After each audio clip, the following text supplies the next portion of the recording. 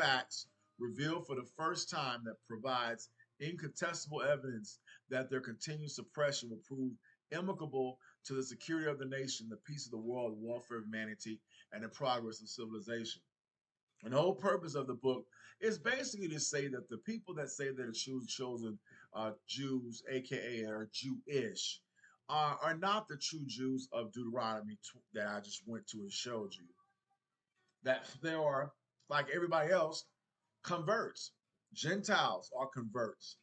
We all are converts. When we accept Christ, we have to convert to Christ by confessing with our mouth that Jesus Christ died from the dead and rose, and then that basically, and that we accept him as our Lord and Savior. Well, these individuals, which are what we call Khazarians, as revealed here in this book, were people that basically converted to what we call Judaism during the time of the wars between what we call Christianity and Islam. Those are only two battles. Judaism had died off because God had put us into captivity. And so when you put a people in captivity, that was judged by Deuteronomy 28 into Syrian or Assyria captivity, and Babylon, aka now Iraq, Saddam Hussein captivity. There was no so-called people living for Christ, because remember, God did some terrible things because we did some terrible things to him. Our ancestors, my ancestors, our ancestors, after people's ancestors, we disobeyed him. Those that went and that lived in Africa, aka Egypt, by that time they called it Ethiopia. There was no such thing as the word Egypt. That's an actual Greek name by Greece. But the fact of the matter is that there were slaves for 430 years in Egypt, aka Ethiopia, Cush, Kemet. Then they came out due to Moses, who was a person that was actual Hebrew, but he lived as an Egyptian, who left his Egyptian love and his comfort because of a call that God put in his heart to go after these people that have been slaves for 430 years and built those pyramids. So every time you see the pyramids, you should think about the Hebrew Israelites, because it was the Hebrew Israelites that built those pyramids. So the pyramids is not something that is quote unquote holy. It is something that just verifies that the word of God is true. So basically, this particular book was written by an actual person that decided to give up his Judaism as a wealthy millionaire. We're talking at that time he was making 2.5 million, and we're talking 1920s when he decided to give his life to Catholicism, which is still wrong because of Catholicism. But again, we'll talk about why Catholicism is wrong versus Protestantism later on. But the reality is that Catholicism is better than Judaism in a whole bunch of ways. We'll talk about that in a minute. And so basically, he shows right here in this little photo, and if you go online, you can actually see it better. And all you gotta do is go to Amazon.com. Thank God the bookstore of Amazon has not blocked this. I'm afraid it will be one day. But right now, there's a movement of people showing this. This is black and white. But if you go online and you just go to YouTube.com and you just type in the word Khazaria, K-H-A-Z-A-R-A, Khazaria, and basically converted to Judaism 780 AD, okay, you will then see a whole bunch of videos that are coming up by those specifically Askenazi, like Mr. Abram's son. He copies Abram and he puts the word son on.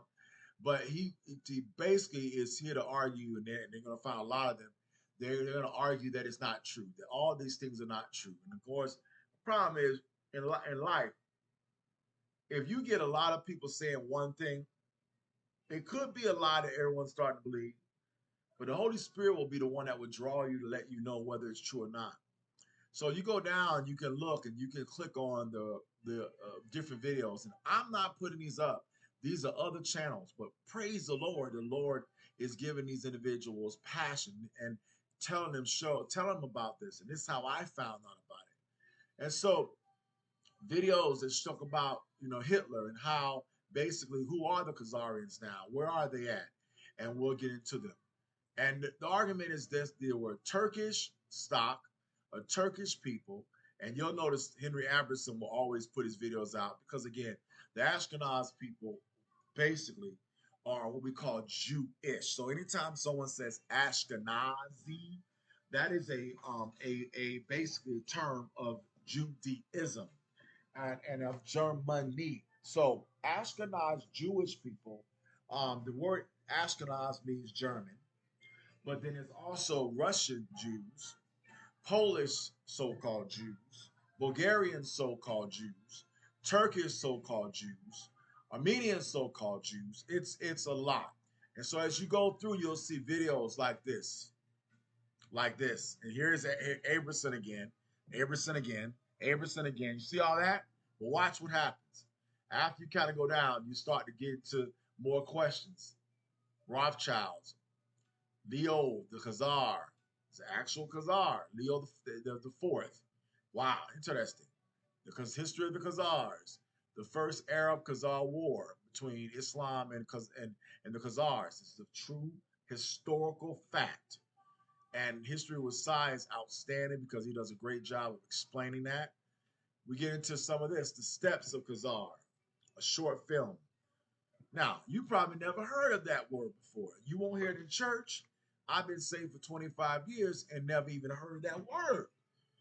But then when you find out and you compare it to Russia, you find out the Khazars are actually, the name K was changed to C and the H was removed and put into a Z.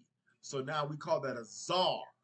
And the same word that we will call Czars of Russia were Khazars of Khazaria. It's amazing, very amazing. And as you go and look, you're going to see lots of videos. And one of the things about the YouTube, it's an encyclopedia. So you have to first put in the right search words in here in the top for you to be able to get the actual answer you seek, or you'll just be lost.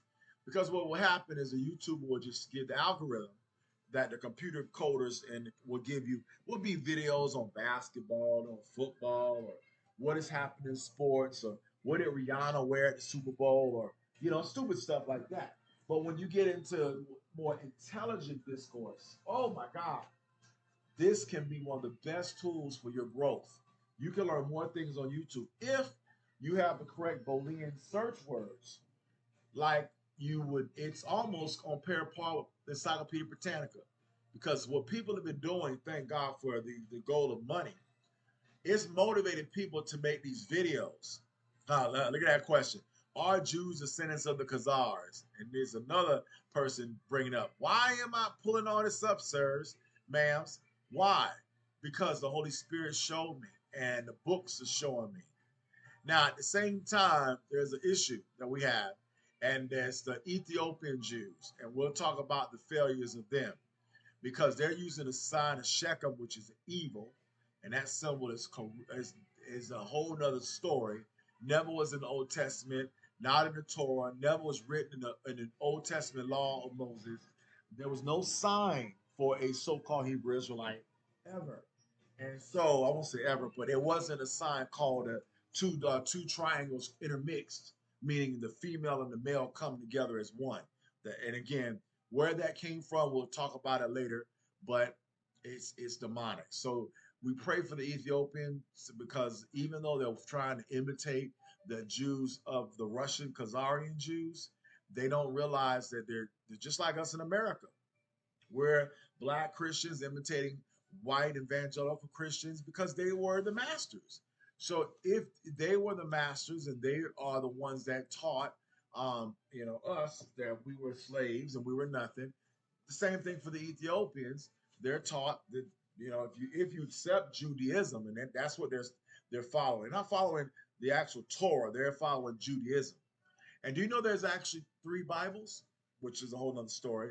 There's an Ethiopian Bible that's different from the Catholic or Catholic Bible, which is different from what we would consider the Protestant Bible. And so all of them are unique and different. And that's why if you are a student of the word, this is more of a master's degree, PhD level message and not something that a baby Christian will get. But again, this message is, again, beyond the open doors, to open your eyes.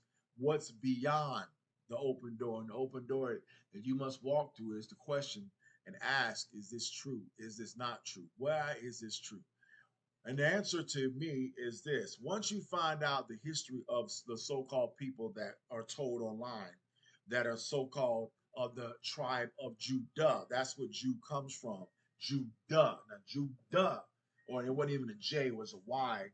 J is just a new letter that was brought in by Europe, just probably in the 14 and 1500s. But back in those days, we used Y. So the tribe of Judah, that's why we would call Yahweh or Yah, YHWH, the secret word of Yah, the great architect of the universe, the Holy of Holies, the God of Abraham, Isaac, and Jacob, aka Jacob, but it was Jacob, and with a Y. And so the revelation that many Protestant Christians are only knowing is what they were taught by the European Protestant churches of America. So if you're only going back 50 years, your faith and your relationship with God is really in trouble.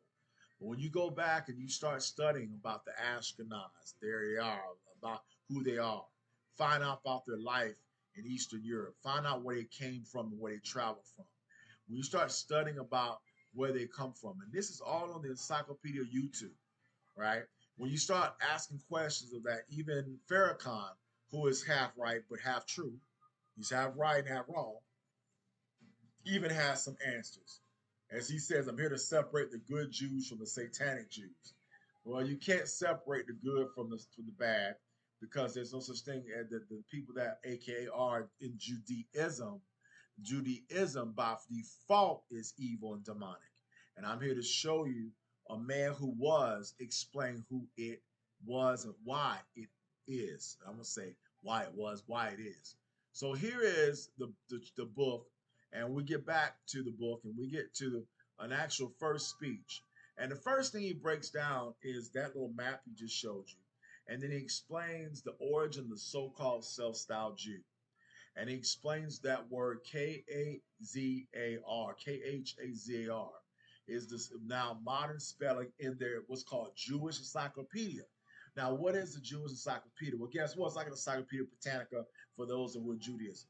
In their synagogues, there are thousands of books that cover all of the oral laws, rabbinic and oral laws that the individuals, which at the beginning were my people, but they were following Satan,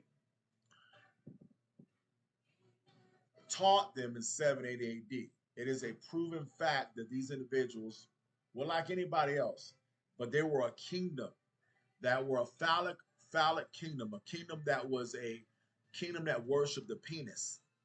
And the king was so angry at this entire kingdom that were warriors and they were money changers. They were rich. And he says right here, prior to the conquest of the Khazarian kingdom by the Russians in 11th and 13th centuries, you can go to page 40 to 48 to get that information. The rise and fall of the Khazarian kingdom between the 1st century BC, okay, and the 13th century AD. So 1st century BC is before Yeshua was born, right? Because when Yeshua was born, we call that 0. And then when he died in 33 AD, that's when his death was. And now we separate the BC from the AD. And basically the argument is, as he'll talk about here, is that as he makes in this speech, and this was in 1954, but someone actually, I say fair use, someone actually said this, and this was in 1995 in an article, and the article was called The National Alliance, and basically it was volume 1, number 6. You go look it up, The National Alliance, volume 1, number 6. So I'm going to look it up right now.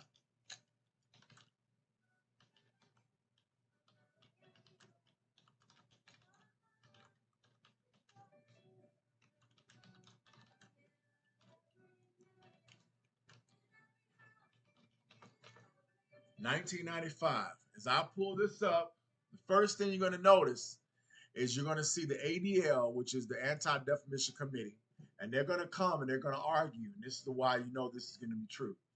The ADL is basically an Askenazi cult that their whole job is to attack anything that people say is quote unquote against the so-called Jews because they're the wealthiest and they want to hide their truth. And by you attacking them, you reveal the truth to them and they want to keep it hidden. So what they're trying to do and have done in Europe and have done in trying to do in Canada and are trying to do here, and shout out to Reverend Theodore Pike, they are basically trying to call everybody Nazis, new neo-Nazis, new neo-Nazis, new neo-Nazis. And what that basically is BS. And we're going to show you why it's BS by Benjamin Freedman's book, who was the actual Askenazi who turned Catholic, okay? And so as I pulled in that volume, it instantly out of the Google, because of the money and because Google gets money from the ADL, that comes up first.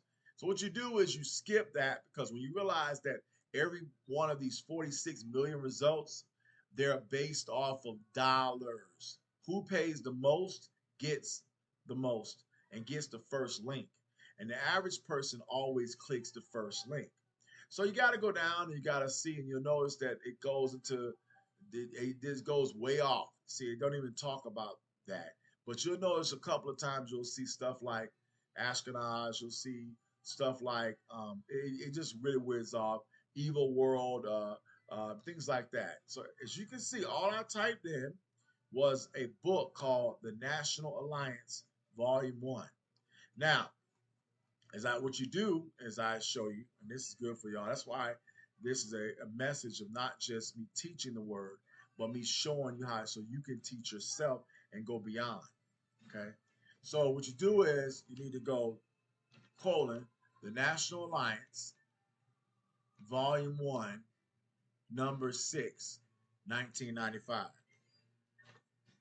And there should be on the university, it says no results. So right now, why? Well, it's at the university. Somebody's university has it in their JSTOR, right? So what you got to do is you got to go the National Alliance 1995. And then after that, put JSTOR.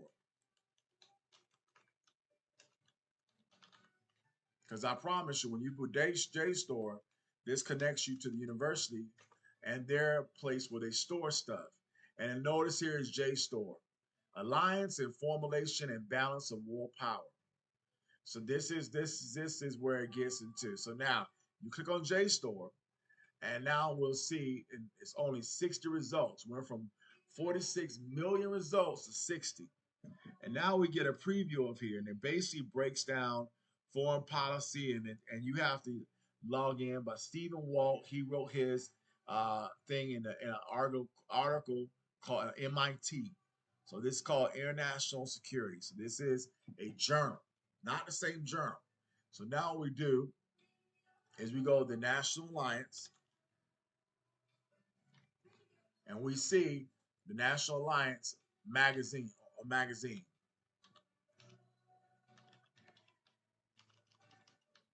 Your search Boolean terms is really important, okay?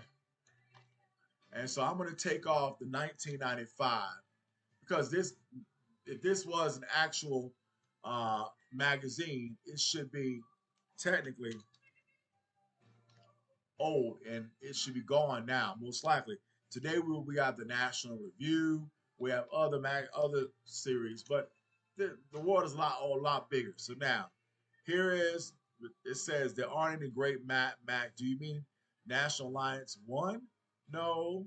So I accidentally had a 1 there. So let me take that off and now go back and fix that. And so now we get 90, it says no results. And notice what it kind of puts. White supremacist networks on the internet. So what this is pushed by is the Askenazi. The Askenazi are pushing white supremacists. Why? Because they want to hide the truth that we are now starting to figure out. That yes, there are racist white people. Yes, there are prejudiced white people. But there are a group of people called the Askenazi that are even worse than them. These individuals are wanting to control the world. These individuals are wanting to destroy the world.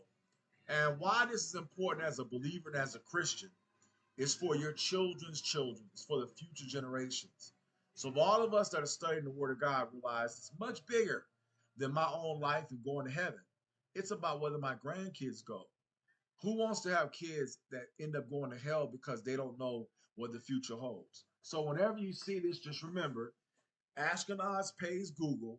Google puts the links up. Okay? But don't worry, God still will find a way to get the revelation out. So this is a paper right here. That's all this is, a paper that someone wrote.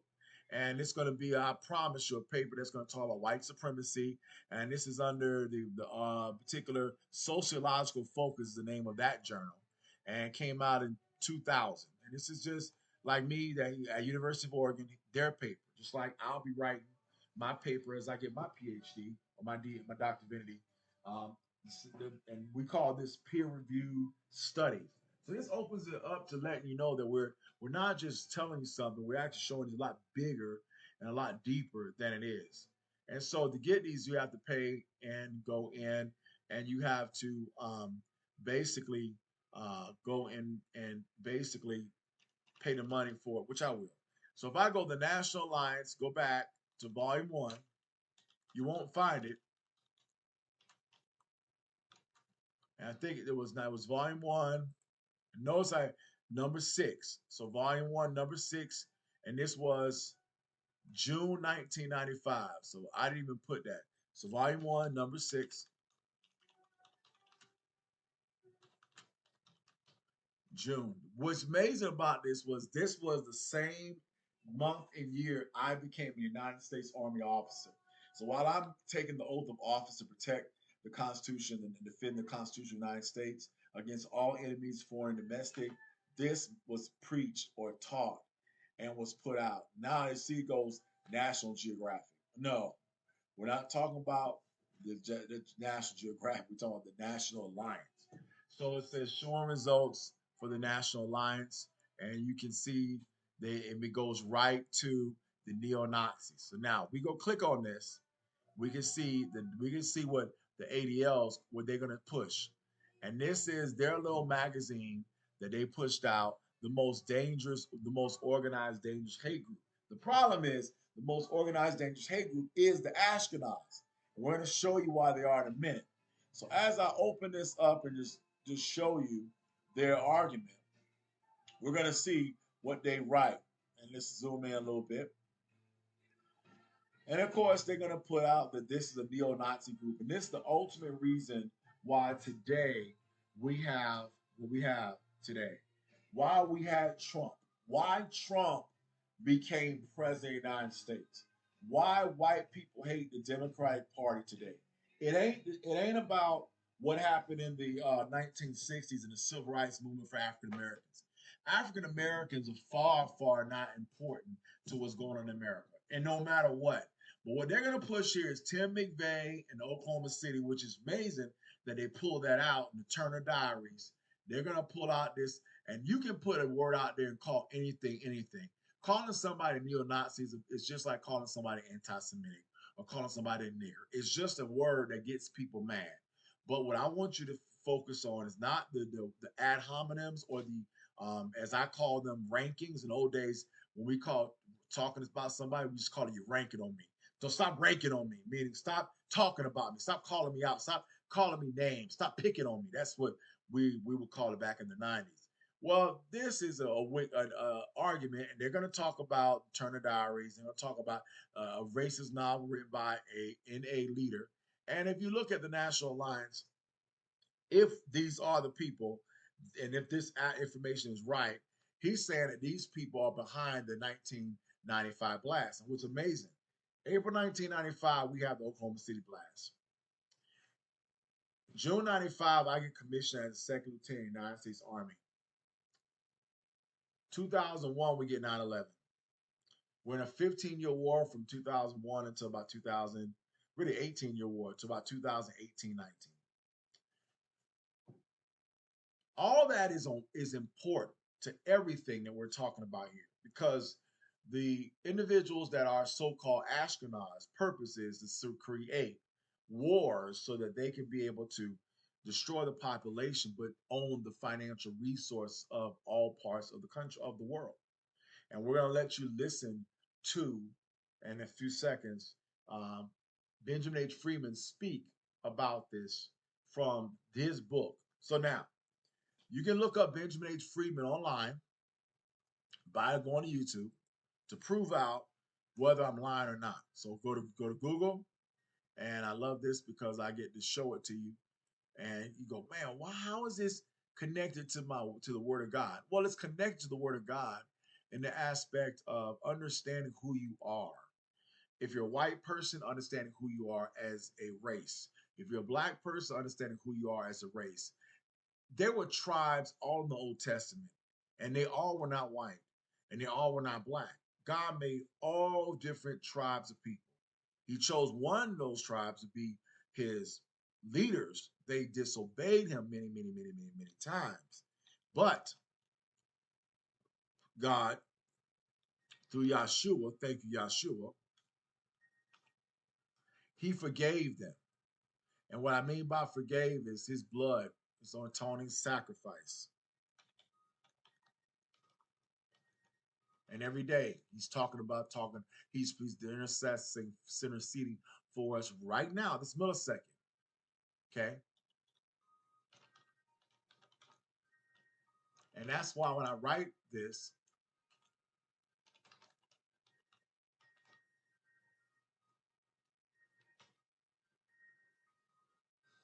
so when you go type in the word Benjamin H. Freedman, that's the author of the book that we're talking about. He died in 84. He was born in 1890. The book was written in 1954. Let's look at who he was, okay? He was an American businessman, a Holocaust denier, and a vocal anti-Zionist. So thank God they still got this here. This is what the book, he died in 93 years of age. Praise the Lord. God granted him 93 years. I pray he does that for me. And he was, let's look at it. Let's look at his history so we can get all this before we read the actual book, so you know exactly who we're talking about, okay? That's Benjamin H. Freedman, 1890. He was a businessman, made about $2.53 million and retired like in 1920. So he used, as the Jewish people have been doing, used the what we call the horrible debacle, just like we had today in 2007 with the TARP. Well, guess what? In 1929 was the Great Depression. Guess who made money off the Great Depression? It was the Askenazi people, because they owned the banks. They also caused the Federal Reserve to be created. Well, a lot of people don't even know the Federal Reserve is a bunch of private banks that were created by the Askenazi Jewish people. And of course, they created the ADL, Anti-Defamation Committee, which is now called the Anti-Defamation League, which is basically used to fight this, because they already did it in Europe hundreds of years ago. 200 years ago, 300 years ago. But Europe, of course, is way older than America. We're only, what, 1776? Well, Europe goes back to 1000, man, AD. I mean, 1000 BC. What's 1776? 1700 years. What's 1900 years? What's 2000 years when the world is much bigger than 2000 years? Now, listen, watch what, as I said earlier, this is who he was. He was a Jewish person converted from Judaism, aka, we'll learn about Judaism in a minute, to Roman Catholicism. Outside his political activism, he was a dermatological institute and investor in small businesses, made millions, okay? He basically wrote a book, and you'll see it right now. He owned a derivative of Woodbury Soap Company, and it was listed on the letterhead for the Arab Affairs around 1946. Now, of course, Arab Affairs in 46 was the same Arab place that we would call Palestine, aka Jerusalem, right? That's the same word, Jerusalem and Palestine. Palestine is a word that our cousins of Hagar, aka the Arabs will call it. We will call it Canaan, aka Jerusalem. Okay. Now you can notice as it talks a little bit about it, you'll see that he basically sponsored a series of advertisements under the imprint of the League for Peace and Justice in Palestine. In 1946, he sued the ADL, it's called Anti-Jewish Committee, now we call it ADL, and for libel, and the case was thrown out because of money. And you can throw out, and the law is all that way. It's not about truth. It's not about right or wrong. It's about who has the most money. And if you get the judge to more money, he'll throw your case out. So it's kind of ridiculous, but it's true.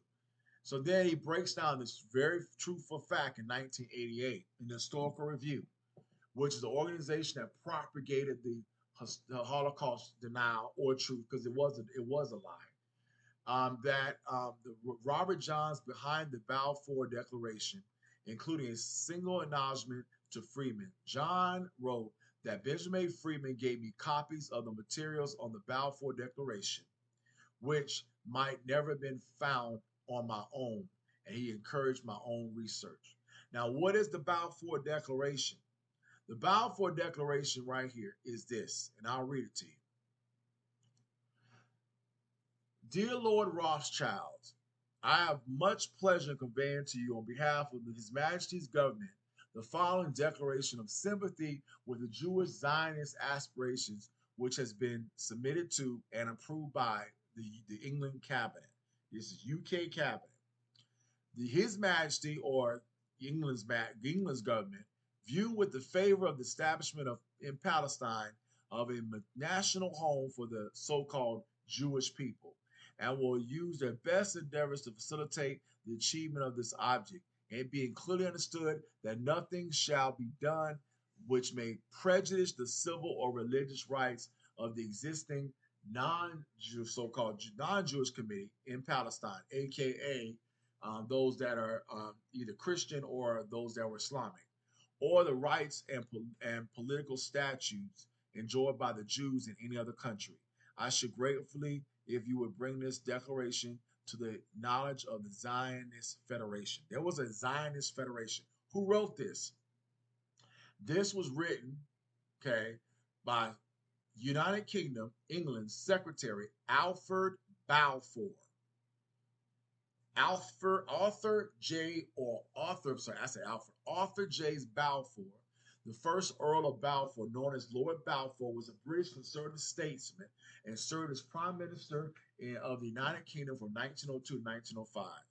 And what he did, this happened again in 1917, right at the end of World War I with Germany. And this is the war that no one talks about.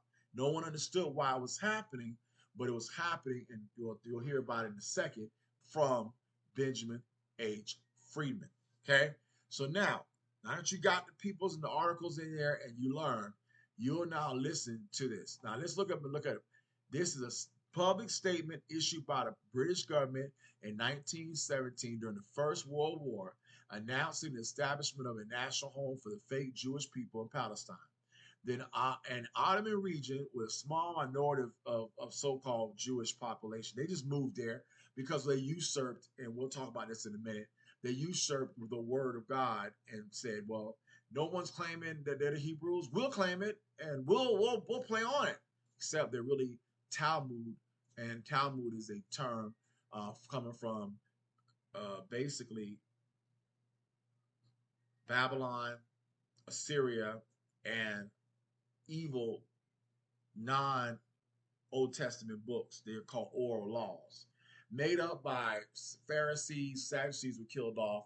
Pharisees and other groups that Yeshua, even when he was alive, said that you're wrong. And if you go study the Gospels, you see the battle between Yeshua and the Pharisees. But a lot of people didn't understand in Matthew what was really going on. And this helps you really understand the book of Matthew in a very powerful way.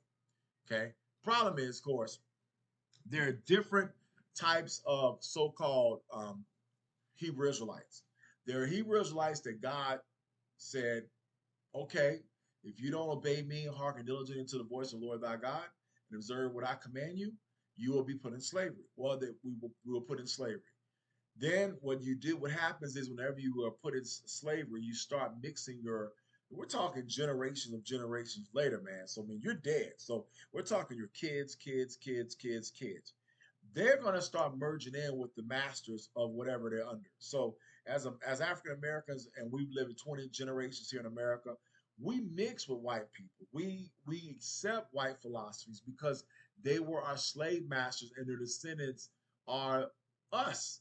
So that's why we have African Americans that, even though they say they don't like white people, we copycat them in everything we do. We imitate them. Well, that same thing that happened thousands of years ago. The difference is we mix the faith of what God gave us in the Torah with these other religions, as God said in Deuteronomy chapter 28. And we would serve gods of wood and stone. So when you go look, for example, at the scripture in Deuteronomy 28, right here, after we get to past 37, we go to verse 6. The Lord shall bring thee and thy king, and of course thy king will be David. If it wasn't David, it was Saul, then David, then Solomon, which God set over us because our people wanted a king like other nations. They had kings. And so they ran to Moses and said, Moses, give us a king. Of course, Moses couldn't be a king, but he kind of was, but he just wasn't officially titled one. And then, of course, Saul was picked. Saul fell. God killed him. Then they brought in little David. David grew up to be a king. Because remember, David became king like when he was like in his teens. And then he fell. He missed God, but he repented. He was a man that God loved because he always repented. That's the way we as Christians must be. When we fail, we repent. But then he had a son, and he had a couple sons. And he fought with them. And when you study, Samuel and Chronicles and Kings, you see the battle that even with David's kids, man. I mean, he got horrific crap, man. I mean, stuff that it's today. I mean, it's like reading the Old Testament is a soap opera, a real life days of our lives, a real life soap opera, a real life days of our lives. So let me put on the timer, see how long I've been talking. We're at 1 hour and 24 minutes. All right.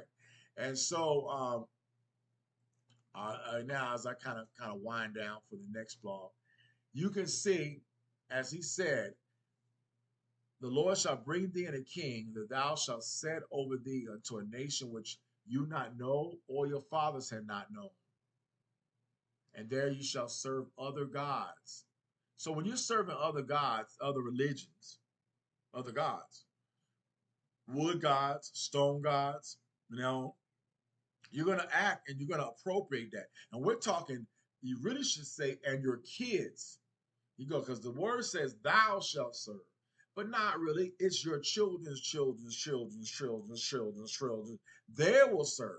You're dead. You only got a finite amount of time. And so that's what we're talking about here and why this is so important.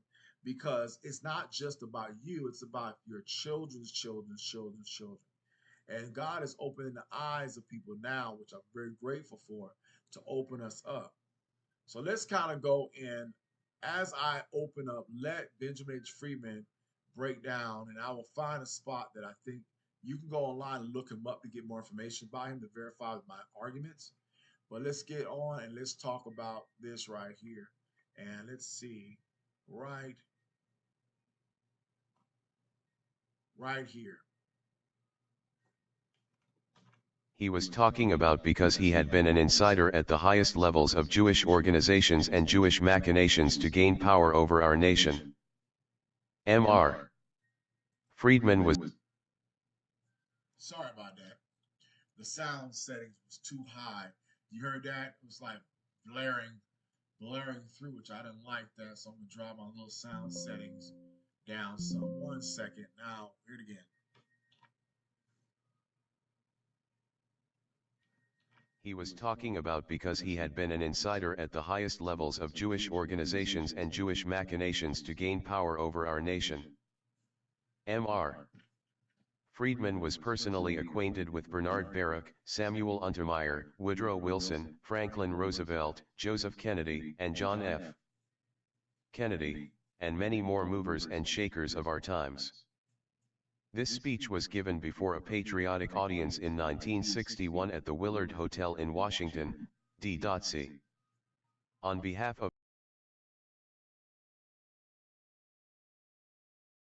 Washington, D.C. now.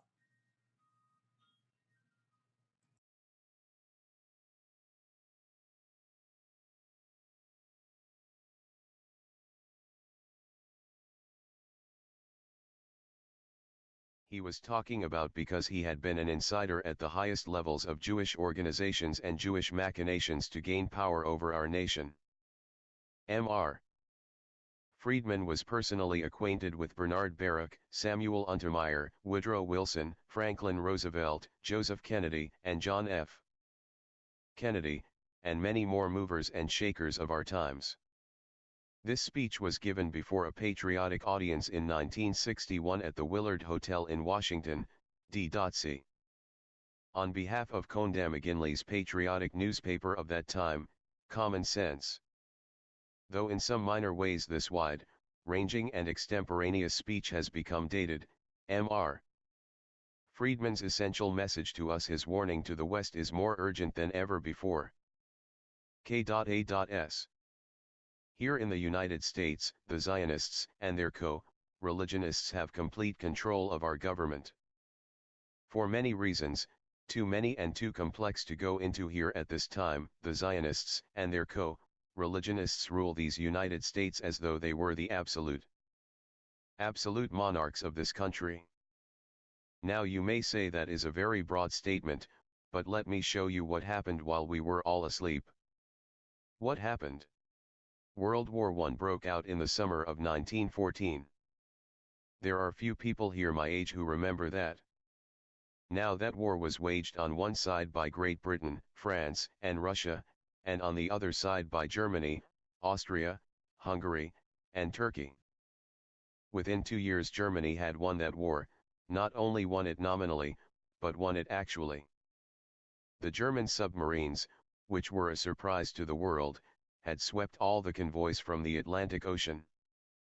Great Britain stood there without ammunition for her soldiers, with 1 week's food supply, and after that, starvation. At that time, the French army had mutinied.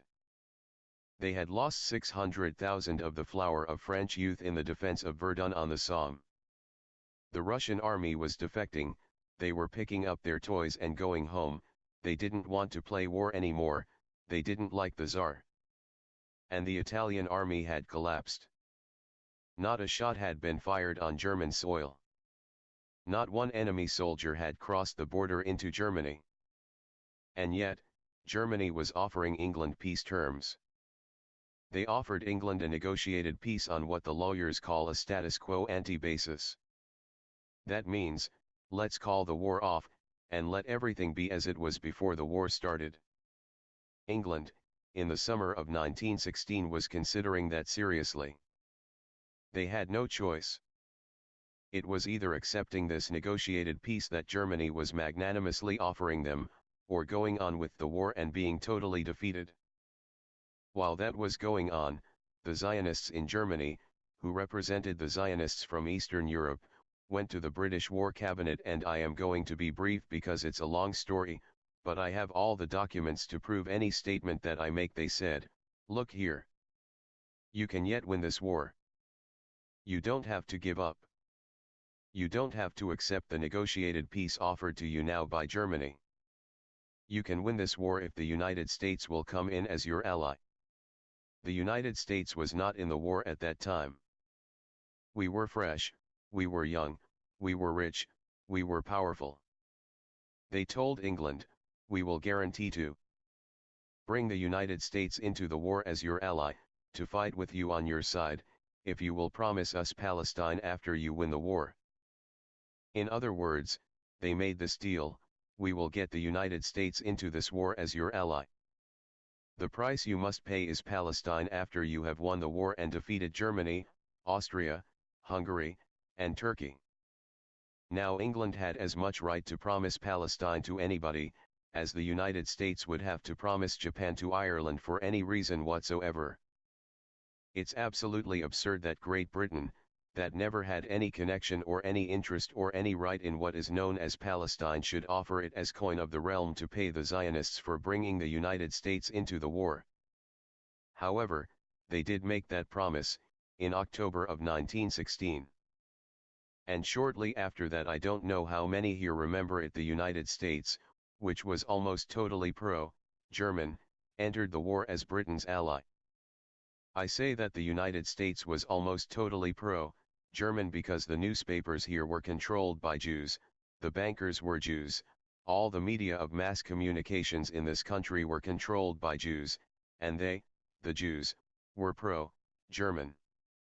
They were pro-German because many of them had come from Germany, and also they wanted to see Germany lick the Tsar.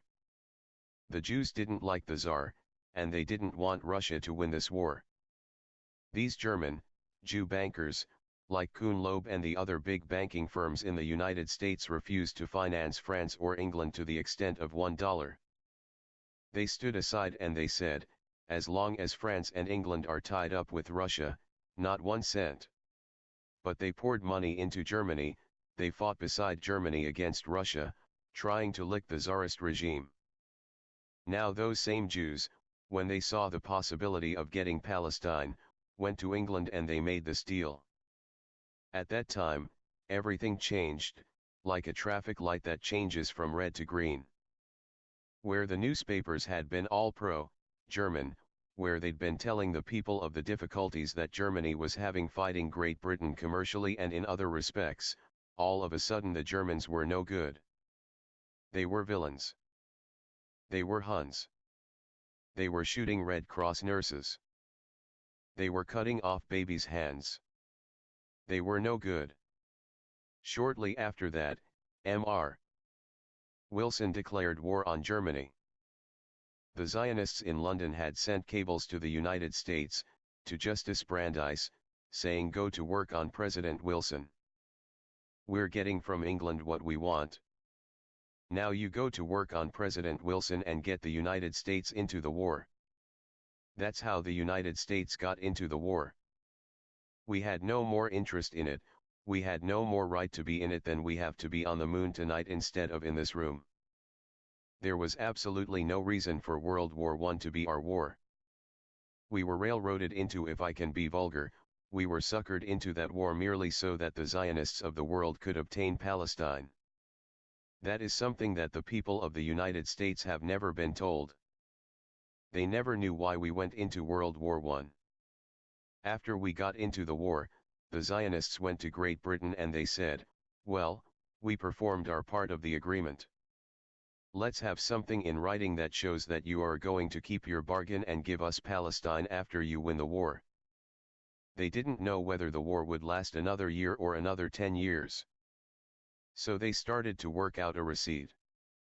The receipt took the form of a letter, which was worded in very cryptic language so that the world at large wouldn't know what it was all about. And that was called the Balfour Declaration. The Balfour Declaration was merely Great Britain's promise to pay the Zionists what they had agreed upon as a consideration for getting the United States into the war.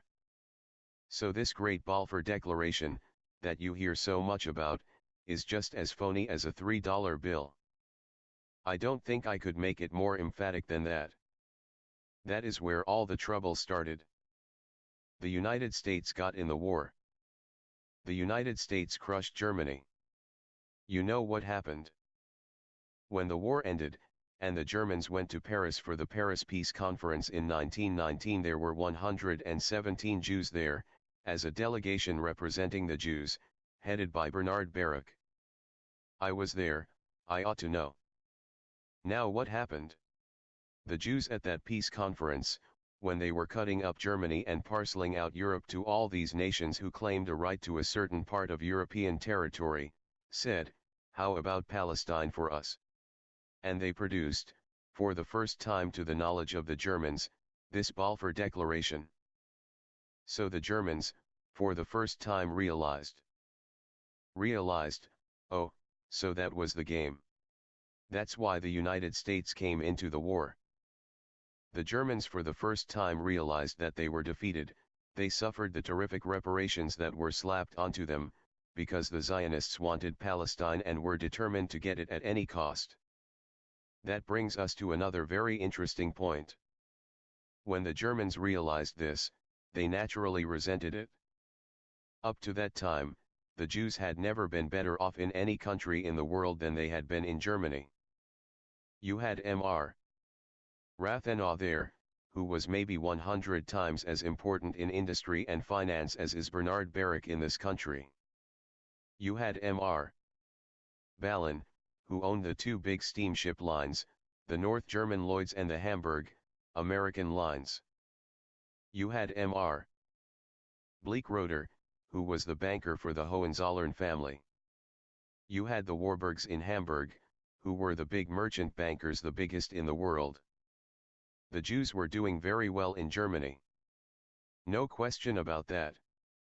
The Germans felt, well, that was quite a sellout. It was a sellout that might be compared to this hypothetical situation: suppose the United States was at war with the Soviet Union. And we were winning.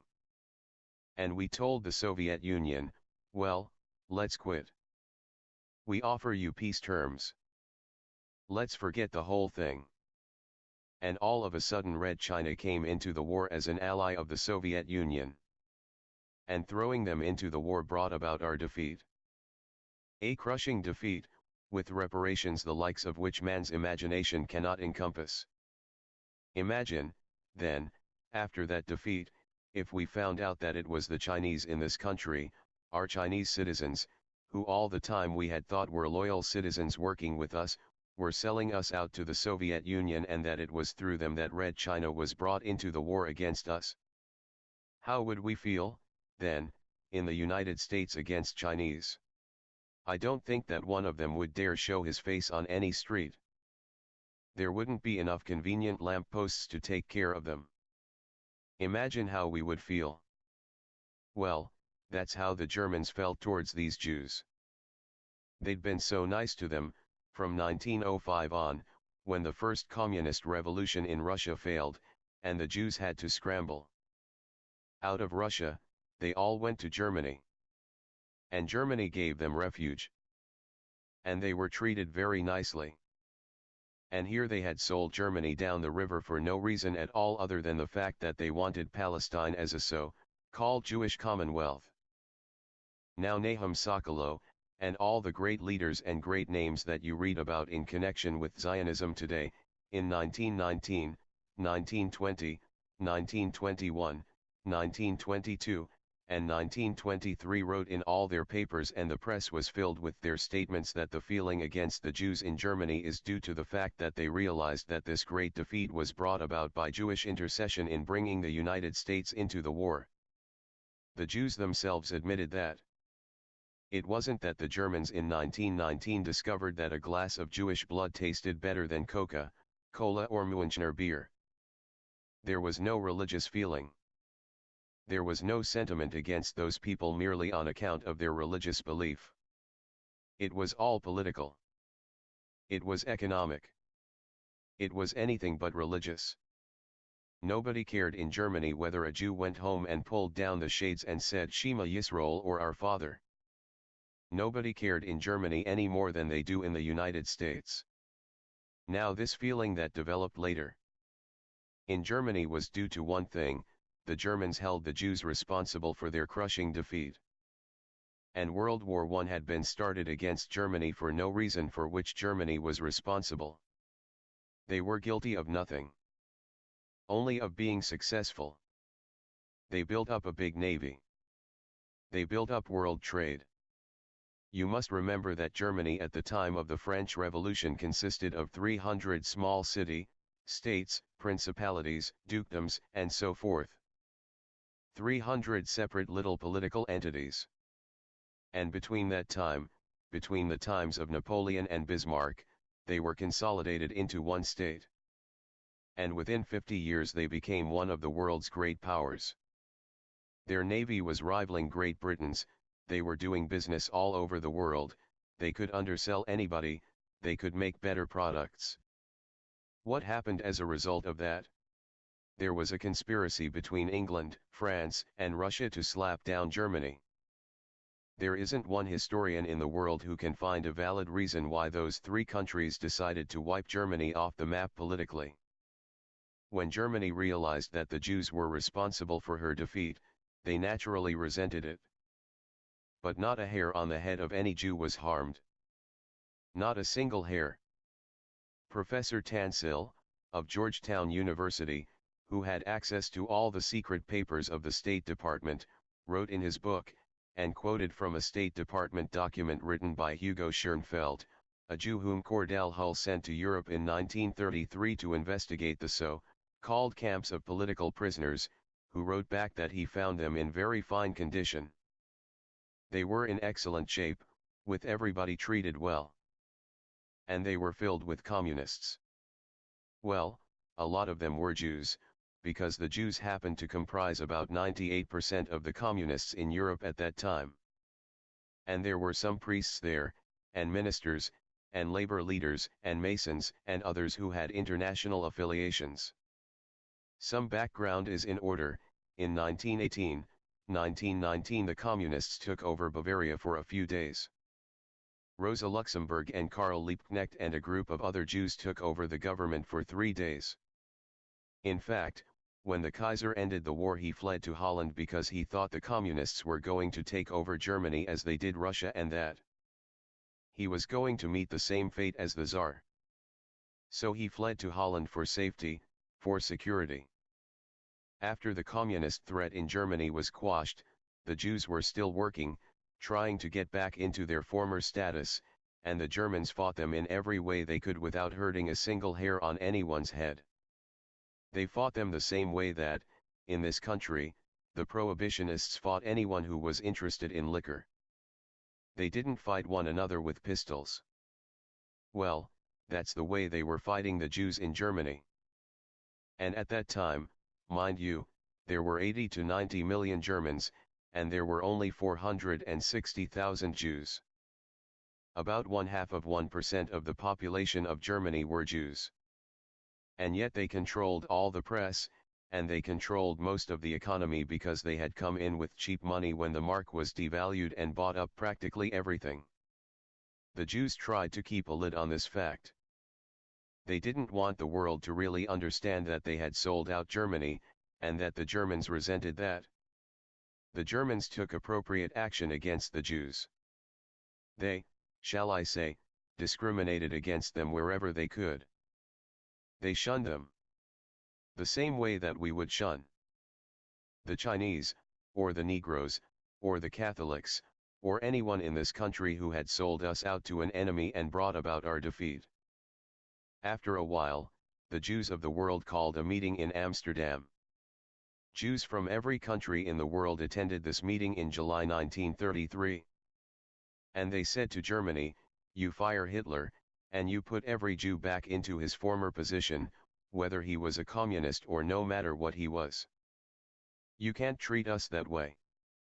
And we, the Jews of the world, are serving an ultimatum upon you." You can imagine what the Germans told them. So what did the Jews do? In 1933, when Germany refused to surrender to the World Conference of Jews in Amsterdam, the conference broke up, and Mr. Samuel Untermyer, who was the head of the American delegation and the president of the whole conference, came to the United States and went from the steamer to the studios of the Columbia Broadcasting System and made a radio broadcast throughout the United States in which he in effect said, "The Jews of the world now declare a holy war against Germany. We are now engaged in a sacred conflict against the Germans. And we are going to starve them into surrender. We are going to use a world-wide boycott against them. That will destroy them because they are dependent upon their export business. And it is a fact that 2/3 of Germany's food supply had to be imported, and it could only be imported with the proceeds of what they exported. So if Germany could not export, 2/3 of Germany's population would have to starve. There was just not enough food for more than 1/3 of the population. Now in this declaration, which I have here, and which was printed in the New York Times on August 7, 1933, Mr. Samuel Untermyer boldly stated that this economic boycott is our means of self-defense. President Roosevelt has advocated its use in the National Recovery Administration, which some of you may remember, where everybody was to be boycotted unless he followed the rules laid down by the New Deal, and which was declared unconstitutional by the Supreme Court of that time. Nevertheless, the Jews of the world declared a boycott against Germany, and it was so effective that you couldn't find one thing in any store anywhere in the world with the words "Made in Germany" on it. In fact, an executive of the Woolworth Company told me that they had to dump millions of dollars worth of crockery and dishes into the river, that their stores were boycotted if anyone came in and found a dish marked "Made in Germany," they were picketed with signs saying Hitler, murderer, and so forth, something like these sit-ins that are taking place in the South. At a store belonging to the R.H. Macy chain, which was controlled by a family called Strauss who also happened to be Jews, a woman found stockings there which came from Chemnitz, marked "Made in Germany."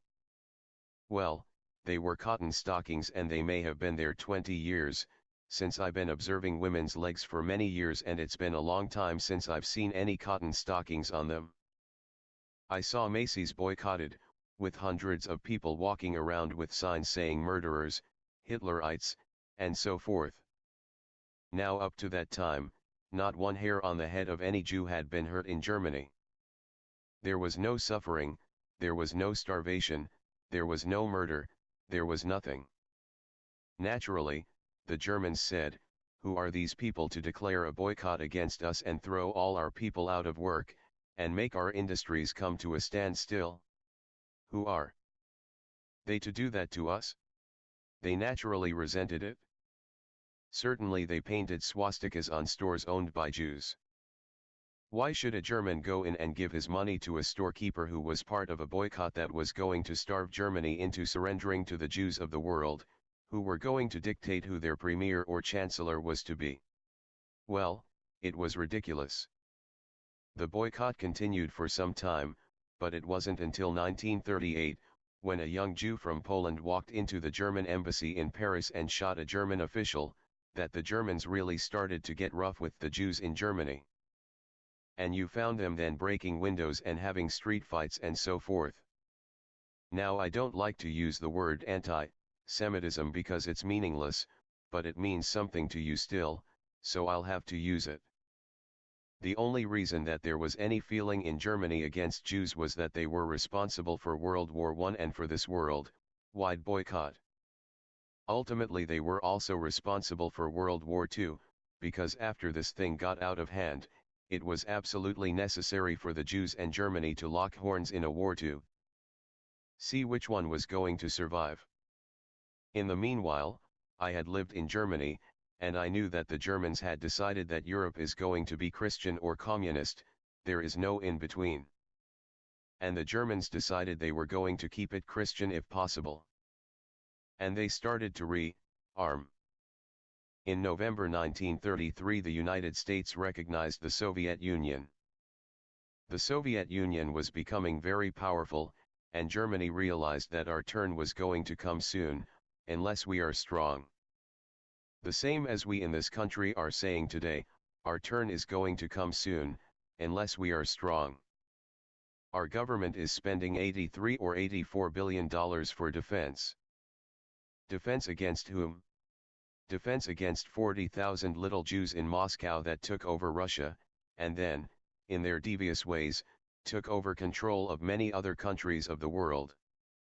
For this country now to be on the verge of a third world war, from which we cannot emerge a victor, is something that staggers my imagination. I know that nuclear bombs are measured in terms of megatons. A megaton is a term used to describe 1 million tons of TNT. Our nuclear bombs had a capacity of 10 megatons, or 10 million tons of TNT, when they were first developed. Now, the nuclear bombs that are being developed have a capacity of 200 megatons, and God knows how many megatons the nuclear bombs of the Soviet Union have. What do we face now? If we trigger a world war that may develop into a nuclear war, humanity is finished. Why might such a war take place?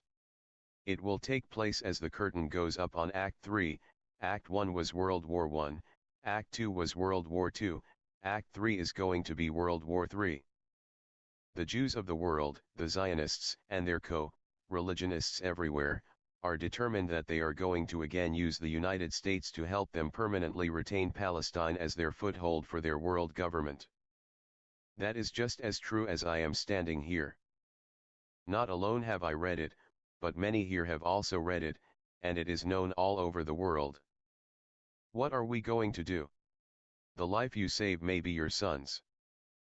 Your boys may be on their way to that war tonight, and you don't know it any more than you knew that in 1916 in London the Zionists made a deal with the British War Cabinet to send your sons to war in Europe.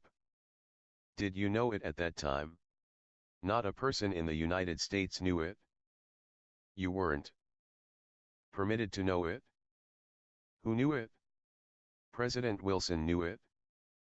Colonel House knew it. Other insiders knew it. Did I know it? I had a pretty good idea of what was going on. I was liaison to Henry Morgenthau, Sr. in the 1912 campaign when President Wilson was elected, and there was talk around the office there. I was confidential man to Henry Morgenthau, Sr., who was chairman of the Finance Committee, and I was liaison between him and Rollo Wells, the treasurer. So I sat in these meetings with President Wilson at the head of the table, and all the others, and I heard them drum into President Wilson's brain the graduated income tax and what has become the Federal Reserve, and I heard them indoctrinate him with the Zionist movement. Justice Brandeis and President Wilson were just as close as the two fingers on this hand. President Woodrow Wilson was just as incompetent when it came to determining what was going on as a newborn baby. That is how they got us into World War I, while we all slept. They sent our boys over there to be slaughtered. For what? So the Jews can have Palestine as their commonwealth. They fooled you so much that you don't know whether you're coming or going. Now any judge, when he charges a jury, says, "Gentlemen, any witness who you find has told a single lie, you can disregard all his testimony." I don't know what state you come from, but in New York State that is the way a judge addresses a jury. If that witness told one lie, disregard his testimony. What are the facts about the Jews? I call them Jews to you, because they are known as Jews. I don't call them Jews myself. I refer to them as so-called Jews, because I know what they are. The Eastern European Jews, who form 92% of the world's population of those people who call themselves Jews, were originally Khazars. They were a warlike tribe who lived deep in the heart of Asia. And they were so warlike that even the Asiatics drove them out of Asia into Eastern Europe. They set up a large Khazar kingdom of 800,000 square miles. At the time, Russia did not exist, nor did many other European countries. The Khazar kingdom was the biggest country in all Europe, so big and so powerful that when the other monarchs wanted to go to war, the Khazars would lend them 40,000 soldiers. That's how big and powerful they were. They were phallic worshippers, which is filthy, and I do not want to go into the details of that now. But that was their religion, as it was also the religion of many other pagans and barbarians elsewhere in the world. The Khazar king became so disgusted with the degeneracy of his kingdom that he decided to adopt a so-called monotheistic faith, either Christianity, Islam, or what is known today as Judaism, which is really Talmudism. By spinning a top, and calling out Eni, Mene, Mine, Mo, he picked out so-called Judaism. And that became the state religion. He sent down to the Talmudic schools of Pumbedita and Sura and brought up thousands of rabbis, and opened up synagogues and schools, and his people became what we call Jews. There wasn't one of them who had an ancestor who ever put a toe in the Holy Land. Not only in Old Testament history, but back to the beginning of time. Not one of them. And yet they come to the Christians and ask us to support their armed insurrections in Palestine by saying, "You want to help repatriate God's chosen people to their promised land, their ancestral home, don't you? It's your Christian duty. We gave you one of our boys as your Lord and Savior. You now go to church on Sunday, and you kneel and you worship a Jew, and we're Jews. But they are pagan Khazars who were converted just the same as the Irish were converted. It is as ridiculous to call them people of the Holy Land, as it would be to call the 54 million Chinese Muslims Arabs. Muhammad only died in 620 AD. And since then 54 million Chinese have accepted Islam as their religious belief. Now imagine, in China, 2,000 miles away from Arabia, from Mecca and Muhammad's birthplace. Imagine if the 54 million Chinese decided to call themselves Arabs. You would say they were lunatics. Anyone who believes that those 54 million Chinese are Arabs must be crazy. All they did was adopt as a religious faith a belief that had its origin in Mecca, in Arabia. The same as the Irish. When the Irish became Christians, nobody dumped them in the ocean and imported to the Holy Land a new crop of inhabitants. They hadn't become a different people. They were the same people, but they had accepted Christianity as a religious faith. These Khazars, these pagans, these Asiatics, these Turco-Finns, were a Mongoloid race who were forced out of Asia into Eastern Europe. Because their king took the Talmudic faith, they had no choice in the matter. Just the same as in Spain, if the king was Catholic, everybody had to be a Catholic. If not, you had to get out of Spain. So the Khazars became what we call today Jews. Now imagine how silly it was for the great Christian countries of the world to say, we're going to use our power and prestige to repatriate God's chosen people to their ancestral homeland, their promised land. Could there be a bigger lie than that? Because they control the newspapers, the magazines, the radio, the television, the book publishing business, and because they have the ministers in the pulpit and the politicians on the soapboxes talking the same language, it is not too surprising that you believe that lie. You'd believe black is white if you heard it often enough. You wouldn't call black black anymore, you'd start to call black white. And nobody could blame you. That is one of the great lies of history. It is the foundation of all the misery that has befallen the world. Do you know what Jews do on the Day of Atonement, that you think is so sacred to them? I was one of them. This is not hearsay. I'm not here to be a rabble-rouser. I'm here to give you facts. When, on the Day of Atonement, you walk into a synagogue, you stand up for the very first prayer that you recite. It is the only prayer for which you stand. You repeat 3 times a short prayer called the KOL NIDRE. In that prayer, you enter into an agreement with God Almighty that any oath, vow, or pledge that you may make during the next 12 months shall be null and void. The oath shall not be an oath, the vow shall not be a vow, the pledge shall not be a pledge. They shall have no force or effect. And further, the Talmud teaches that whenever you take an oath, vow, or pledge, you are to remember the KOL NIDRE prayer that you recited on the Day of Atonement, and you are exempted from fulfilling them. How much can you depend on their loyalty? You can depend upon their loyalty as much as the Germans depended upon it in 1916. We are going to suffer the same fate as Germany suffered, and for the same reason. Breaking the silence. The truth about Khazars. 960, Park Avenue, New York City, October 10, 1954, Special Delivery Drive. David Goldstein, LL.D. Astor Post Office Station, Boston, Massachusetts. My dear Dr. Goldstein, your very outstanding achievements as a convert to Catholicism impress me as without a comparable parallel in modern history. Your devotion to the doctrine and the dogmas of the Roman Catholic Church defy any attempt at description by me only with words. Words fail me for that. As a vigorous protagonist persevering so persistently in propagating the principles of the Roman Catholic Church, its purposes, its policies, its programs, your dauntless determination. Determination is the inspiration for countless others who courageously seek to follow in your footsteps. In view of this fact, it requires great courage for me to write to you, as I am about to do. So I pray when you receive this communication from me you will try to keep in mind Galatians 4:16, am I therefore become your enemy, because I tell you the truth? I hope you will so favor me. It is truly a source of great pleasure and genuine gratification to greet you at long last, although of necessity by correspondence. It is quite a disappointment for me to make your acquaintance in this manner.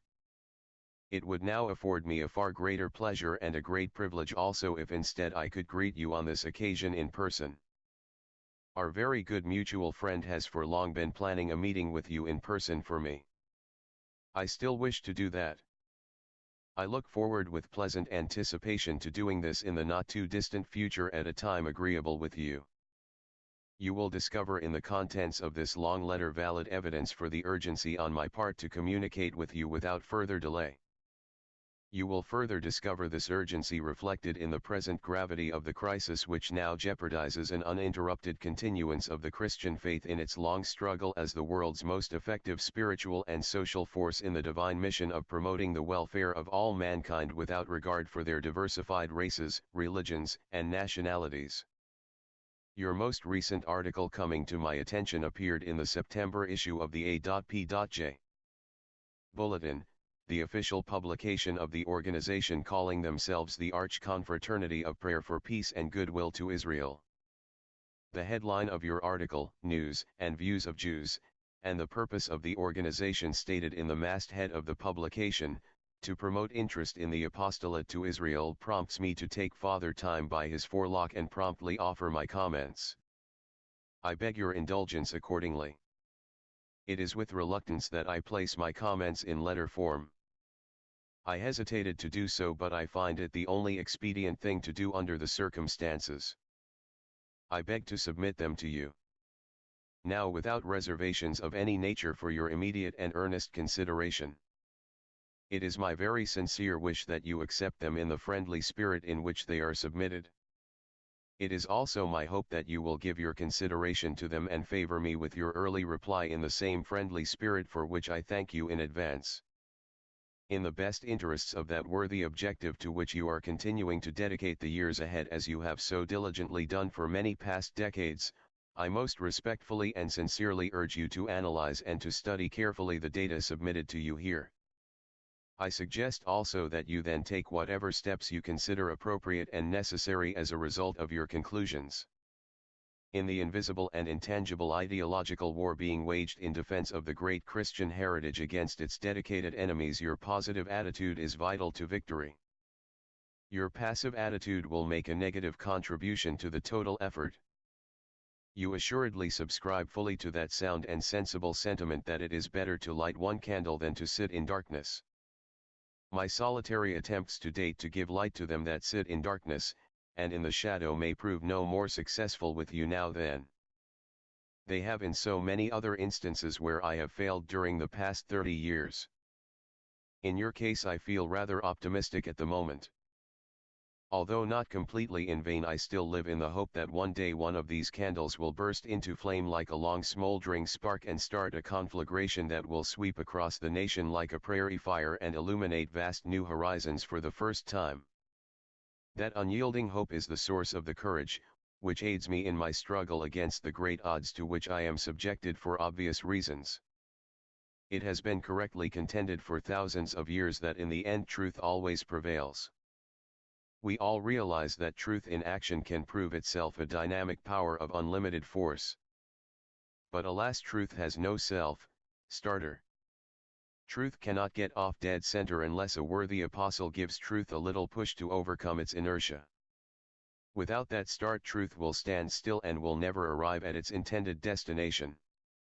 Truth has often died aborting for that most logical reason. Your help in this respect will prove of great value. On the other hand, truth has many times been completely blacked out by repeating contradictory and conflicting untruths over and over again, and again, and again. The world's recent history supplies sober testimony of the dangers to civilization inherent in that technique. That form of treason to truth is treachery to mankind. You must be very careful, my dear Dr. Goldstein, not to become unwittingly one of the many accessories before and after the fact who have appeared upon the scene of public affairs in recent years. Whether unwittingly, unwillingly, or unintentionally, many of history's most noted characters have misrepresented the truth to the world, and they have been so believed that it puzzles our generation. As recently as 1492 the world was misrepresented as flat by all the best, alleged authorities on the subject. In 1492 Christopher Columbus was able to demonstrate otherwise. There are countless similar other instances in the history of the world. Whether these alleged authorities were guilty of ignorance or indifference is here beside the point. It is not important now.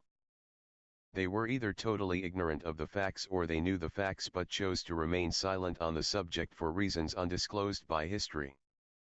A duplication of this situation exists today with respect to the crisis, which confronts the Christian faith. It is a vital factor today in the struggle for survival or the eventual surrender of the Christian faith to its enemies. The times in which we are living appear to be the 0 hour for the Christian faith. As you have observed, no institution in our modern society can long survive if its structure is not from its start erected upon a foundation of truth. The Christian faith was first erected upon a very solid foundation of truth by its founder. To survive it must remain so. The deterioration, the disintegration, and the destruction of the structure of the Christian faith today will be accelerated in direct ratio to the extent that misrepresentation and distortion of truth become the substitutes of truth. Truth is an absolute quality. Truth can never be relative. There can be no degrees to truth. Truth either exists or it does not exist. To be half true is as incredible as to be half honest or to be half loyal. As you have undoubtedly also learned, my dear Dr. Goldstein, in their attempt to do an ounce of good in one direction, many well-intentioned persons do a ton of harm in another direction. We all learn that lesson sooner or later in life. Today finds you dedicating your unceasing efforts and your untiring energy to the task of bringing so-called or self-styled Jews into the Roman Catholic Church as converts. It must recall to you many times the day so many years ago when you embraced Catholicism yourself as a convert.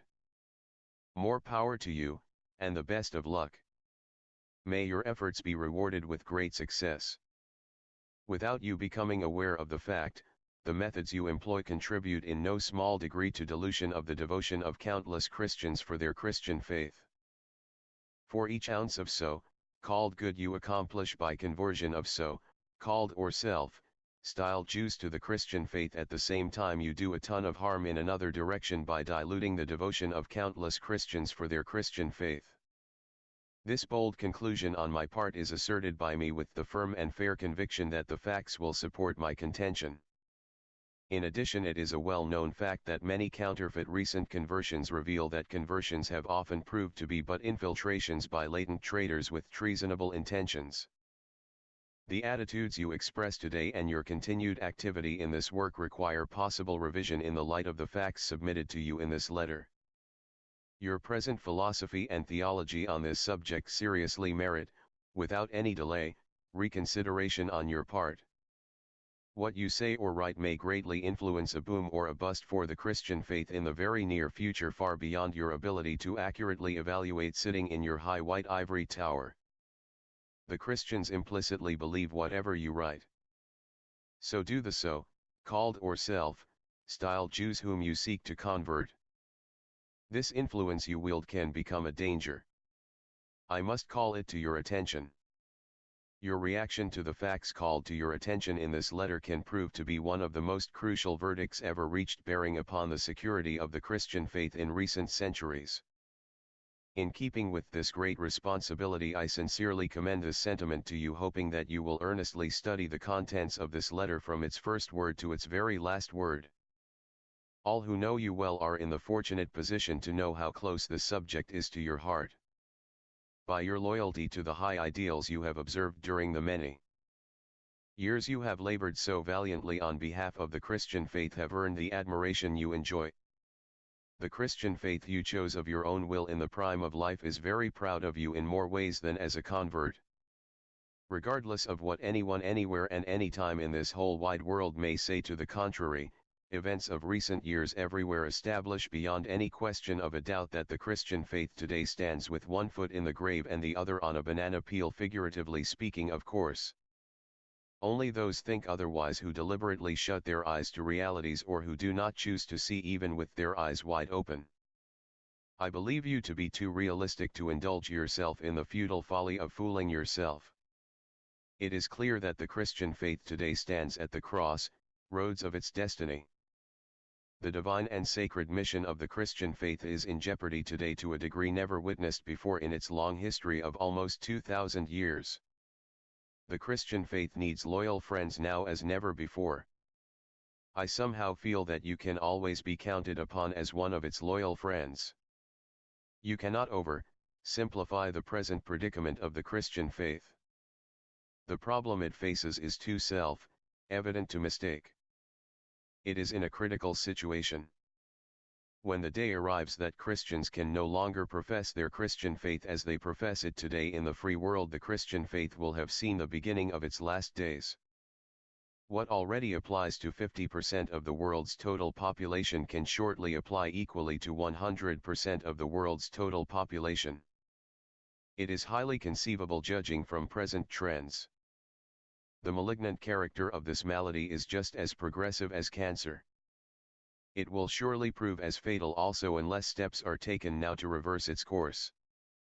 What is now being done toward arresting its progress or reversing its trend? My dear Dr. Goldstein, can you recall the name of the philosopher who is quoted as saying that nothing in this world is permanent except change? That philosophy must be applied to the Christian faith also. The $64 question remains whether the change will be for the better or for the worse. The problem is that simple.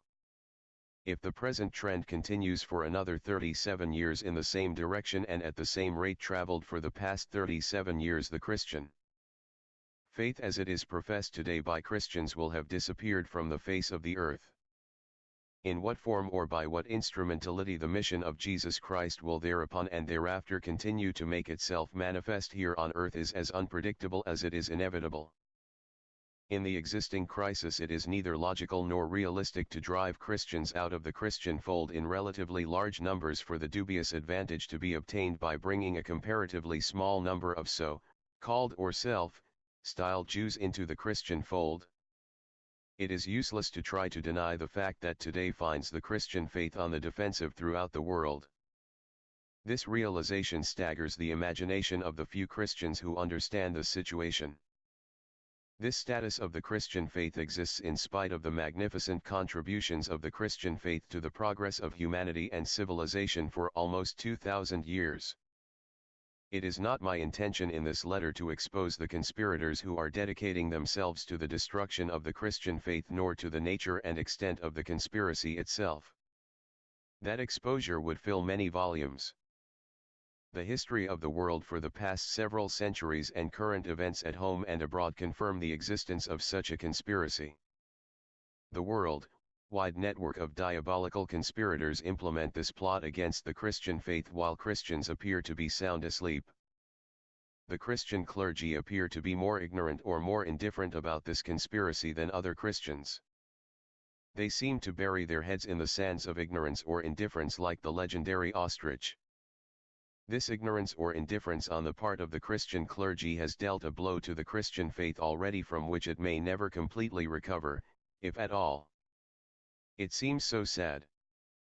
Christians deserve to be blessed in this crisis with a spiritual Paul Revere to ride across the nation warning Christians that their enemies are moving in on them fast. My dear Dr. Goldstein, will you volunteer to be that Paul Revere? Of equal importance to pointing the enemies who are making war upon the Christian faith from the outside is the necessity to discover the forces at work inside the Christian faith which make it so vulnerable to its enemies on the outside. Applying yourself to this specific phase of the problem can prove of tremendous value in rendering ineffective the forces responsible for this dangerous state of affairs. The souls of millions of Christians who are totally unknown to you are quite uneasy about the status of the Christian faith today. The minds of countless thousands among the Christian clergy are troubled by the mysterious pressure from above which prevents them exercising their sound judgment in this situation. If the forces being manipulated against the Christian faith from the inside can be stopped, the Christian faith will be able to stand upon its feet against its enemies as firmly as the Rock of Gibraltar.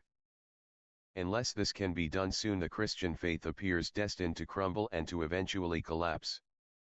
An ounce of prevention is far preferable to a pound of cure, you can be sure, in this situation as in all others.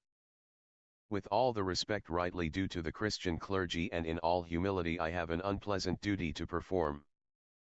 I wish to go on record with you here that the Christian clergy are primarily, if not solely, responsible for the internal forces within the Christian faith inimical to its best interests.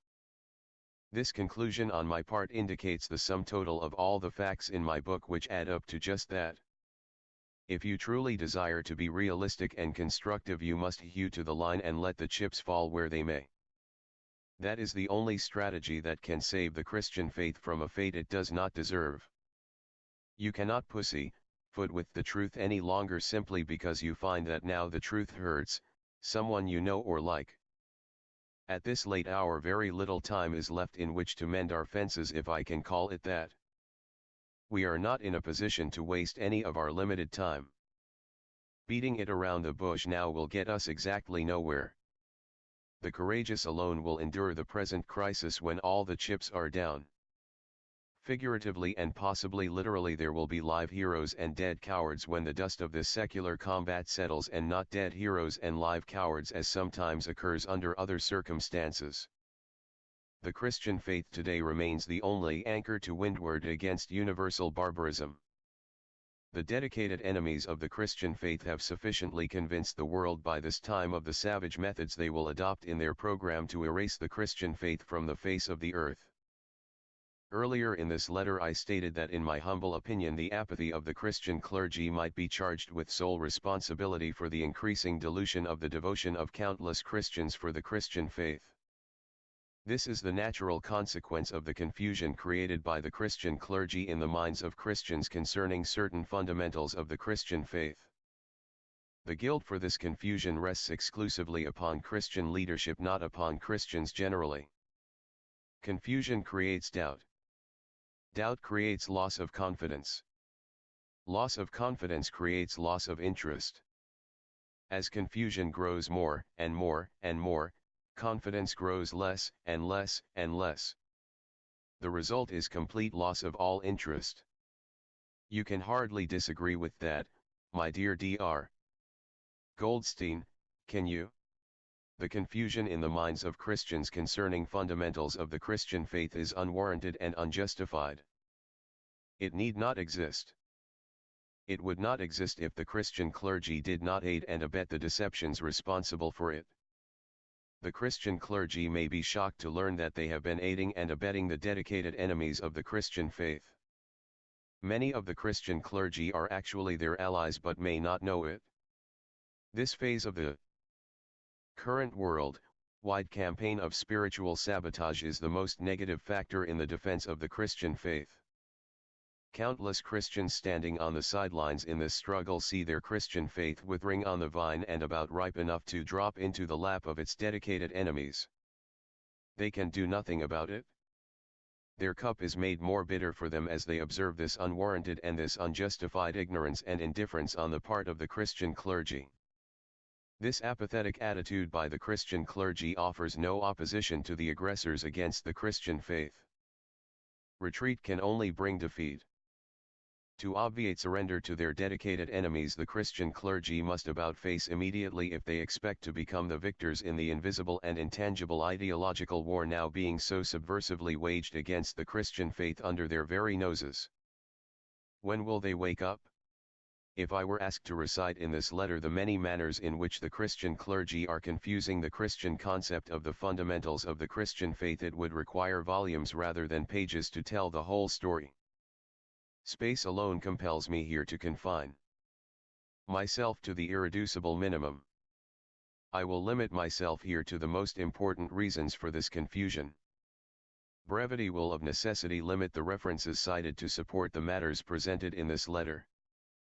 I will do my best under the circumstances to establish the authenticity of the incontestable historic facts I call to your attention here.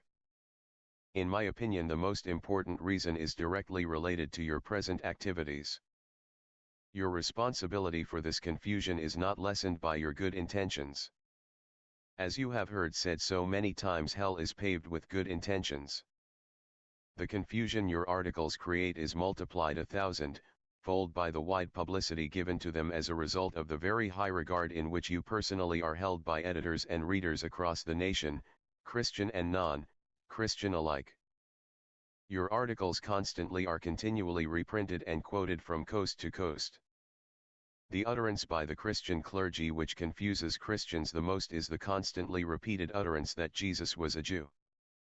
That also appears to be your favorite theme.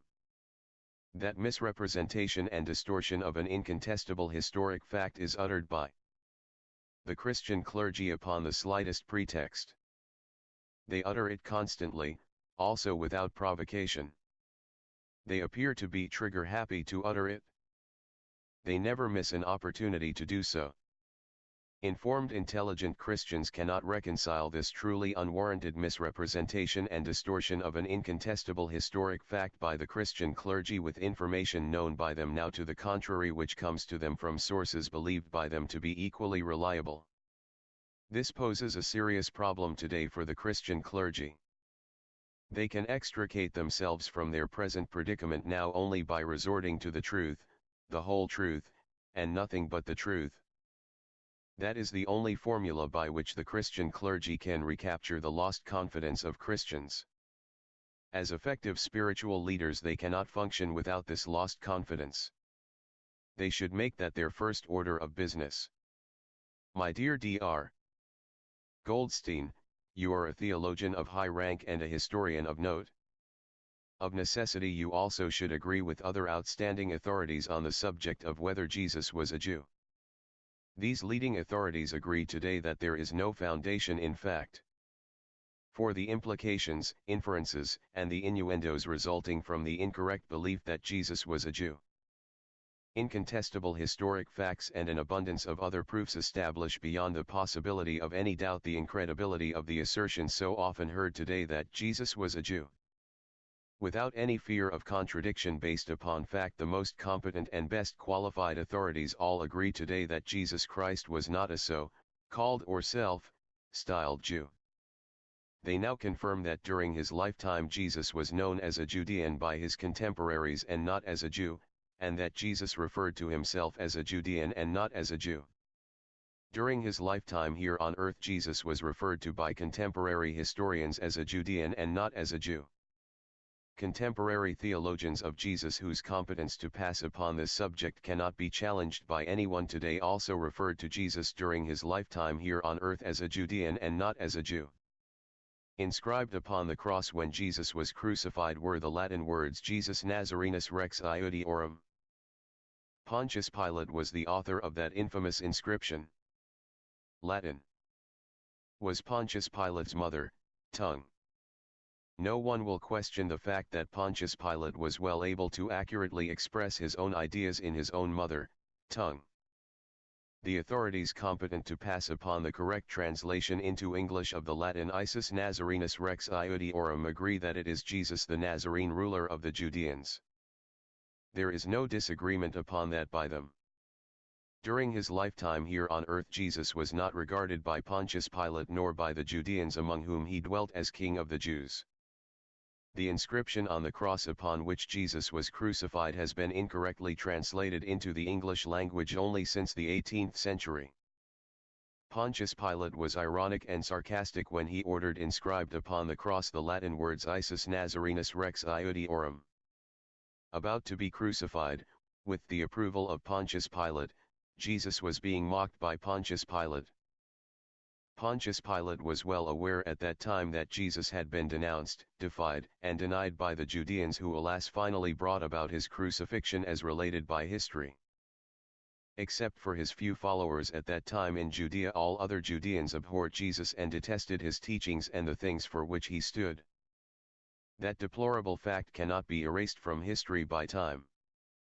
Pontius Pilate was himself the ruler of the Judeans at the time he ordered inscribed upon the cross the Latin words Isus Nazarenus Rex Iudiorum, in English Jesus the Nazarene ruler of the Judeans.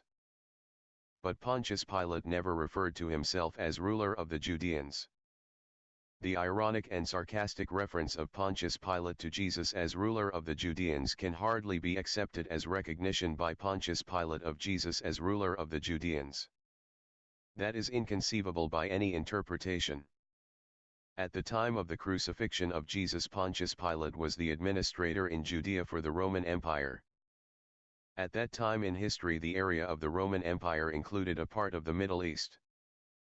As far as he was concerned, officially or personally, the inhabitants of Judea were Judeans to Pontius Pilate, and not so, called Jews as they have been styled since the 18th century.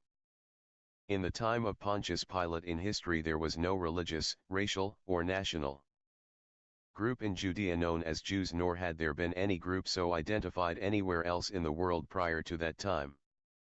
Pontius Pilate expressed little interest as the administrator of the Roman Empire, officially or personally, in the wide variety of forms of religious worship then practiced in Judea.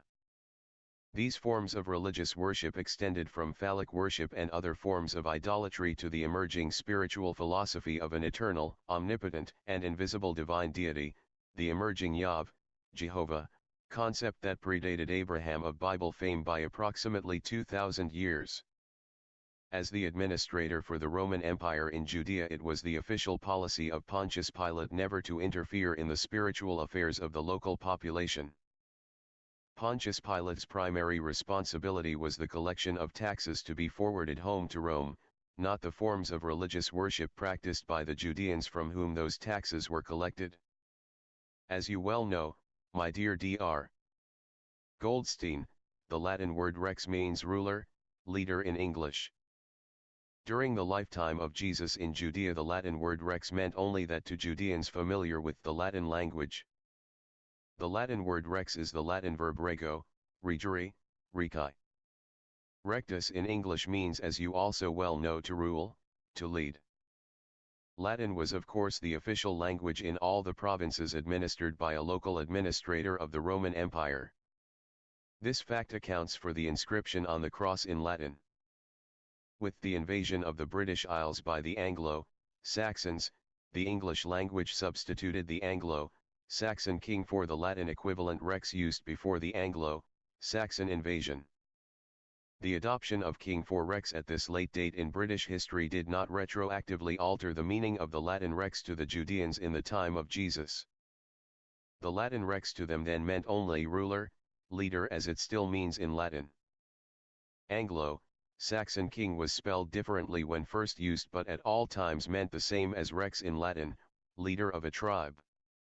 During the lifetime of Jesus, it was very apparent to Pontius Pilate that Jesus was the very last person in Judea the Judeans would select as their ruler or their leader. In spite of this situation in Judea, Pontius Pilate did not hesitate to order the inscription of the cross Isus Nazarenus Rex Iudiorum. By the wildest stretch of the imagination, it is not conceivable that this sarcasm and irony by Pontius Pilate at the time of the crucifixion was not solely mockery of Jesus by Pontius Pilate and only mockery. After this reference to Jesus the Nazarene ruler of the Judeans forthwith proceeded to crucify Jesus upon that very cross. In Latin, in the lifetime of Jesus, the name of the political subdivision in the Middle East known in modern history as Palestine was Iudea. It was then administered by Pontius Pilate as administrator for the Roman Empire, of which it was then a part. The English for the Latin Iudea is Judea. English Judean is the adjective for the noun Judea. The ancient native population of the subdivision in the Middle East known in modern history as Palestine was then called Iudeus in Latin and Judean in English. Those words identified the indigenous population of Judea in the lifetime of Jesus. Who can deny that Jesus was a member of the indigenous population of Judea in his lifetime? And of course you know, my dear Dr. Goldstein, In Latin the genitive plural of iudeus is iudiorum. The English translation of the genitive plural of iudiorum is of the Judeans. It is utterly impossible to give any other English translation to iudiorum than of the Judeans. Qualified and competent theologians and historians regard as incredible any other translation into English of Isis Nazarenus Rex Iudiorum than Jesus the Nazarene ruler of the Judeans. You must agree that this is literally correct. At the time Pontius Pilate was ordering the Isis Nazarenus Rex Iudiorum inscribed upon the cross, the spiritual leaders of Judea were protesting to Pontius Pilate not to write that Jesus was the ruler of the Judeans but to inscribe instead that Jesus had said that he was the ruler of the Judeans. The spiritual leaders of Judea made very strong protests to Pontius Pilate against his reference to Jesus as Rex Iudiorum, insisting that Pontius Pilate was not familiar with or misunderstood the status of Jesus in Judea. These protests are a matter of historical record, as you know. The spiritual leaders in Judea protested in vain with Pontius Pilate. They insisted that Jesus had said that he was the ruler of the Judeans, but that Pontius Pilate was not to write that Jesus was the ruler of the Judeans. For after all, Pontius Pilate was a foreigner in Judea who could not understand the local situations as well as the spiritual leaders. The intricate pattern of the domestic political, social, and economic currents in Judea interested Pontius Pilate very little as Rome's administrator. The Gospel by John was written originally in the Greek language according to the best authorities. In the Greek original there is no equivalent for the English that Jesus had said that he was the ruler of the Judeans. The English translation of the Greek original of the Gospel by John, 19:19, reads, "Do not inscribe the monarch, Basileus, of the Judeans, Iudeos, but that he himself said, I am monarch, Basileus, of the Judeans, Iudeos." Iudea is the Greek for the Latin Iudea and the English Judea. Basileus is the Greek monarch in English. Rex is the nearest word in Latin for Basileus in Greek. The English ruler, or its alternative leader, define the sense of Latin Rex and Greek Basileus as they were used in the Greek and Latin Gospel by John. Pontius Pilate washed his hands of the protests by the spiritual leaders in Judea who demanded of him that the inscription on the cross authored by Pontius Pilate be corrected in the manner they insisted upon. Pontius Pilate very impatiently replied to their demands, "What I have written, I have written." The inscription on the cross remained what it had been, Isis Nazarenus Rex Iudiorum, or Jesus the Nazarene ruler of the Judeans in English. The Latin quotations and words mentioned in this letter are verbatim quotations and the exact words which appear in the 4th century translation of the New Testament into Latin by St. Jerome. This translation is referred to as the Vulgate edition of the New Testament. It was the first official translation of the New Testament into Latin made by the Christian Church. Since that time it has remained the official New Testament version used by the Catholic Church. The translation of the Gospel by John into Latin by St. Jerome was made from the Greek language in which the Gospel of John was originally written according to the best authorities on this subject. The English translation of the Gospel by John the 19th, from the original text in the Greek language reads as follows: Pilate wrote a sign and fastened it to the cross, and the writing was Jesus the Nazarene, the monarch of the Judeans. In the original Greek manuscript there is mention also made of the demands upon Pontius Pilate by the spiritual leaders in Judea that Pontius Pilate alter the reference on the cross to Jesus as ruler of the Judeans. The Greek text of the original manuscript of the Gospel by John establishes beyond any question or doubt that the spiritual leaders in Judea at that time had protested to Pontius Pilate that Jesus was not the ruler of the Judeans but only had said that he was the ruler of the Judeans. There is no factual foundation in history or theology today for the implications, inferences, and innuendos that the Greek Iudeos, the Latin Iudeus, or the English Judean ever possessed a valid religious connotation. In their three respective languages, these three words have only indicated a strictly topographical or geographic connotation. In their correct sense, these three words in their respective languages were used to identify the members of the indigenous native population of the geographic area known as Judea in the lifetime of Jesus. During the lifetime of Jesus, there was not a form of religious worship practiced in Judea or elsewhere in the known world which bore a name even remotely resembling the name of the political subdivision of the Roman Empire, I.E. Judaism from Judea. No cult or sect existed by such a name. It is an incontestable fact the word Jew did not come into existence until the year 1775. Prior to 1775 the word Jew did not exist in any language. The word Jew was introduced into the English for the first time in the 18th century when Sheridan used it in his play The Rivals, 2, she shall have skin like a mummy, and the beard of a Jew. Prior to this use of the word Jew in the English language by Sheridan in 1775, the word Jew had not become a word in the English language. Shakespeare never saw the word Jew, as you will see. Shakespeare never used the word Jew in any of his works. Now this is the best part right here. Starting off with the incontestable fact. Now I want to say right now for myself is that over the last few minutes talking about whether Jesus was a Judean or not, it matters. But it doesn't matter as much as what did he say. What was his parables of Matthew, Mark, Luke, and John? What was his teachings? Are you living by those teachings? The reality is that the Catholic Church is also in part to blame for a lot of the things going on in the world today. So just like the Askenazi are to blame, and he's right now telling the truth, finally, about who they were, about the fact that the word Jew didn't come up until 1775. I mean, that is the year pretty much the war started in America. It's the same year the word Jew was created. Most people never knew that. Most people never heard that. Okay? But the reality, I believe it's true.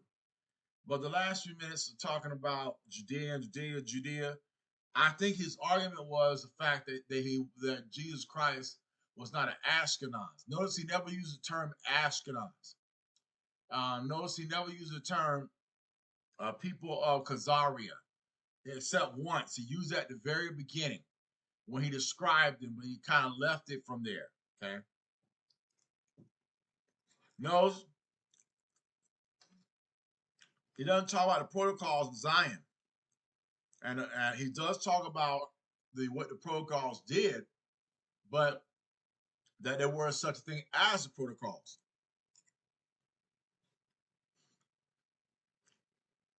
The great fact that he lived to be 93 years old so that he could be able to outlive all those evil mother suckers that went to hell. The problem, though,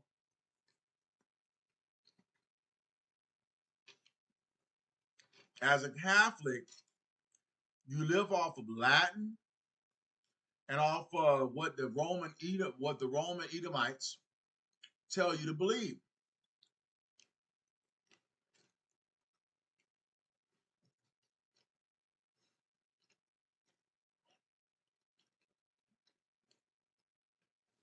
Which is that the Pope is Jesus, an elected official that you elect until the Pope dies is Jesus. It's idiotic.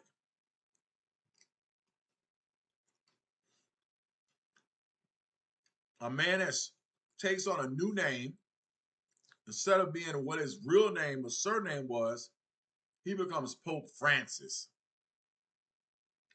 Smokes, drinks, probably has sex, all these things, but he's supposedly representing Christ.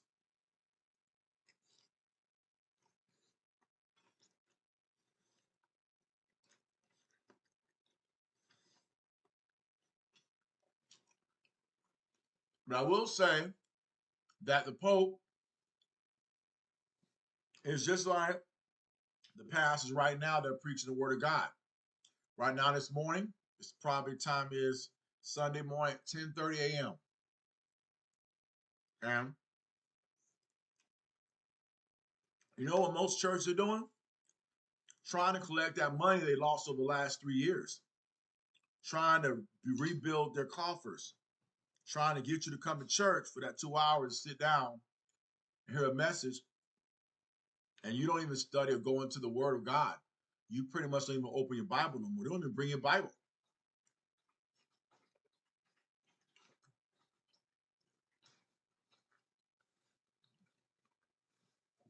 So talk about whether Jesus was a Jew. What about whether he was African? You notice he skipped many of the so-called, because I don't believe he reads the Bible. See, the thing about it is when people are Catholic, they don't read their Apocrypha. I'm probably sure you probably don't even know the Apocrypha. I'm going to master the Apocrypha more than most Catholics because I'm going to read it.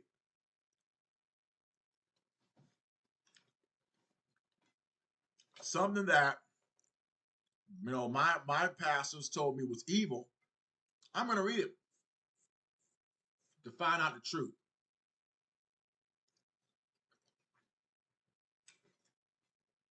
So he says, it's an incontestable fact that the word Jew did not come in existence until 1775.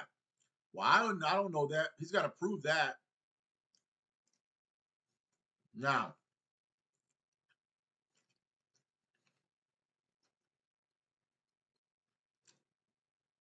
the reality, you notice he never goes and talks about the tribe of Judah. He doesn't even probably know the kingdoms or the 12 tribes of Israel in the Old Testament. He a Catholic. It's because the Catholic Church is horrible at teaching, and they don't teach people the Word of God, even though they got the Bible, because they're lying. They got pictures of black Yeshua, and they don't even want to show that because they're lying.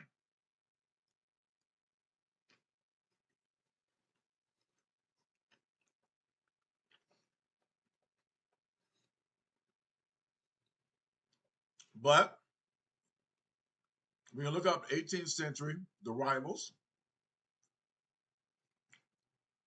and we can quote, copy that.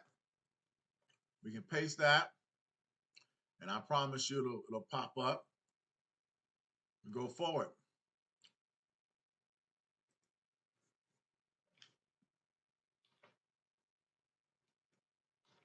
Oh, I thought I copied it. Oh, I guess not.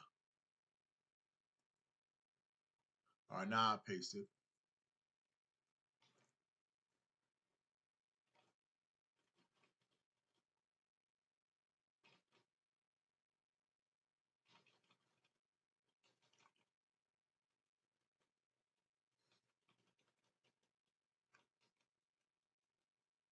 And so we need to get this video, get this magazine, The Rivals.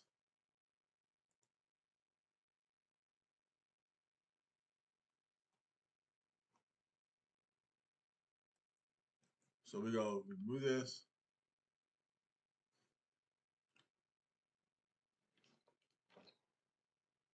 And then we'll go in Sheridan. And so now it says Shakespeare never used it. Shakespeare never used the word. All right, we get that. Let's go back. Now let's go here. Contrary notwithstanding, in his Merchant of Venice, v.3.I.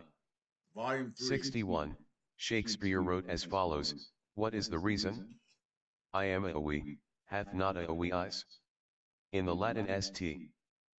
Jerome 4th century Vulgate edition of the New Testament, Jesus is referred to by the genitive plural of Iudius in the Gospel by John, reference to the inscription on the cross, Iudi Orum.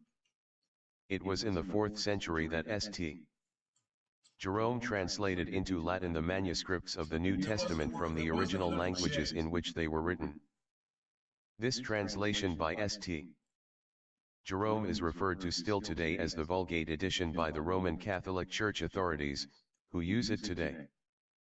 Jesus is referred as a so-called Jew for the first time in the New Testament in the 18th century.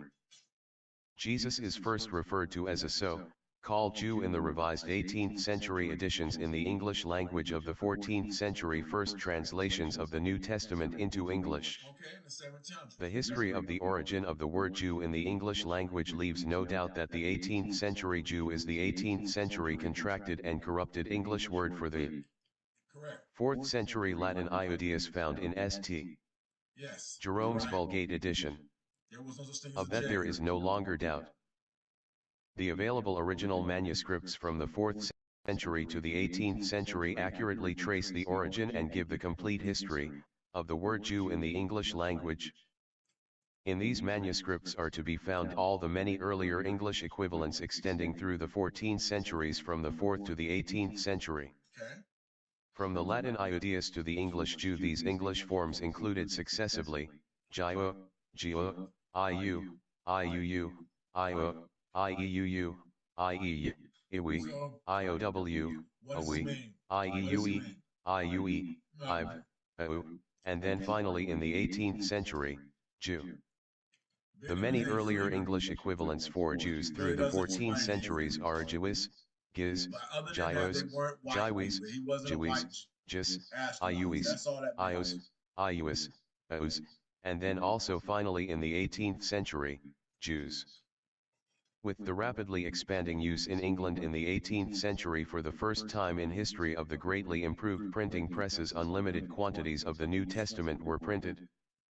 These revised 18th century editions of the earlier 14th century first translations into the English language were then widely distributed throughout England and the English-speaking world among families who had never possessed a copy of the New Testament in any language. I bet.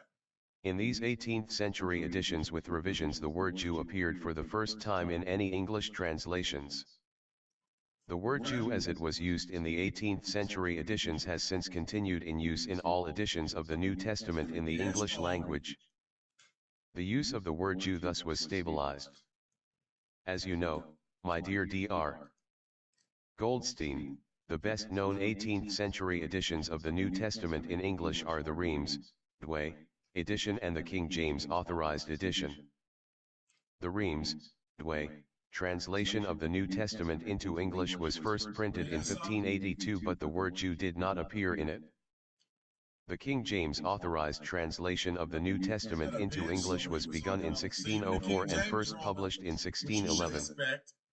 The word Jew did not appear in it either. The word Jew appeared in both these well-known editions in their 18th century revised versions for the first times. Countless copies of the revised 18th century editions of the Reims, Douay, and the King James translations of the New Testament into English were distributed to the clergy and the laity throughout the English-speaking world. They did not know the history of the origin of the English word Jew, nor did they care. They accepted the English word Jew as the only and as the accepted form of the Latin iodius and the Greek iudeos. How could they be expected to have known otherwise? The answer is they could not and they did not. It was a new English word to them. When you studied Latin in your school days, you were taught that the letter I in Latin when used as the first letter in a word is pronounced like the letter Y in English when it is the first letter in words like yes, youth and yacht. The I in iodius is pronounced like the Y in yes, youth, and yacht in English.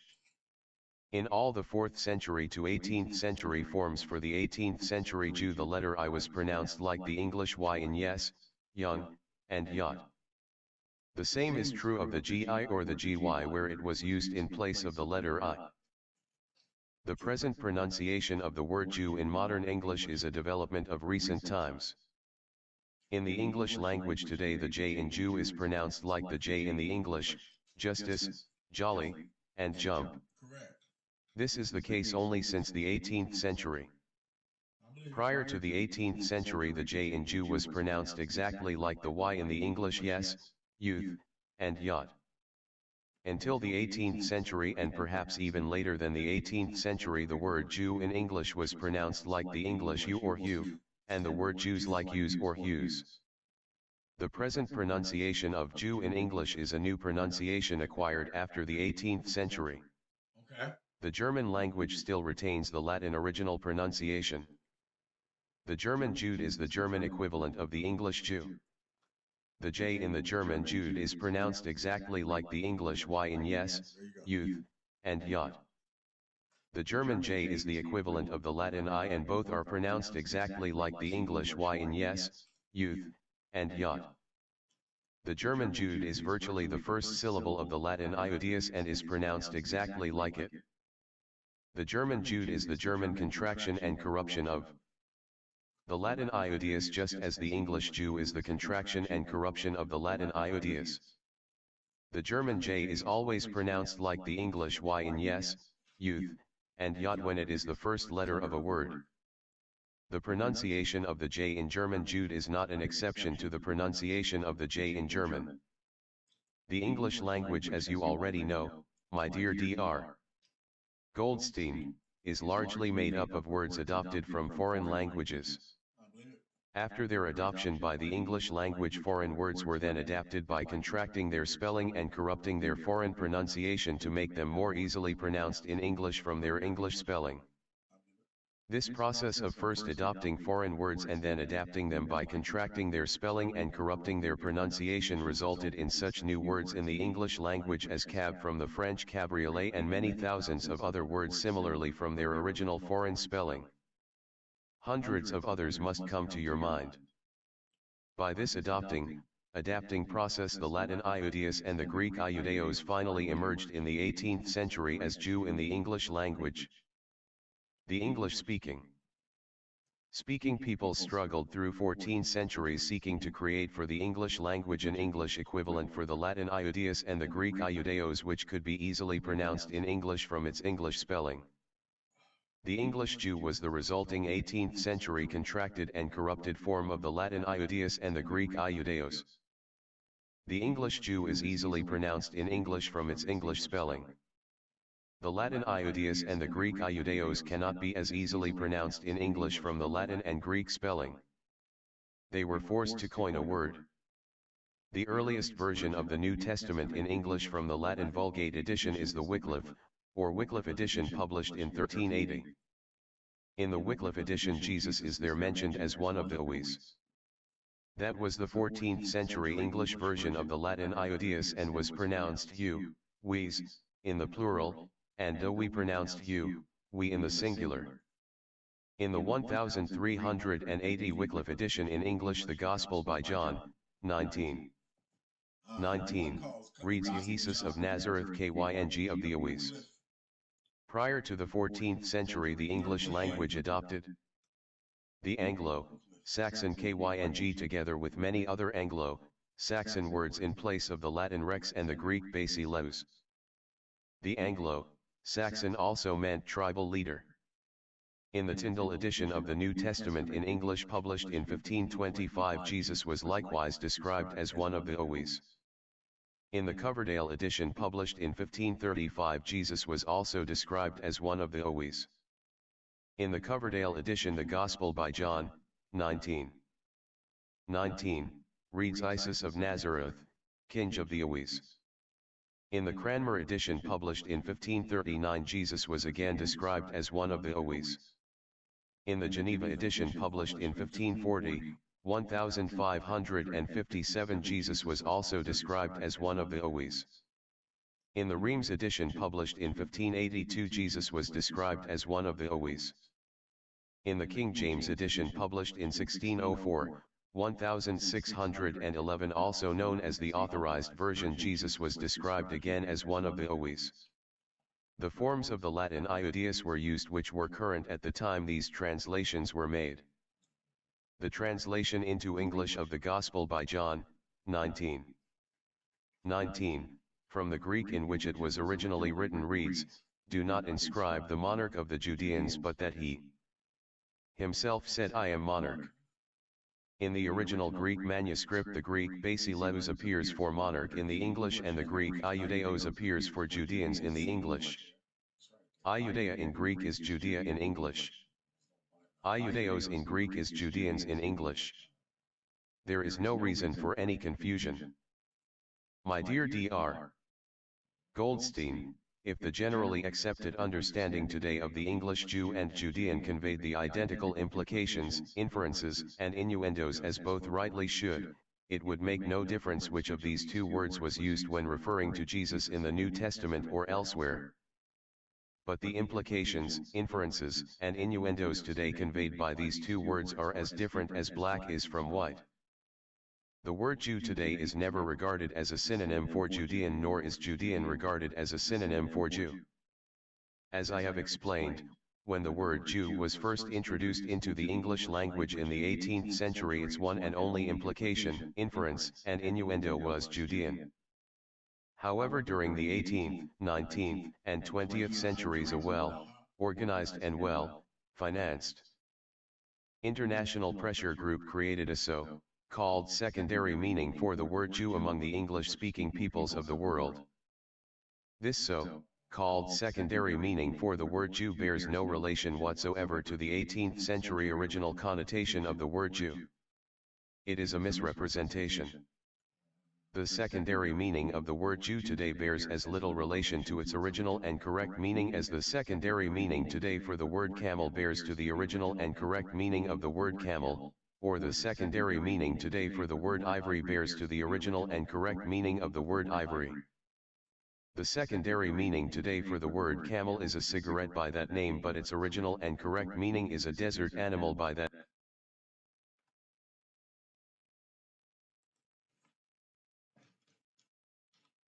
International pressure group created a so-called secondary meaning for the word Jew among the English-speaking peoples of the world.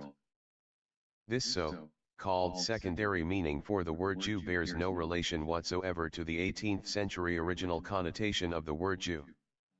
It is a misrepresentation. The secondary meaning of the word Jew today bears as little relation to its original and correct meaning as the secondary meaning today for the word camel bears to the original and correct meaning of the word camel, or the secondary meaning today for the word ivory bears to the original and correct meaning of the word ivory. The secondary meaning today for the word camel is a cigarette by that name, but its original and correct meaning is a desert animal by that ancient name. The secondary meaning of the word ivory today is a piece of soap, but its original and correct meaning is the tusk of a male elephant. The secondary meanings of words often become the generally accepted meanings of words formerly having entirely different meanings. This is accomplished by the expenditure of great amounts of money for well-planned publicity. Today, if you ask for a camel, someone will hand you a cigarette by that name. Today, if you ask for a piece of ivory, someone will hand you a piece of soap by that name. You will never receive either a desert animal or a piece of the tusk of a male elephant. That must illustrate the extent to which these secondary meanings are able to practically eclipse the original and correct meanings of words in the minds of the general public. The secondary meaning for the word Jew today has practically totally eclipsed the original and correct meaning of the word Jew when it was introduced as a word in the English language. This phenomena is not uncommon. The United States Supreme Court has recognized the secondary meaning of words. The highest court in the land has established as basic law that secondary meanings can acquire priority rights to the use of any dictionary word. Well-planned and well-financed world-wide publicity through every available media by well-organized groups of so-called or self-styled Jews for 3 centuries has created a secondary meaning for the word Jew which has completely blacked out the original and correct meaning of the word Jew. There can be no doubt about that. There is not a person in the whole English-speaking world today who regards a Jew as a Judean in the literal sense of the word. That was the correct and only meaning in the 18th century. The generally accepted secondary meaning of the word Jew today, with practically no exceptions, is made up of 4 almost universally believed theories. These 4 theories are that a so-called or self-styled Jew is 1. A person who today professes the form of religious worship known as Judaism. 2. A person who claims to belong to a racial group associated with the ancient Semites. 3. A person directly the descendant of an ancient nation, which thrived in Palestine in Bible history. 4. A person blessed by divine intentional design with certain superior cultural character denied to other racial, religious or national groups, all rolled into one. The present generally accepted secondary meaning of the word Jew is fundamentally responsible for the confusion in the minds of Christians regarding elementary tenets of the Christian faith. It is likewise responsible today to a very great extent for the dilution of the devotion of countless Christians for their Christian faith. The implications, inferences, and innuendos of the word Jew today, to the preponderant majority of intelligent and informed Christians, is contradictory and in complete conflict with incontestable historic fact. Christians who cannot be fooled any longer are suspect of the Christian clergy who continue to repeat and repeat ad nauseum their pet theme song Jesus was a Jew. It actually now approaches a psychosis. Countless Christians know today that they were brainwashed by the Christian clergy on the subject Jesus was a Jew. The resentment they feel is not yet apparent to the Christian clergy. Christians now are demanding from the Christian clergy the truth, the whole truth, and nothing but the truth. It is now time for the Christian clergy to tell Christians what they should have told them long ago. Of all religious groups in the world, Christians appear to be the least informed of any on this subject. Have their spiritual leaders been reckless with the truth? Countless intelligent and informed Christians no longer accept unchallenged assertions by the Christian clergy that Jesus in his lifetime was a member of a group in Judea which practiced a religious form of worship then which is today called Judaism, or that Jesus in his lifetime here on earth was a member of the racial group which today includes the preponderant majority of all so-called or self-styled Jews in the world, or that the so-called or self-styled Jews throughout the world today are the lineal descendants of the nation in Judea of which Jesus was a national in his lifetime here on earth, or that the cultural characteristics of so-called or self-styled Jews throughout the world today correspond with the cultural characteristics of Jesus during his lifetime here on earth and his teachings while he was here on earth for a brief stay. Christians will no longer believe that the race, religion, nationality, and culture of Jesus and the race, religion, nationality and culture of so-called or self-styled Jews today or their ancestors have a common origin or character. The resentment by Christians is more ominous than the Christian clergy suspect. Under existing conditions, the Christian clergy will find that ignorance is not bliss, nor wisdom. Folly. Christians everywhere today are seeking to learn the authentic relationship between the so-called or self-styled Jews throughout the world today and the Judeans who populated Judea before, during and after the time of Jesus. Christians now insist that they be told correctly by the Christian clergy about the racial, religious, national, and cultural background of the so-called or self-styled Jews throughout the world today and the basis for associating these backgrounds with the racial, religious, national, and cultural background of Jesus in his lifetime in Judea. The intelligent and informed Christians are alerted to the exploded myth that the so-called or self-styled Jews throughout the world today are the direct descendants of the Judeans amongst whom Jesus lived during his lifetime here on earth. Christians today are also becoming more and more alerted day by day why the so-called or self-styled Jews throughout the world for 3 centuries have spent uncounted sums of money to manufacture the fiction that the Judeans in the time of Jesus were Jews rather than Judeans and that Jesus was a Jew. Christians are becoming more and more aware day by day of all the economic and political advantages accruing to the so-called or self-styled Jews as a direct result of their success in making Christians believe that Jesus was a Jew in the secondary meaning they have created for the 18th century the word Jew. The so-called or self-styled Jews throughout the world today represent themselves to Christians as Jews only in the secondary meaning of the word Jew. They seek to thereby prove their kinship with Jesus. They emphasize this fiction to Christians constantly. That fable is fast fading and losing its former grip upon the imaginations of Christians. To allege that Jesus was a Jew in the sense that during his lifetime Jesus professed and practiced the form of religious worship known and practiced under the modern name of Judaism is false and fiction of the most blasphemous nature.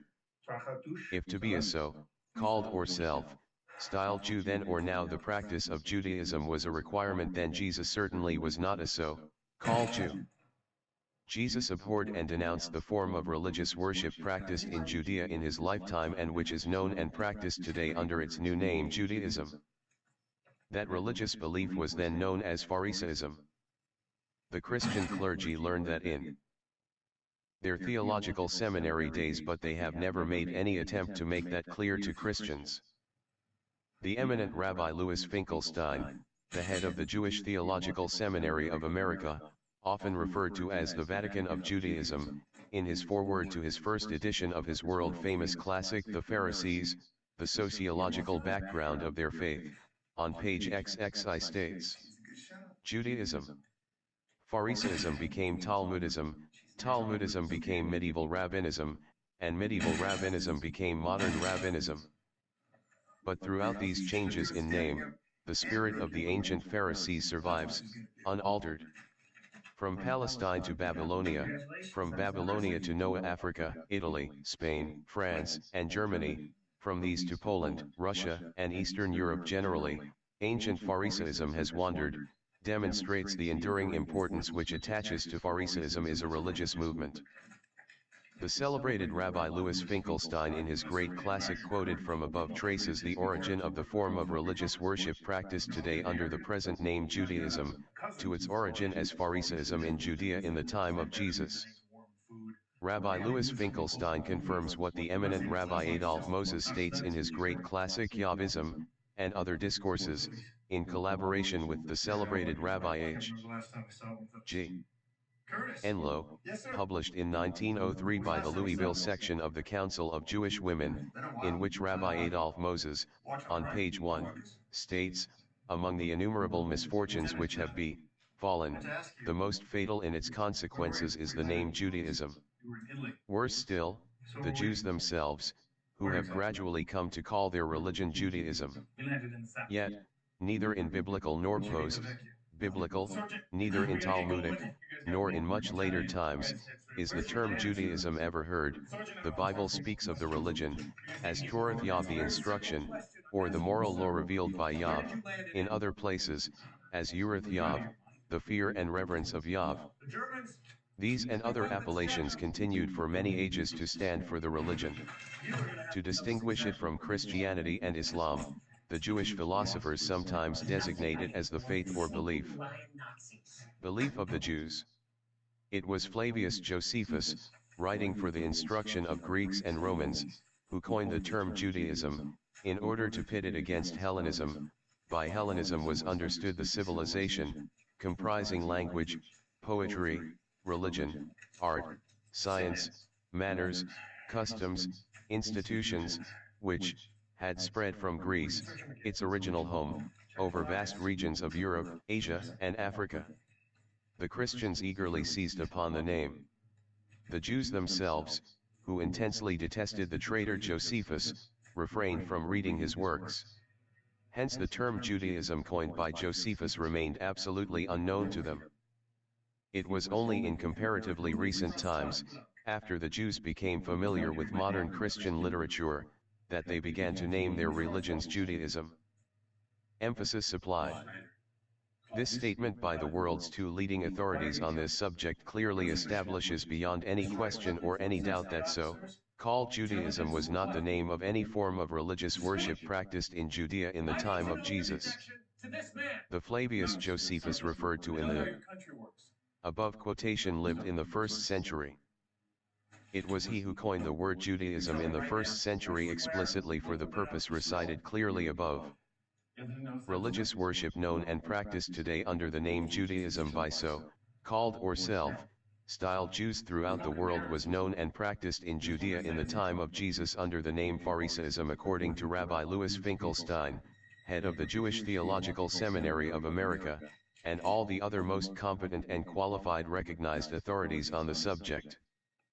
The form of religious worship known as Pharisaism in Judea in the time of Jesus was a religious practice based exclusively upon the Talmud.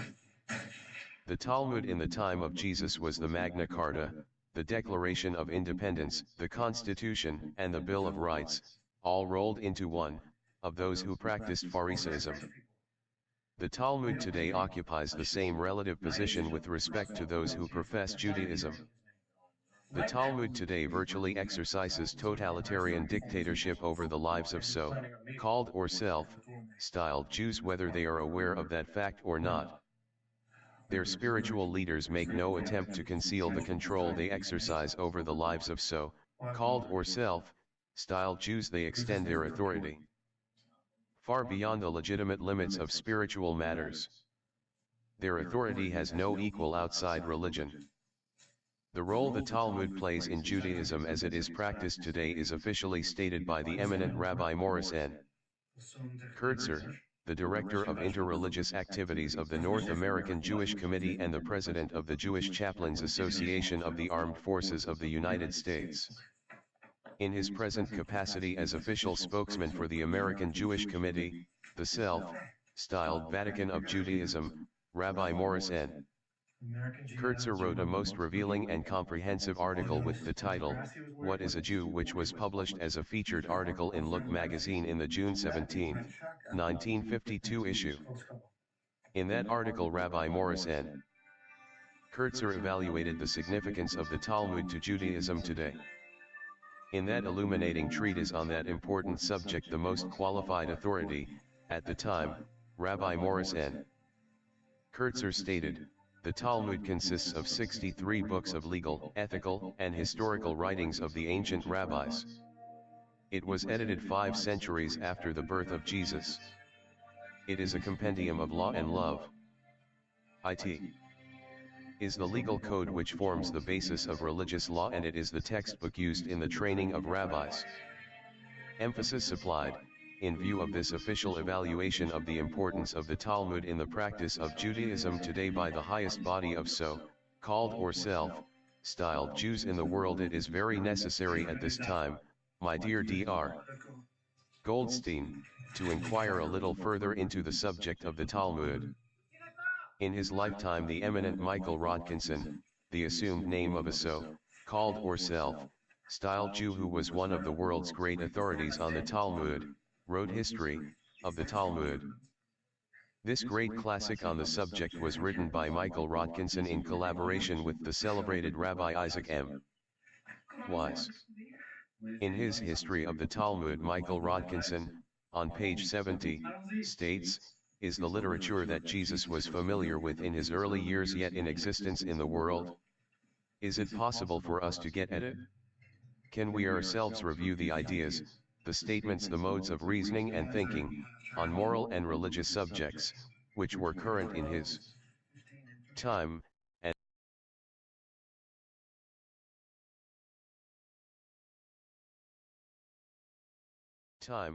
and must have been evolved by him during those 30 silent years when he was pondering his future mission?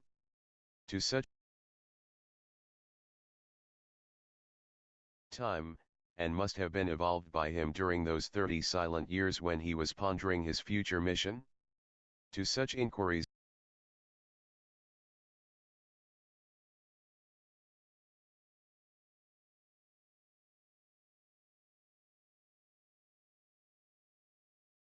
time, and must have been evolved by him during those 30 silent years when he was pondering his future mission? To such inquiries the learned class of Jewish rabbis answer by holding up the Talmud. Here, say they, is the source from whence Jesus of Nazareth drew the teachings which enabled him to revolutionize the world, and the question becomes, therefore, an interesting one to every Christian. What is the Talmud? The Talmud, then, is the written form of that which, in the time of Jesus, was called the traditions of the elders, and to which he makes frequent allusions. What sort of book is it? Emphasis supplied, stimulated by that invitation, every Christian worthy of the name should immediately take the trouble to seek the answer to that interesting question to every Christian. My dear Dr. Goldstein, your articles do not indicate whether you have taken the time and the trouble to personally investigate what sort of book the Talmud is, either before or after your conversion to Catholicism. Have you ever done so? If you have done so, what is the conclusion you have reached regarding what sort of book the Talmud is? What is your personal, unbiased and unprejudiced opinion of the Talmud? Is it consistent with your present views as a devout Roman Catholic and a tried and true Christian? Can you spare a few moments to drop me a few lines on your present views? In case you have never had the opportunity to investigate the contents of the 63 books of the Talmud so well summarized by the Rabbi Morris N. Kurtzer in his illuminating article What is a Jew, previously quoted, may I here impose upon your precious time and quote a few passages for you until you find the time to conveniently investigate the Talmud's contents personally. If I can be of any assistance to you in doing so, please do not hesitate to let me know in what manner you can use my help. From the birth of Jesus until this day there have never been recorded more vicious and vile libelous blasphemies of Jesus, of Christians, and the Christian faith by anyone, anywhere or anytime than you will find between the covers of the infamous 63 books which are the legal code which forms the basis of Jewish religious law as well as the textbook used in the training of rabbis. The explicit and implicit irreligious character and implications of the contents of the Talmud will open your eyes as they have never been opened before. The Talmud reviles Jesus, Christians and the Christian faith as the priceless spiritual and cultural heritage of Christians has never been reviled before or since the Talmud was completed in the 5th century. You will have to excuse the foul, obscene, indecent, lewd, and vile language you will see here as verbatim quotations from the official unabridged translation of the Talmud into English. Be prepared for a surprise. In the year 1935 the international hierarchy of so-called or self-styled Jews for the first time in history published an official unabridged translation of the complete Talmud in the English language with complete footnotes. What possessed them to make this translation into English is one of the unsolved mysteries. It was probably done because so many so-called or self-styled Jews of the younger generation were unable to read the Talmud in the many ancient languages in which the original 63 books of the Talmud were first composed by their authors in many lands between 200 BC and 500 AD. The international hierarchy of so-called or self-styled Jews selected the most learned scholars to make this official translation of the Talmud into English. These famous scholars also prepared official footnotes explaining passages of the Talmud where they were required.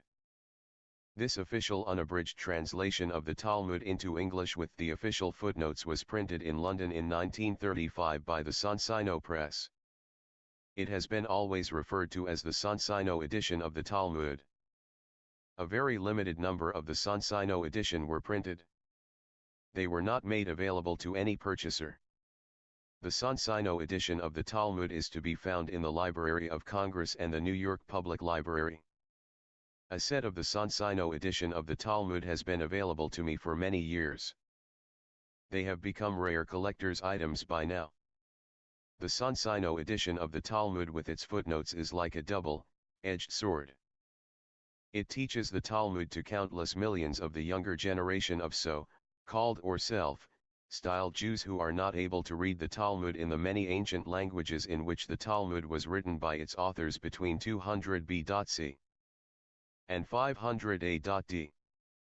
It also teaches Christians what the Talmud has to say about Jesus, about Christians, and about the Christian faith. Someday this is bound to backfire. Christians will someday challenge the assertion that the Talmud is the sort of book from which Jesus allegedly drew the teachings which enabled him to revolutionize the world on moral and religious subjects. The rumbling is already heard in places. Verbatim quotations from the Sonsino edition of the Talmud are required to illustrate the enormity of the Talmud's iniquity. My comments without verbatim quotations will prove inadequate to do that. In spite of the low language I will of necessity therefore include in this letter to you, I have no compunctions in the matter because the United States Post Office authorities do not bar the Sonsino edition of the Talmud from the mails. Nevertheless, I apologize in advance for the language which will of necessity appear in this letter to you. You now understand.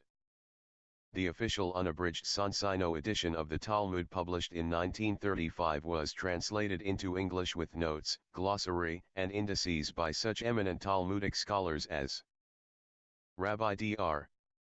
I. Epstein, Rabbi Dr. Samuel Dayach's, Rabbi Dr. Israel W. Slotky, M.A, Lit.D. The Reverend Dr.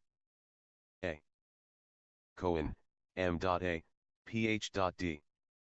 and other celebrated Talmudic scholars as E. W. Kurtner, M.A, Ph.D. M.Sc. Jacob Shatter, A. Mishkin, A. Cohen, M.A, Ph.D. Maurice Simon, M.A. and the Very Reverend the Chief Rabbi Dr. J. H. Hertz wrote the foreword for the Sonsino edition of the Talmud. The Very Reverend Rabbi Hertz was at the time the Chief Rabbi of England. The following are but a few of the many similar quotations with footnotes from the Sonsino edition of the Talmud, the sort of book from which Jesus allegedly drew the teachings which enabled him to revolutionize the world on moral and religious subjects. Book, Sanhedrin, 55b, 55a. What is meant by this? 1. Rab said, pederasty with a child below 9 years of age is not deemed as pederasty with a child above that. Samuel said, pederasty with a child below 3 years is not treated as with a child above that. 2. What is the basis of their dispute? Rab maintains that only he who is able to engage in sexual intercourse, may, as the passive subject of pederasty, throw guilt upon the actual offender, whilst he who is unable to engage in sexual intercourse cannot be a passive subject of pederasty, in that respect. 3. But Samuel maintains, Scriptures writes, and thou shalt not lie with mankind, as with the lyings of a woman. For it has been taught in accordance with Rab, pederasty at the age of 9 years and a day, 55a, he, who commits bestiality, whether naturally or unnaturally, or a woman who causes herself to be bestially abused, whether naturally or unnaturally, is liable to punishment. 5. Before giving any more verbatim quotations from the sort of book from which it is falsely alleged Jesus drew the teachings which enabled him to revolutionize the world on moral and religious subjects, I wish to here again recall to your attention the official statement by Rabbi Morris N. Kurtzer in Look magazine for June 17, 1952. In that official statement made by Rabbi Morris N. Kurtzer on behalf of the America Jewish Committee, styled the Vatican of Judaism, informed the 20 million readers of Look magazine that the Talmud is the legal code which forms the basis of Jewish religious law, and it is the text, book used in the training of rabbis. Please bear this in mind as you read further.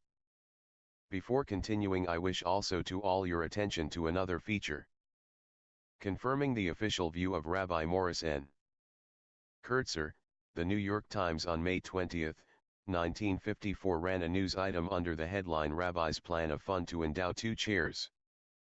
The news item itself ran as follows: special to the New York Times, Uniontown, PA. May 19, plans for raising $500,000 for the creation of 2 endowed chairs at the Jewish Theological Seminary of America were announced today at the 54th Annual Convention of the Rabbinical Assembly of America. The professorships would be known as the Louis Ginsburg Chair in Talmud. This is further proof that the Talmud is not yet quite a dead letter in the training of rabbis. Is further proof needed on that question? The world's leading authorities on the Talmud confirm that the official unabridged Sonsino edition of the Talmud translated into English follows the original texts with great exactness. It is almost a word-for-word translation of the original texts. In his famous classic, The History of the Talmud, Michael Rodkinson, the leading authority on the Talmud, in collaboration with the celebrated Reverend Dr. Isaac M. Wise, states, with the conclusion of the first volume of this work at the beginning of the 20th century, we would invite the reader to take a glance over the past of the Talmud, in which he will see that not only was the Talmud not destroyed, but was so saved that not a single letter of it is missing, and now it is flourishing to such a degree as cannot be found in its past history. The Talmud is one of the wonders of the world. During the 20 centuries of its existence, it survived in its entirety, and not only has the power of its foes failed to destroy even a single line, but it has not even been able materially to weaken its influence for any length of time. It still dominates the minds of a whole people, who venerate its contents as divine truth. The colleges for the study of the Talmud are increasing almost in every place where Israel dwells, especially in this country where millions are gathered for the funds of the two colleges, the Hebrew Union College of Cincinnati and the Jewish Theological Seminary of America in New York, in which the chief study is the Talmud. There are also in our city houses of learning, Shabbat, for the study of the Talmud in the Lower East Side where many young men are studying the Talmud every day. This divine truth which a whole people venerate, of which not a single letter of it is missing and today is flourishing to such a degree as cannot be found in its history, is illustrated by the additional verbatim quotations which follow. Book, Sanhedrin, 55b, a maiden 3 years and a day may be acquired in marriage by coition, and if her deceased husband's brother cohabits with her, she becomes his.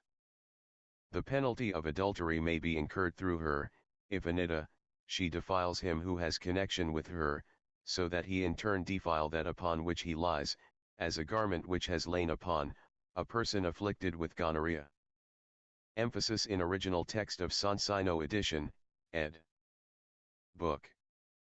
Sanhedrin, 58b. R. Eleazar said in R. Hananiah's name, if a heathen had an unnatural connection with his wife, he incurs guilt, for it is written, and he shall cleave, which excludes unnatural intercourse. 6. Rabbah objected, is there anything for which a Jew is not punishable and a heathen is? 7. But Rabbah said thus, a heathen who violates his neighbor's wife is free from punishment. Why so? Scripture said, to his wife, but not to his neighbors, and he shall cleave, which excludes unnatural intercourse. 8. Book, Sanhedrin, 69. A man, from this I know the law only with respect to a man, whence do I know it of one aged 9 years and a day who is capable of intercourse? From the verse, and if a man? 9. He replied, such a minor can produce semen, but cannot beget therewith, for it is like the seed of cereals less than a third grown. 10. Book. Sanhedrin, 69b.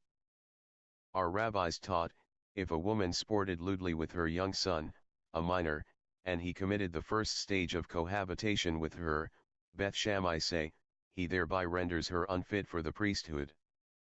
11. Beth Hillel declare her fit. All agree that the connection of a boy 9 years and a day is a real connection, whilst that of one less than 8 years is not. 12. Their dispute refers only to one who is 8 years old. Book, Kethuboth, 5b. The question was asked, is it allowed 13 to perform the first marital act on the Sabbath? 14. Is the blood, in the womb, stored up? 15. Or is it the result of a wound? 16. Book, Kethuboth, 10a, 10b.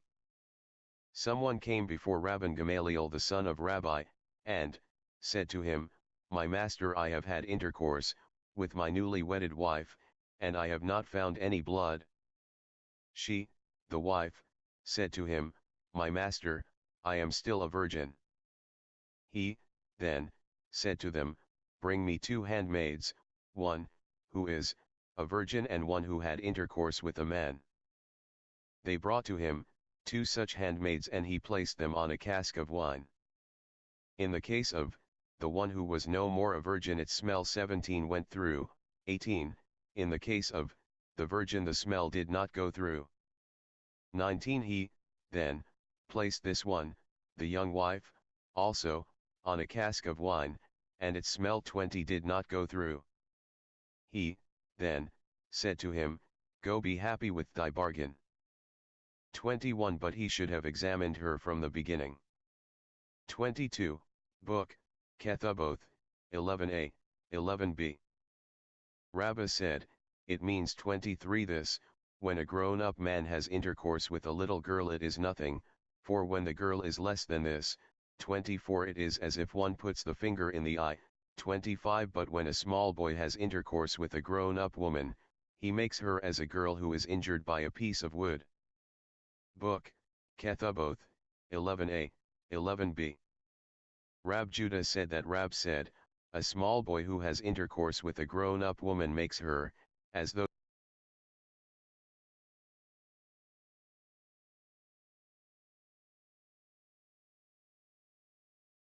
Did y'all see that? Did y'all hear that?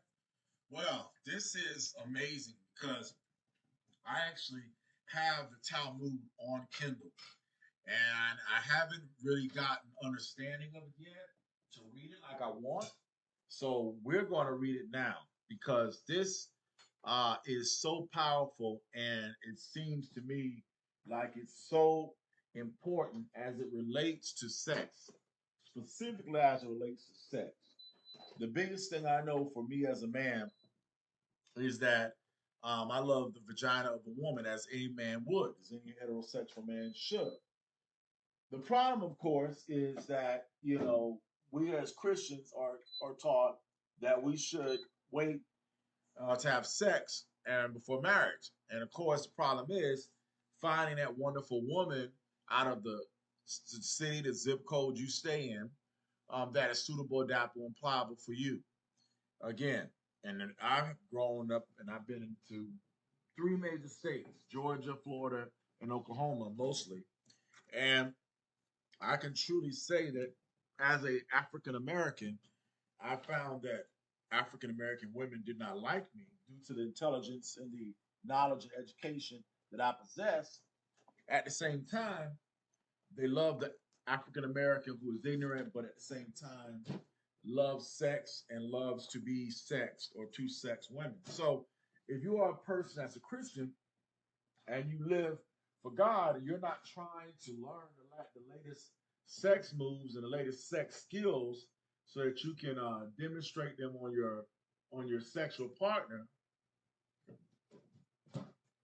you're not quote unquote, in my humble opinion, you're not going to get the average black girl, which is what I qualify for. I'm an average black guy. I'm a guy who is not 6 foot. I'm not a football player. I don't have wealth.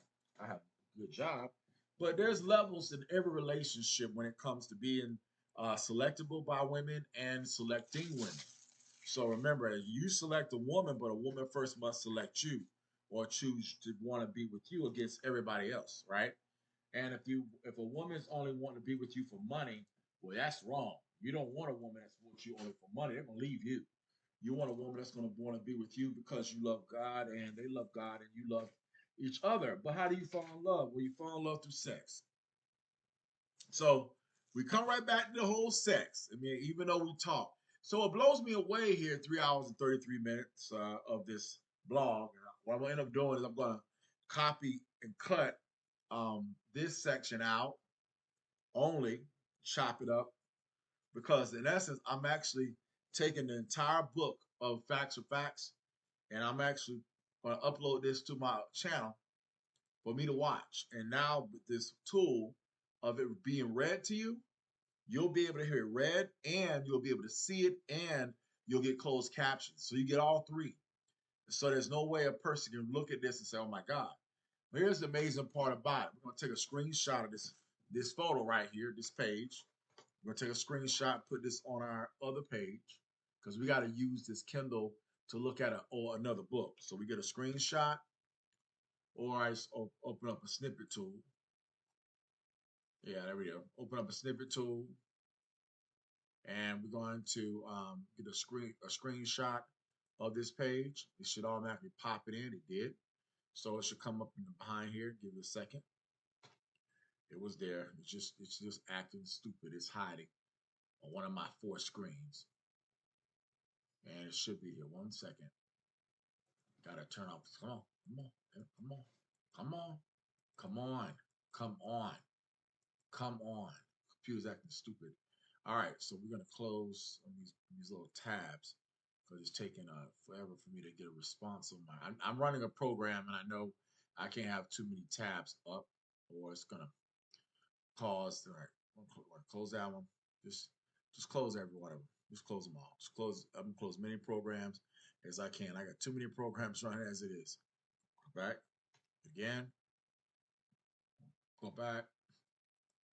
Give me a few minutes for this stupid program. I'm gonna close all these tabs. If I need them, I'll open them up. All right, there's a snipping tool. I got that one. And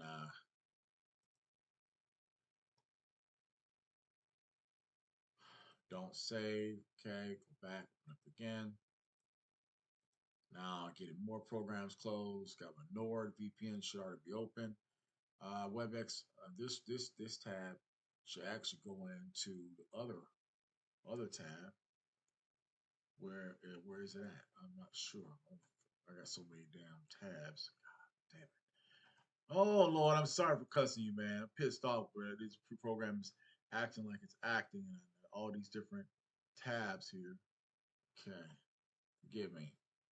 I hate to curse, and I mean cursing. Forgive me. But when I just don't like my computer being slow. When I click on something, I want it to respond right now. So if I got too many tabs open, that's the problem. And we'll move forward. Okay, good. So it looks like I got most of the tabs done. We'll turn off the WebEx team. We'll turn that off. Come on. Okay, and now we get back to here.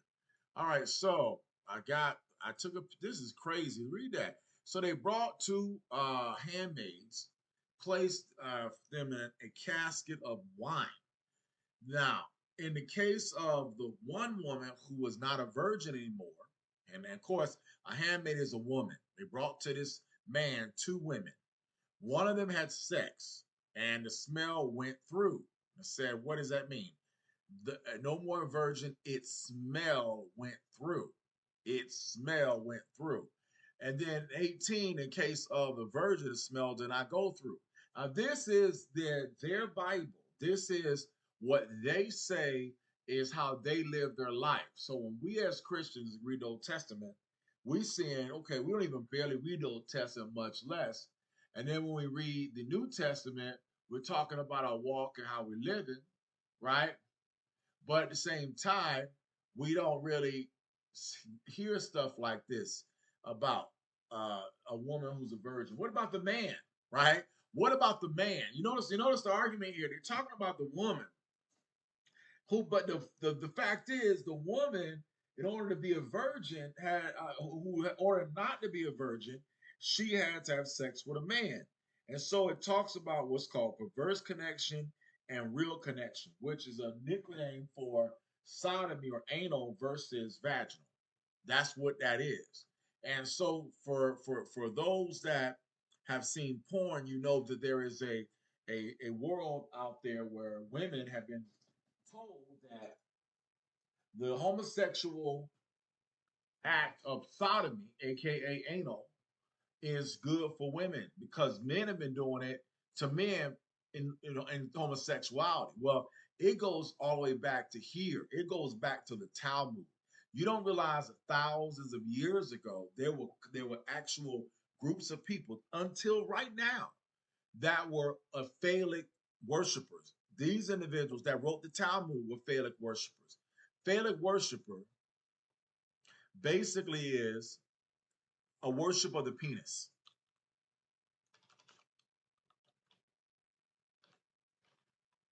You can look up the word phallic worshiper in Khazaria, phallic worshiper in Europe, phallic worshiper on Google. I've done research on this, and it's amazing.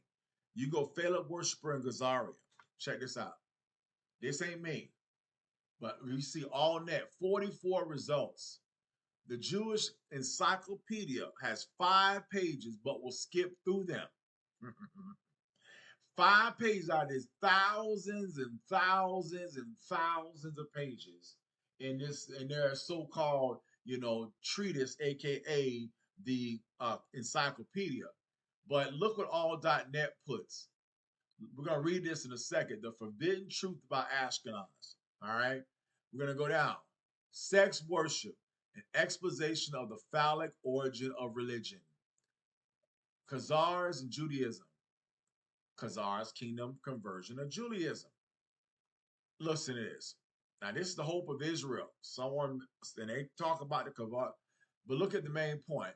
That primitive Khazars engage in extremely immoral forms of religious practices, among them phallic worship.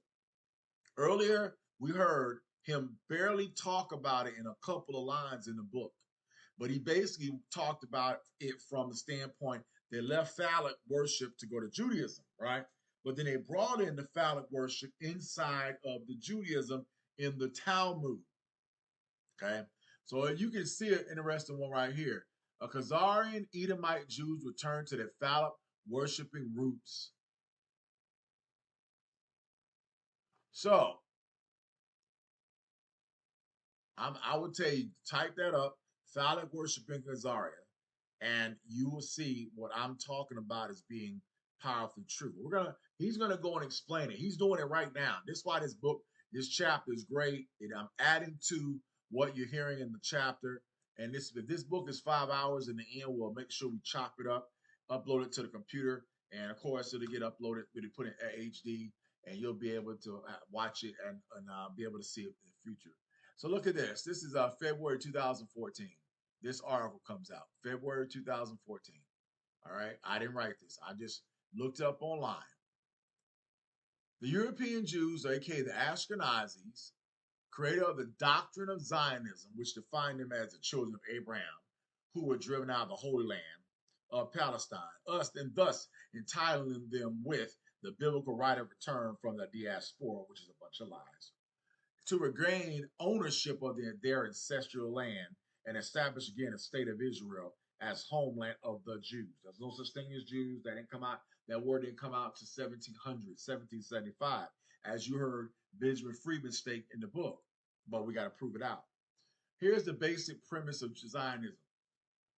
It is an absolute lie, and it's basically historically contradicted by their Jewish encyclopedia. The Jewish historian, this is the book we're reading right now, Dr. And I didn't even know he was a doctor, but now we know, Benjamin H. Freedman, the book that we're reading right now, his words, and recently by scientific genetic analysis that delivered the final death blow to Zionism and to all its fabricated lies. And this goes back to the protocols of the elders of Zion. This goes back to early 1900s. This goes back to World War I and prior to World War I. This goes to before even Civil War in the 1800s here in America. There was Civil War over here in America, but there was wars and wars and wars over there in Europe. And this goes back. We're talking to 780 AD. Okay? So now, here's the next thing. The Jewish historian Dr. Benjamin Freedman, a recent scientific genetic analysis. I just found this a second ago. All I typed in was what I showed you. And GulfNews.com put in their opinion. This is an opinion column. Of course, you got to study it out. Nicholas Wade wrote in the New York Times on October 8, 2013, a new genetic analysis now filled another piece of the origins puzzle, pointing to the European women as the principal female founders of the Jewish European community as a source of the Askenazi ancestors. He goes on to say that the finding established that the women, not the men, not the king of Khazaria, the women who found the Ashkenaz Jewish community of Europe were not from the Near East at Palestine, aka the Middle East, as supposed. What does this mean religiously and politically? Oh, it means a hell of a lot. It means a hell of a lot. Let's talk about it. 1. Let Judaism 101, taught by the Jews in the universities, answer the question. Here it is. The Orthodox Askenazi Jews believe, according to their Western Talmud, which we're reading right now a few minutes ago, as he was reading, that a person is a Jew if their mother is a Jew with a Semitic lineage to Abraham. That is idiotic. That goes against the God's word. It even goes against the Old Testament. I mean, just looking at the Torah, it was a masculine religion built off of men. From the standpoint of Abraham, Isaac, Jacob, Noah, Jesus, King David, Saul, what are any female leaders, any female kings? No. No. So my point is that the lie is being revealed.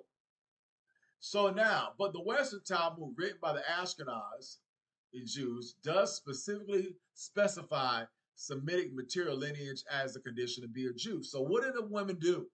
These are the Ashkenaz women that are making love to black men. That's why you're seeing Ashkenaz women going after black men, because black men are the Hebrew Israelites. They just don't know it because they're still on the Deuteronomy 28 curses and ignorant of who they are. Well, now they're waking up and being taught, but still there's a lot of lies that you got to go through. There's a lot of books and a lot of research, and there's just not a definitive knowledge.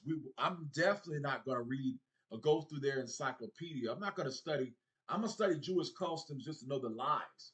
But I'm not studying their synagogue books just so I can believe it, because I don't believe anything they write in those books. But I do believe, I won't say I don't believe most of what's written in those books, because it was mixed with Assyrian captivity, Babylonian captivity, because there were two captivities our people were in, and with their own oral traditions that I think Satan gave, right? So when you listen, and we just read a few minutes ago about, we're going to talk about a woman's vagina. A woman's vagina smell, they're going to touch the vagina of two women with a cloth. And they're going to basically see if the woman has smell, or does it smell like, semen, and whether you can tell the woman's vagina is, smells like semen, meaning that she had sex, or if a woman's vagina doesn't smell like semen. Notice that it's the vagina that they're focused on, not the man. Notice that.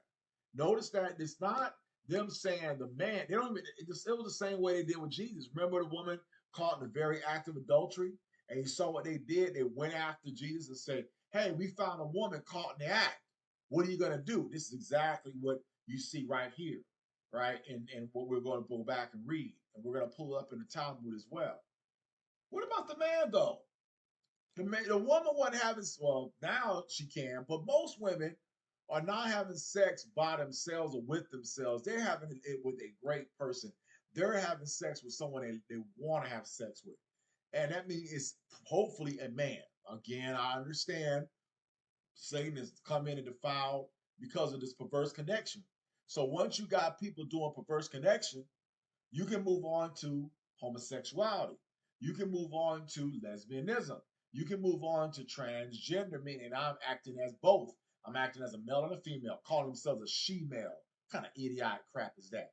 You can move on to binary and stuff. So I'm undefined. I mean, all kind of. I mean, you see the permutation of this. Well, where this all come from?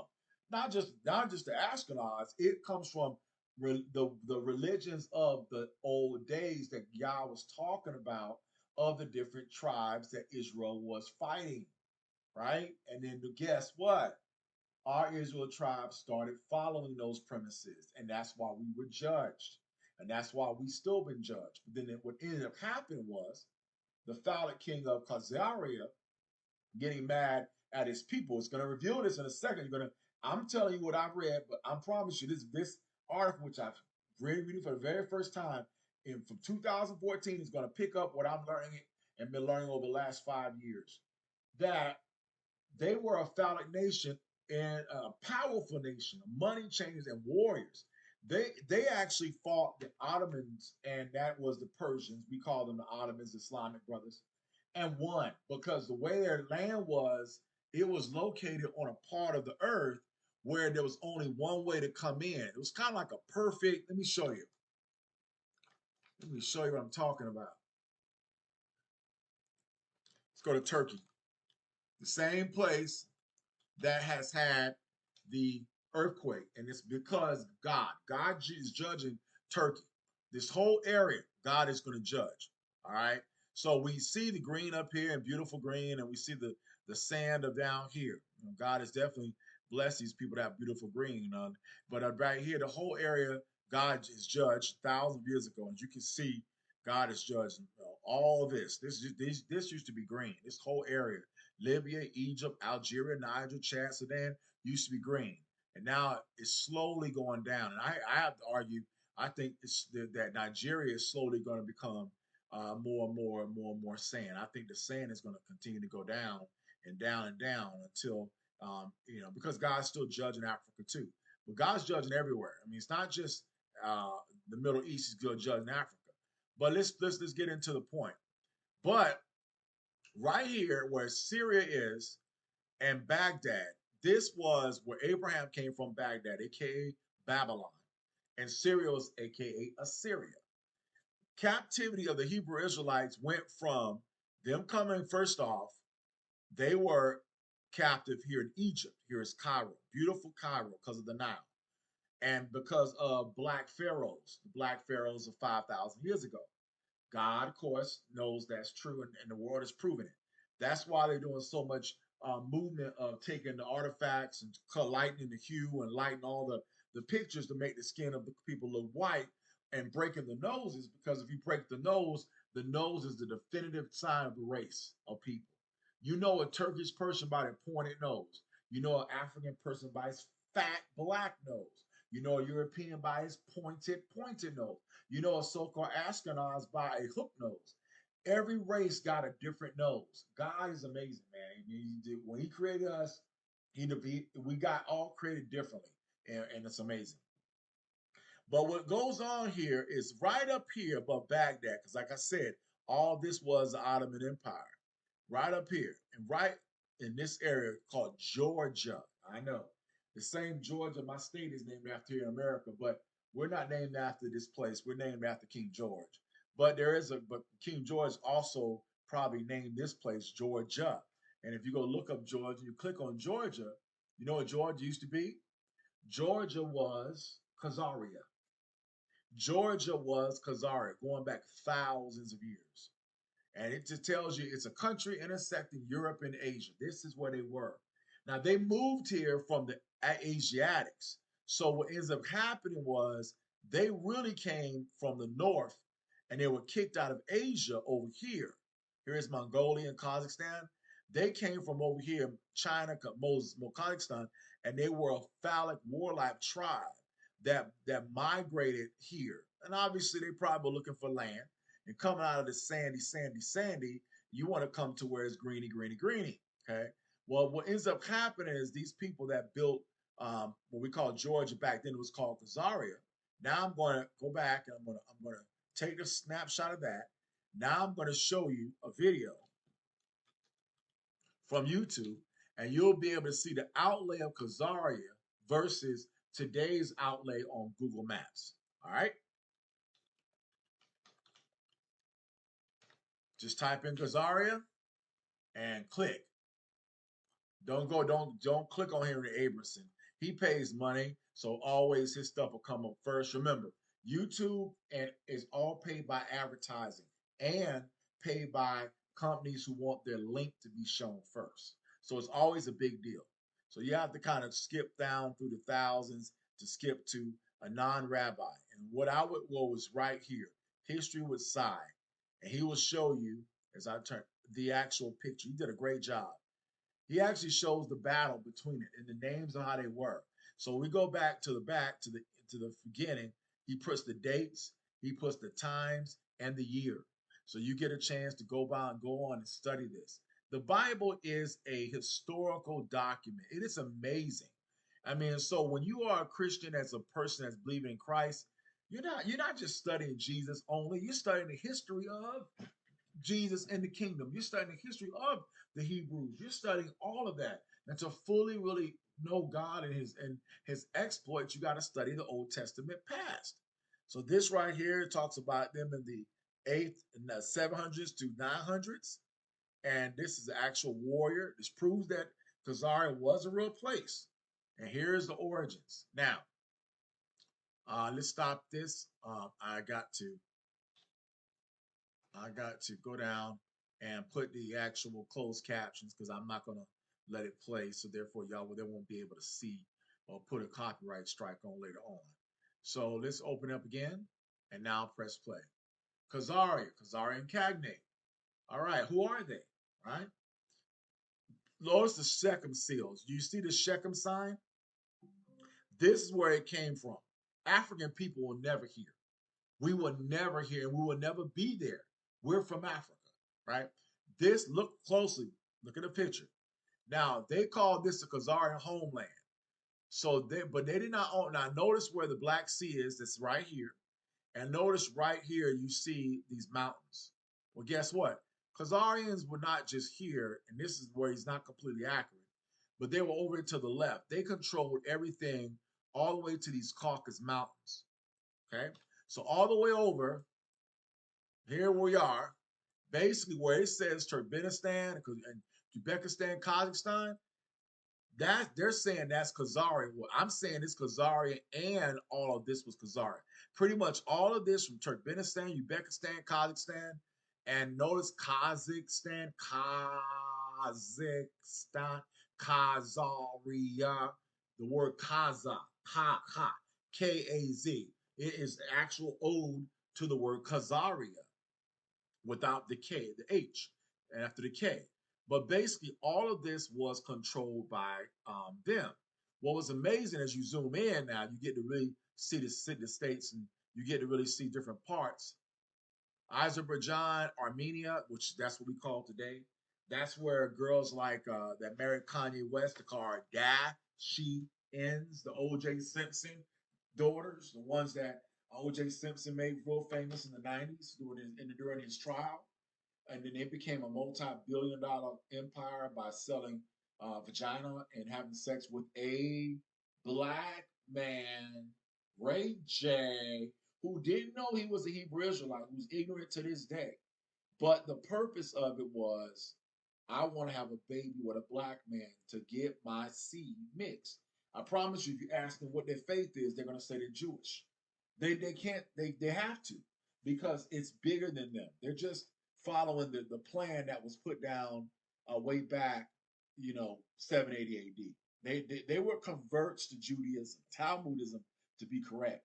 But that Talmudism, which they converted to, allowed them to move all up in here and take over, which was not called Russia at the time, but they ended up making it Russia, destroying Russia when we had the Russian Revolution, getting pushed out to the left over to Belarus, Ukraine, Romania, Austria, Germany, and Poland, ended up in Germany.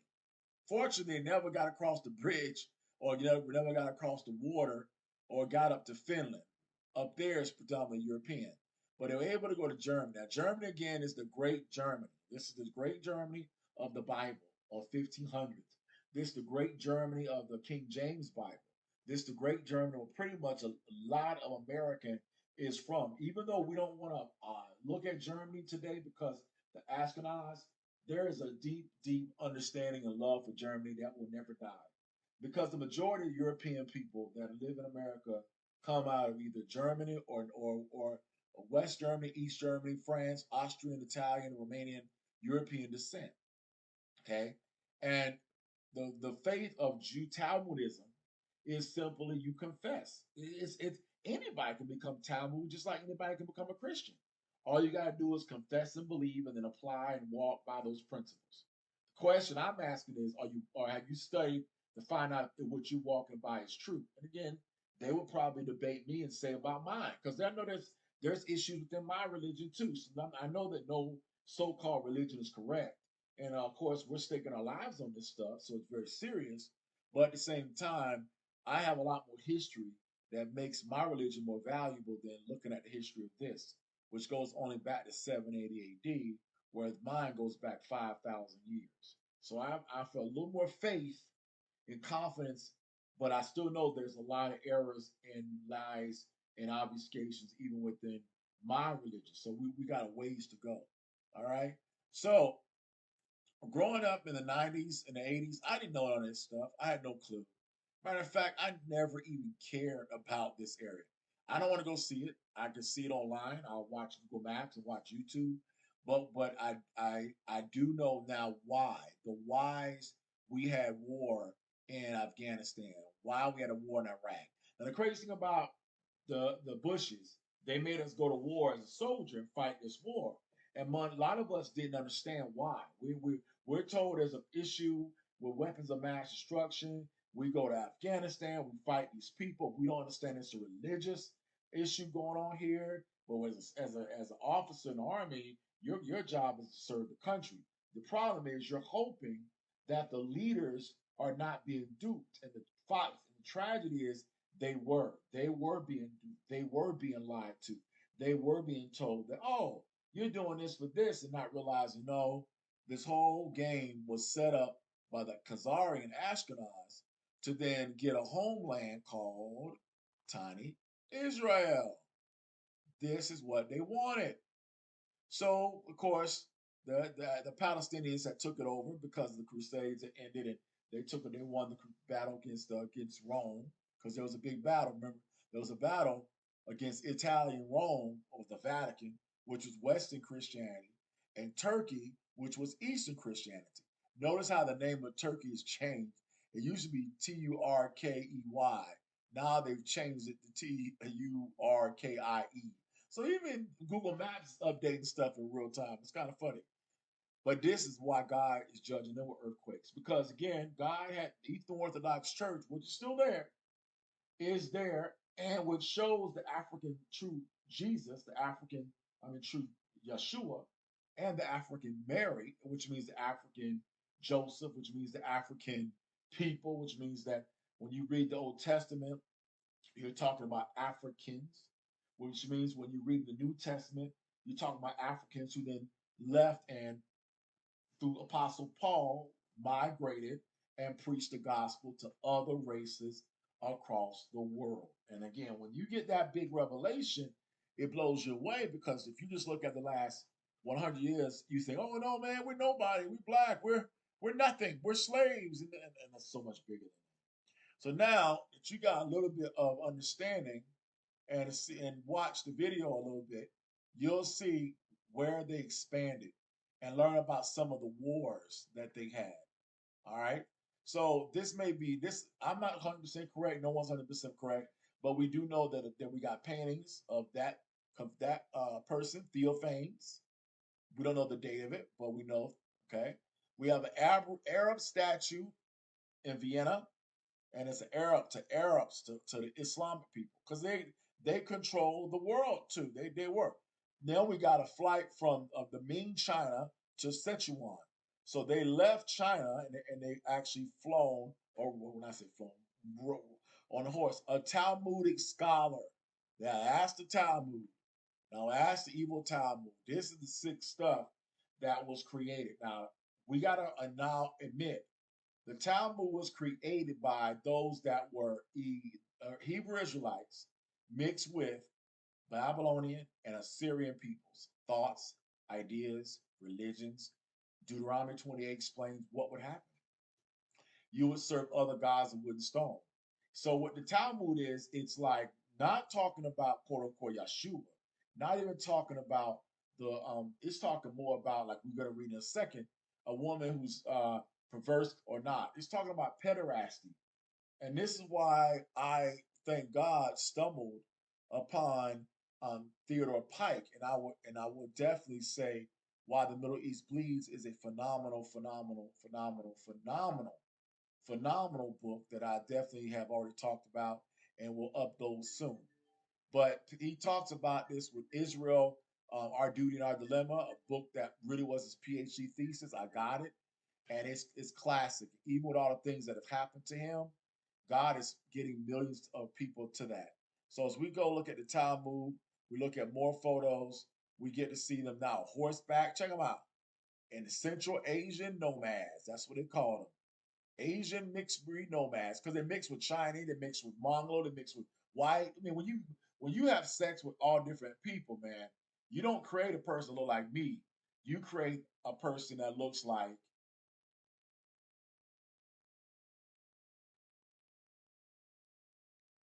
Kim Kardashian. So look where it's at. See the spot? Now, where they showing? They showing this Derbent and Salamar and the Black Sea. So you have the Black Sea and then you have the Caspian Sea. The Caspian Sea is this version, and then right below would be Mosul or Iraq. Over to the right would be the Turkish tribes, Kazakhstan, Uzbekistan, right?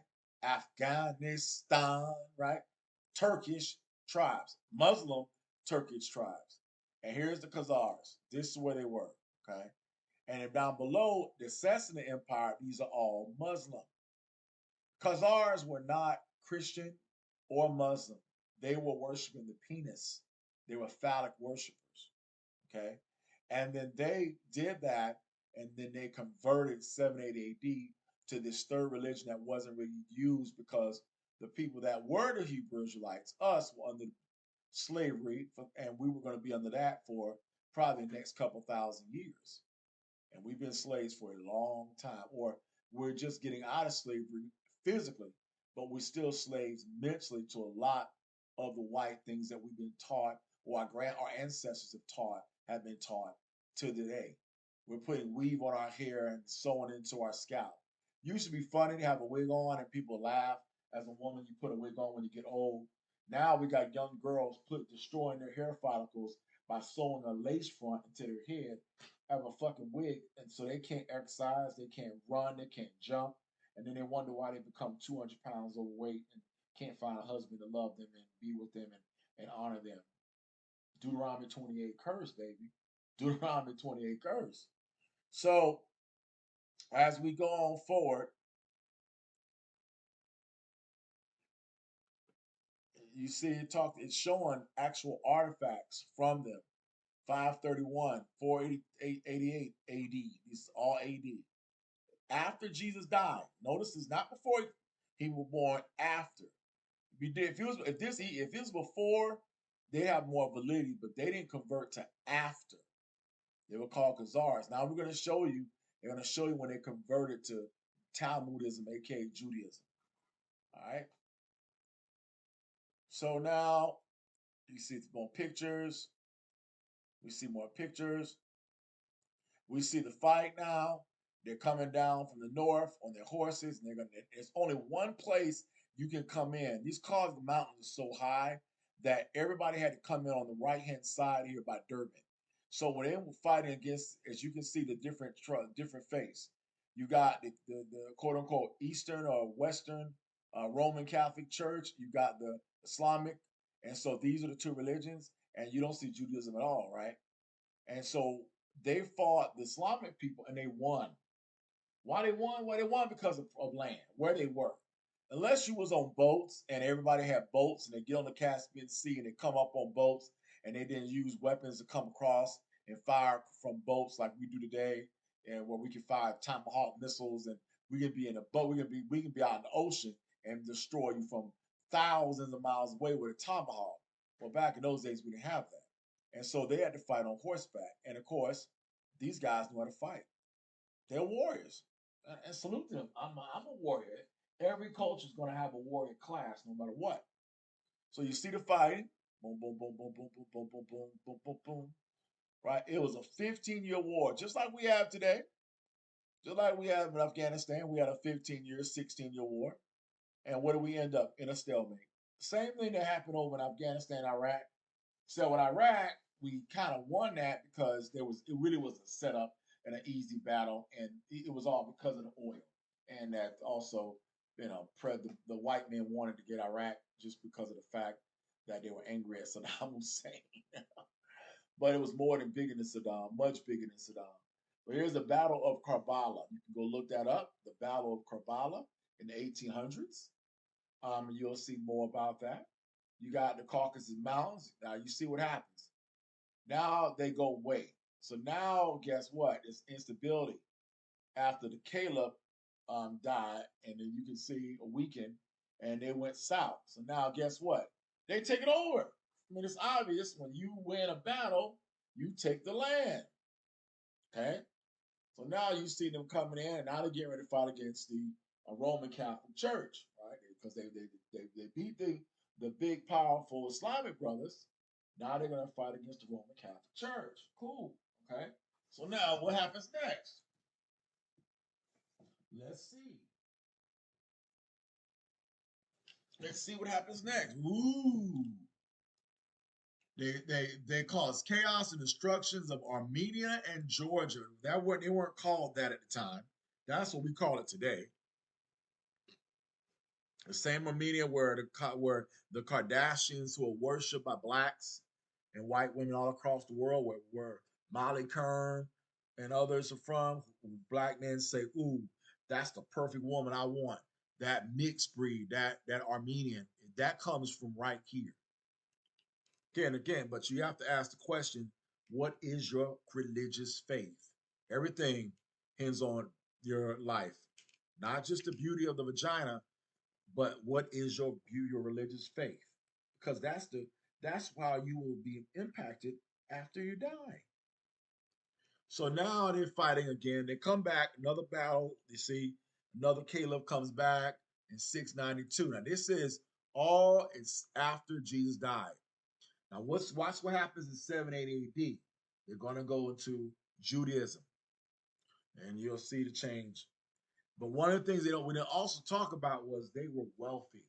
I'm talking, they knew how to and that's a term, we now call it a verb, but they know how to rip people off and manipulate money. They were the first loan sharks. If you ever heard of the term loan shark, you buy something from them and they charge you interest. They're the first usury interest people of the world.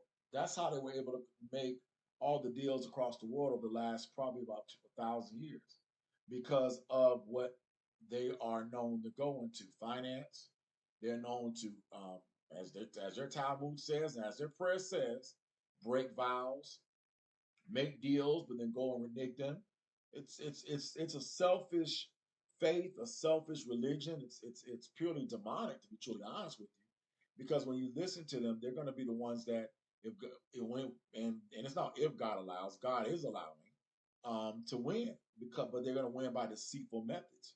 So now, as you can see, they fought and they won this battle again, and this is because there's only one way through the Caucasus Mountains, is that right hand side through Durban, right, in Belanjar, right? And so when you study history and you connect it to the Word of God, it makes the Bible that much more powerful because you realize the Bible is a historic book, not just a religious book. It's not fake. It's not made up. And when people say it's a white man's book, it's only because the only reason they're saying it is because they don't know history. And once you know your history, you can't say that. But again, ignorance is definitely bliss, right? When you're ignorant, you don't know and that's why we need teachers. So we go back to the next video, it's History of CI, and this is his channel. And he's got a lot of subscribers, so he's doing a really good job. And he talks about Egypt. Notice he's talking about Egypt, but in front of us, he can always show light skin. See, light. Everybody in mama's light. That's a bunch of BS. They lit those up on purpose. They were African dark, but they won't show that. And all the African pictures they'll show broken noses, broken noses, broken noses. But then you go look at look at Greece. You seen the broken nose on those Greek statues? No, they rebuild those mother suckers with perfect facial features. There's a reason why they do that. Go to ancient Mesopotamia, you'll see noses. Go to Peropolis, you'll see noses, right? You can go and look. But again, he's trying to be an archaeologist, historian. Everything he says ain't 100% true, but at least it's a start. And so now here he is going back talking about things in the Word of God that that a lot of people don't even know about. Okay, but at least he's talking about them. All right, Babylon. Here we go. That's Iraq. So he's trying to know about Babylon. Now he's talking about the Mediterranean. He's breaking them down. Iran, Persia, Mesoamerica. Then he's now got a couple of things on African history. I ain't worried about him on that. India. So he's trying to cover every part of the earth. You see that? You see his plan? All right. So we're going to go back to the Khazarians because I don't see nothing about, you talking about everybody else, but I don't see you saying nothing about the Khazarians. You're going over to Egypt trying to pull out the lies on Egypt, but I ain't worried about you on that because again, y'all all have motives And everybody's got motives. Believe me, dog. Everybody's got motives. See, notice Tyre, Egypt, Sidon. But notice, you don't see Khazaria. Where is Khazaria? Where is Khazaria? Where is, because this is your channel. Where is Khazaria? Where's now? There's Assyria. We're talking about Assyria, now known as Syria, right? There is Babylon, of course, called Iraq today. Okay, Mesopotamia. But where is, quote unquote? Look at this. Now they show some dark people. Finally, we were darker than that, but they try to hide that lie. But we know the truth. I'm not, and it really doesn't matter because the Egyptians were fatal gods and worship too. They were just evil. You can be evil and be the same physical race of God's chosen people. Do you think that all of the African people are Hebrew Israelites? No, just a few. Because there are many Africans that were Islamic or Muslim and other faiths, voodoo and others. So the reality is just because you're white don't mean that you're Christian, and just because you're black don't mean that you're Christian. Everybody has an individual decision they got to make about for Christ.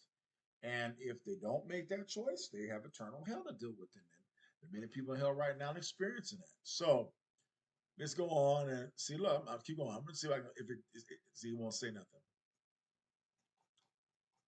Weird how that, when I typed in that, you brought up a video, but now history of Canaan. Canaan, okay, otherwise is known as Jerusalem.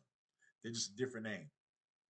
He's trying to pull out all kind of, look at this dude, boy. I'm not, it's definitely a great historical lesson. I don't have time to study every tribe. That's a lot of work. And now we get Khazars. There it is. That's Khazar part 1. Where's part 2? So there's Khazar, but he don't, Elamites. Well, he skips that to go to the Elamites? Yeah, he skips Khazar part 2. Where is your part 2? I know why you skipped it. Yeah, you don't want to tell the truth about that.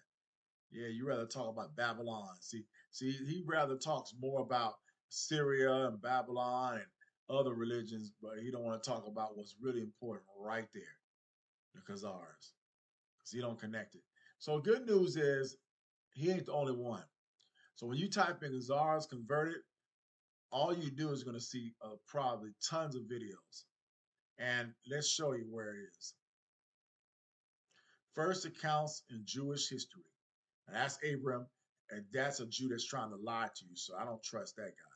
He's on their side. Remember, kolnidre. Kolnidre for them is a term means that all those books behind them, that is the form of their religion, that they are a liar. Kolnidre means they're oath breakers. So whenever you look at an Askenazi, think of an oath breaker, a person that will pray and say they're going to do something, but at the day of Year of Atonement, they're going to pray and say, God, every oath I took, is null and void. First off, God is not going to agree with that prayer anyway. But do you know they pray that every day? And it's like crazy. It's sickening to know this evil, but the reality is people don't know. So here is, we just saw that already. He did this 3 years ago and he never did anything else. You know why he didn't. Oh, I know why. Because this guy is Askenazi. No question about it. Keep going. The Jews of Khazaria. Look at that. And let's go beyond that. That's Henry Agenson. He's now admitting to it. But this guy will also be lying as well. They can't lie anymore because the network and viral breaks them. But if they can control YouTube and block out YouTube, oh my, they have this. Before, when we didn't have YouTube, the world was a different place because you just didn't know things because it wasn't instant. Now, because of YouTube, I know what's going on in the world instantaneously, better than actually watching the news. Yeah, before I don't even have to watch CNN, NBC. I don't even watch that no more. It's a blessing. It's awesome. Let's get on there. No, that's a white person here. Let's see. He's going to say the study of Khazars by a rabbi. Yeah, no. I want to find somebody who's not a rabbi. Somebody who can tell the honest to God truth, none of these bull bish. So let's go and let's watch this. 2 minutes and 38 seconds. Okay, let's see what he says. So you want to convert to Judaism. Ancient Jewish sources have one piece of advice: don't. This BS right here. Don't convert. No, I don't want to convert. I want to see what this is about. Don't convert. Check this out. Look at this BS. Making Jewish home a multi-faith world. You cannot have multi-faith in a house. So I'm sorry to tell you that. I will never marry someone outside of my faith. Never. But, okay, come on up. Yeah. You think of dipping and first studying. The first is studying. Well, I'm studying the lies, but all these lies, because remember, they're playing with you with all this crap, but there's a whole bunch of lies in that Talmud. Whole bunch of lies. Then, keep going. Oh, come on. What is going on? Why aren't you? Stop. It's supposed to be stop. Go back to the front. And I'm expecting the closed captions to play. I'm going to turn the volume. I'm going to turn this on because I'm tired. Seriously. All right. So, you want to convert to Judaism? No. Ancient Jewish sources have one piece of advice. Don't. No. Seriously. Go watch a cat video or check the fridge, see what's on TV. Converting to Judaism is a big deal. What? So big that some commentators say when anyone asks to convert, you should tell them no 3 times. These days, there's a lot less pressure. You can start learning about Judaism, and if at any point you decide it's not for you, as the sages say, no biggie. But if you're thinking of dipping... See how ignorant that was right there? As the sages say. You'll hear this a lot. As the sages say. No biggie. They're making their faith seem like it's a big Mount Everest and that you got to go through a hell of a lot just to convert. Oh my God, isn't that stupid? Right? I mean, but this is the devil, man. He's very powerful, bro. Very powerful. The first step is studying. Jews are the people of... And always they use a white boy who's very young and immature. All young and ignorant. He don't know anything. He just being taught by his rich family. The book, after all. Read up on it. Join a Torah study group. Hit the library. No, it's not a Torah. Notice how he threw out a Torah study group. It's more than a Torah. He should have said Talmud. Notice he won't say Talmud. Meet with some rabbis. Talk to Jews. Different kinds of Jews. No, they're not Jews. You're fake. Get different opinions. No. Know what you're getting into before you get into it. Know what you're getting into before. What does that mean? Well, and in some ways, I'm kind of glad they are denying, right? Because these people won't go to hell. Because those that are in it that's where they're going. So maybe that's a good thing, actually.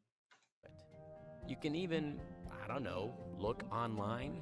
And as you're learning about stuff, try it. Go to a Shabbat dinner. Visit a few synagogues. No, not the Shechem symbol. No. Try eating only kosher foods for a few days. No. Step 2 is patience.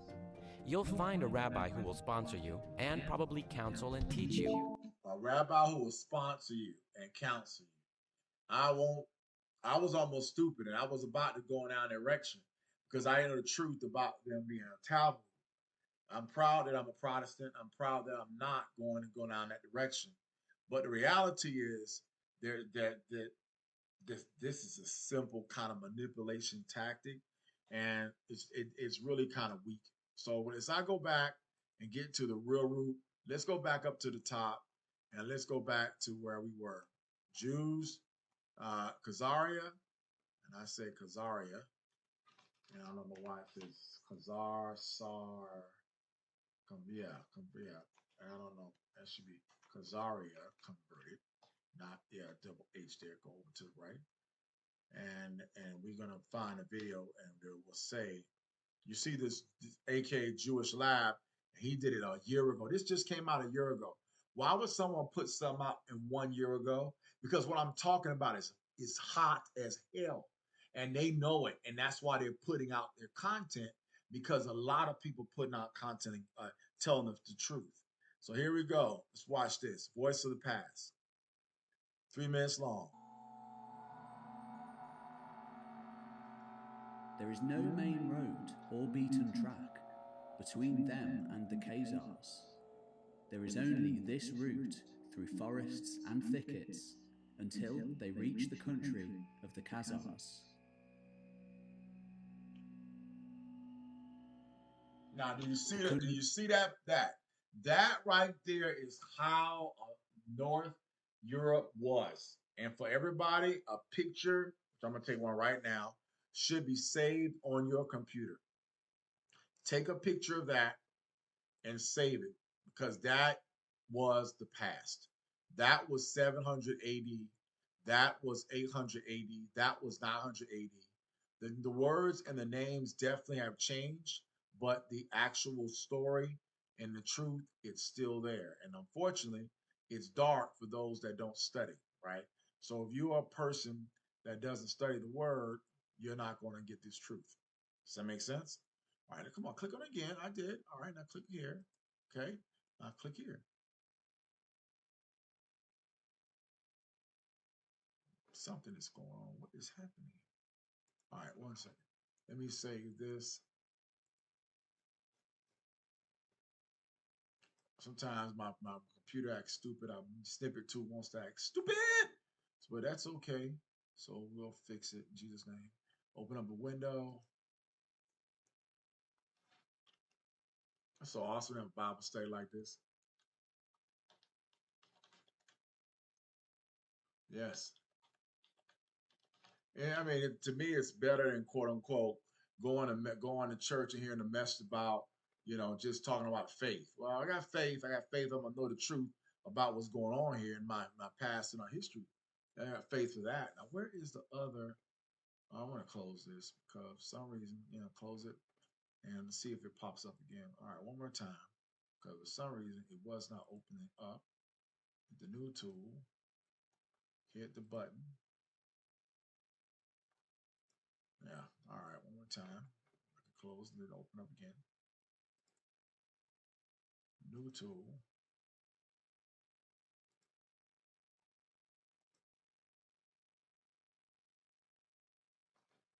Okay. Okay. All right. It disappeared. It's got to go somewhere. I just clicked on this thing 4 times to open up stuff and it's not there. So I'm gonna close every window that's open. Therefore, you can't be hiding. Oh, there it is. Bitch comes up hiding, and it shouldn't. Told you, man, it pissed me off. This computer pissed me off sometimes. All right, and I'm cussing out the computer on purpose. It's an object, and it needs to do what I tell it to do. You're not supposed to do what I. All right. So as you notice, look how big the Khazarian cagney is, and right above to the right will be, of course, talking Kazakhstan. This is where the word Kazakhstan comes from. Notice you got the Oscu Turks, you got the Caspian Sea and the Black Sea. They control both the Black and the Caspian. They had it all. So now when you look at a map today, all right, based on this photo, Country of the Khazars. You look at a map today, stop. Is extensive. And see, it's extensive. You look at a map today, that means that basically all of Kazakhstan, Uzbekistan, Turkey, Turkmenistan was Khazarian. Plus all of this up here was Khazarian. All this to down here.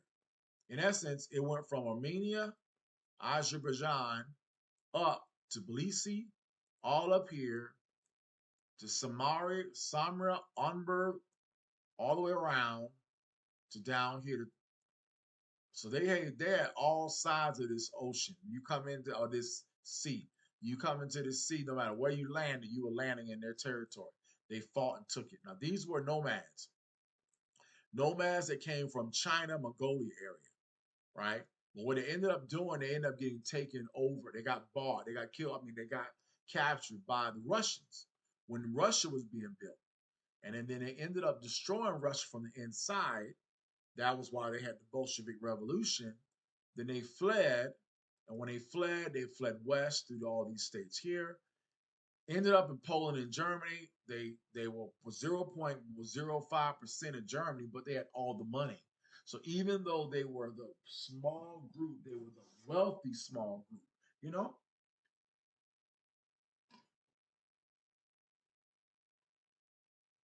it's like here. You got a person coming to America as an immigrant, and they're just wealthy.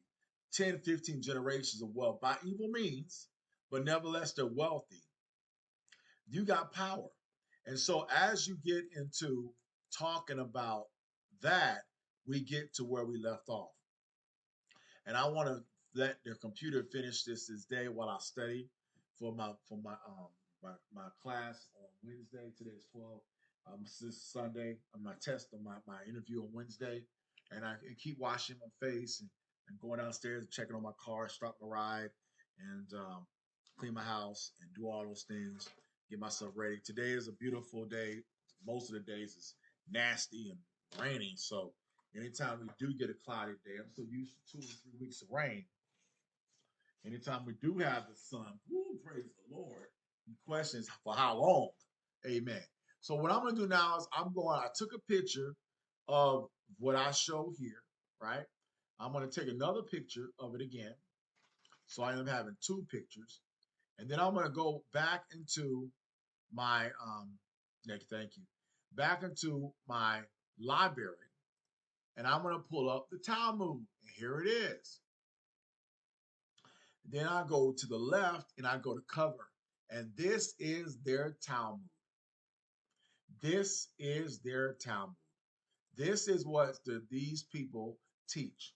Most Christians never, ever study the Talmud. And when you study the Talmud, you realize how evil these people are, which only lets you know they can't be God's chosen people. And that's the whole purpose of reading the Talmud. One, you start learning about the history. You start learning why. Remember, they control everything. So you know why the movies push certain agendas, why Disney pushes certain agendas, why ABC, NBC, CBS. You start to see why people went pro-Trump, because they thought he was going to drain the swamp. He wasn't draining no swamp. But it sounded good, though. And those white people now angry because they're like, man, we got behind you. So now we got 2024, and you don't hear nothing about Trump. But because remember, but coming up in a few months, around, I'd say August, you're going to hear Trump talk because everybody starts running around August of a year before the election. And the election is next year, next November. So we're going to see a lot be played out. But let's get into talking about that chapter. We're going to go to, again, let's go back to where I was before.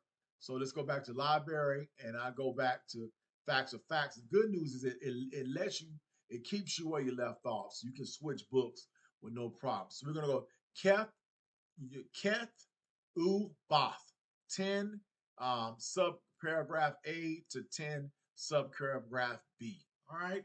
So now we're going to keep it there. I'm going to highlight this because I can actually, with this tool, we can highlight certain ones. This is crazy, man.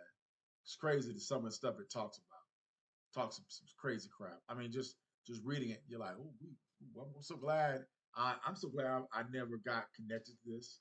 Just imagine a kid that starts off at 5 years old doing this crap as an acidic.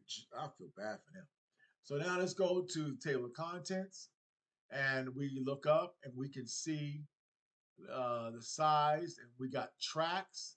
And so they got volume 1, they got volume 1 track, 2 track, and we got to find where Keth is. So my goal is that they don't have it written as the way you would want it. And until you get to like volume 1 here, you start seeing a 1 track and all these different terms, Kahala and all that crap. Don't mess with all that. But we want to find the Keth. So you can scroll through and see some of the regulations. And it's really high and really horrible. Regulations concerning catching of reptiles and animals, tying and untying knots, which may be saved from conflagration, utensils and furniture, women giving birth to the young and to women about to be confined. Regulations are by the ordained on circumcision, on the Sabbath. Labor performed in Mesacheh, pouring out of wine from vessels covered, which must not be lifted, clearing off of crumbs from the table, regulations concerning the preparation food and beverages, casting lots, waiting for the close of Sabbath, attending a corpse. And then that looks like regulations concerning man who is overtaken by dusk on the eve of the Sabbath. All right, then we go to track 2. We look at this, and we're looking for that Kabbalah. What is it called? Kethubath. Kethubath. So we're gonna look here. We got the width and height of an Arab, inhabited solely by the Israelites. Yeah. But we know this is mixture of what's true and lies. All right. Where my made is valid, with its conditions when a festival or New Year precedes a Sabbath year. Regulations concerning overstepping legal limits on the Sabbath. Of course, everything you see is talking about the Sabbath, but not talking about the heart and the life throughout the rest of the week. Boundaries of the town and measures. Okay, regulations. Okay, regulations concerning limits. Okay, so not that one. Then we get into some more festivals. This is their so-called stuff, and now we get into duties of the core of the month, Adar, payment of poll duties. Okay, money's drawn. That's why it's, thank God I'm not ever going this never. Main office is okay, so that talks about officers and talks about the offices. Then we get into more of the Passover regulations. To perform the day preceding a festival of Passover. Okay, of a lamb, roasting of a lamb. Okay, we're talking about that. Let's get more on there. Now we get into the volume 6, and we're talking about volume 6. There's a concern the high priest preparation for the service of the Day of Atonement. This right here, this is powerful. Why? Because this is what they say every year when they do that kolnidre prayer. So if I can highlight that, I don't know if I can, but yeah, that right there seems that's good. Concerning lots of the priest drew, which priest should go to the altar. How many priests were needed for each sacrifice? Thank God we don't have to go to the altar like that no more. Layman, okay. All right. So now we get into regulations concerning the passage read by the high priest. Yeah, this is that kolnidre prayer right there. Yeah. Oh my God, it's horrific, man. So I click on that, and then it should take me. What's going on?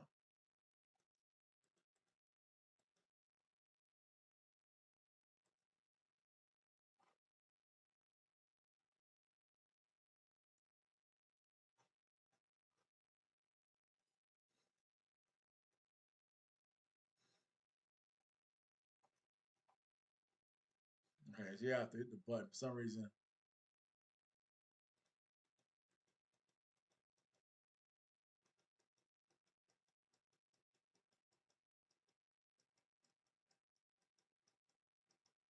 All right, so that's where you want to go, right there. Hello. Yeah. So this is chapter 1. This is where you want to go. So what they give you a chapter, and then they call it everything a Mishnah. So that's just another word. And this basically talks about what the high priests do in preparation for their Day of Atonement. Very, very fascinating stuff. I will make sure I mark this, that bookmark it, so I can come back and read it. But this is their BS that they do. And it gets into their stuff.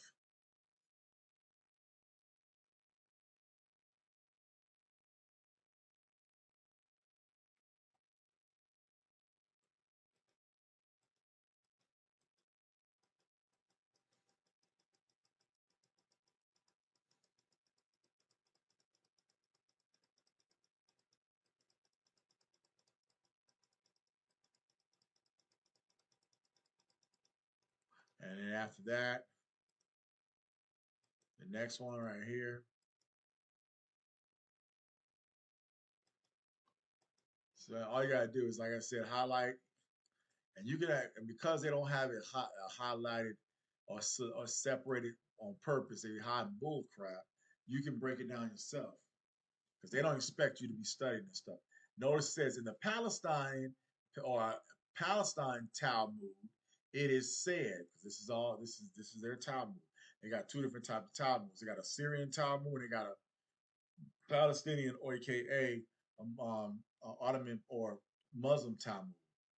It is said because they love money and hate each other without grounds. And so, see 13-1, Deuteronomy V5. I'm not sure. Okay, is it Deuteronomy 9:14:1, or was it Deuteronomy? Okay, that doesn't. In our Philocetian Rootis, we have explained this differently. The dangers that it should be recognized as a purely Jewish city and exposed to Jewish enemies. See Shekelin. Okay, I don't know. That doesn't even. Yeah, it's very weird and hard to read on purpose. Thank God. So now,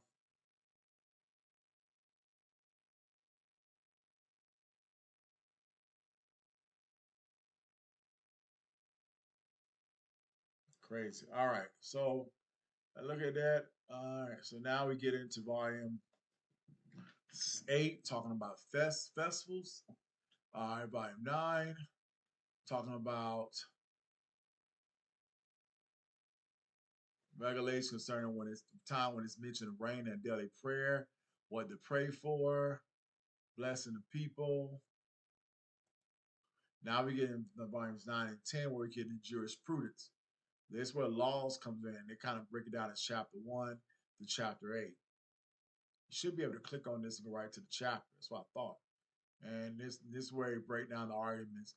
Moses received the law on Mount Sinai, delivered it to Joshua. Joshua handed it down to the elders. And then this is the BS. This is good.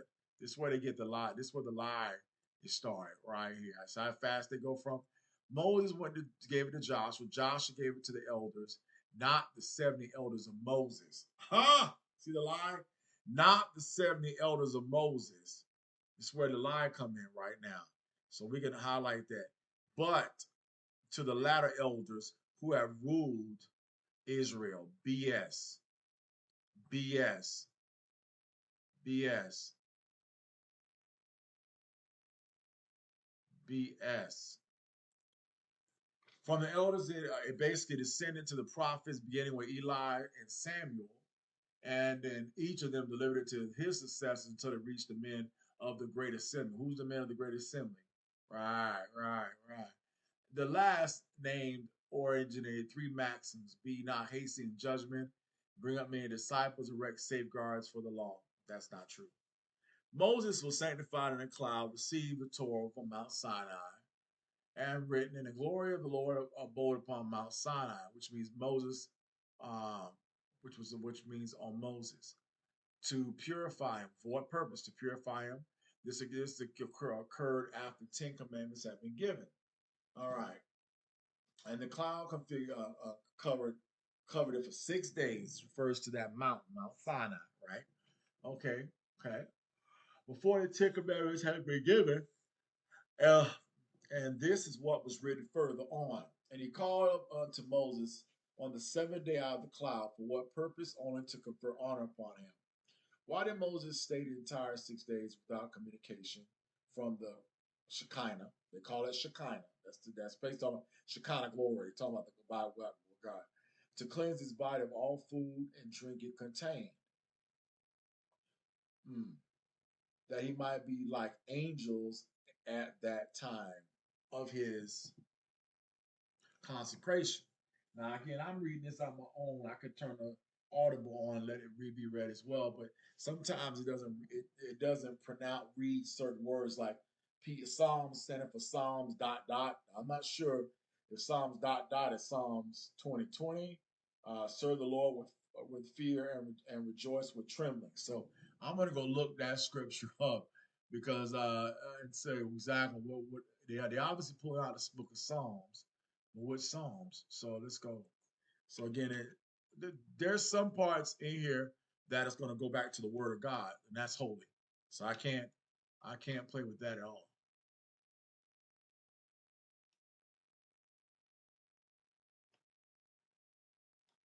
And it's kind of exciting here seeing the Word. but it's how they twist it that gets me mad. So this is Psalms 2:11. So that's what they were trying to say.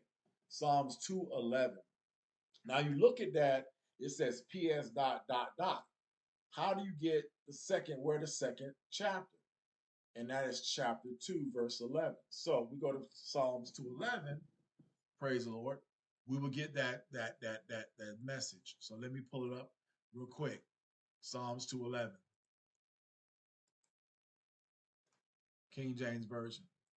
Serve the Lord with fear. It's good. That's good. A lot of people don't think about that. I know I don't. But we should. And rejoice with trembling. Kevin Pross did an actual album. He called it Kiss the Sun. Lest he be angry and you perish from the way. When his wrath is kindled but a little, blessed are all they that put their trust in him. Amen. Amen. Now, that is a great scripture. A lot of ministers probably don't preach because I hate to say it.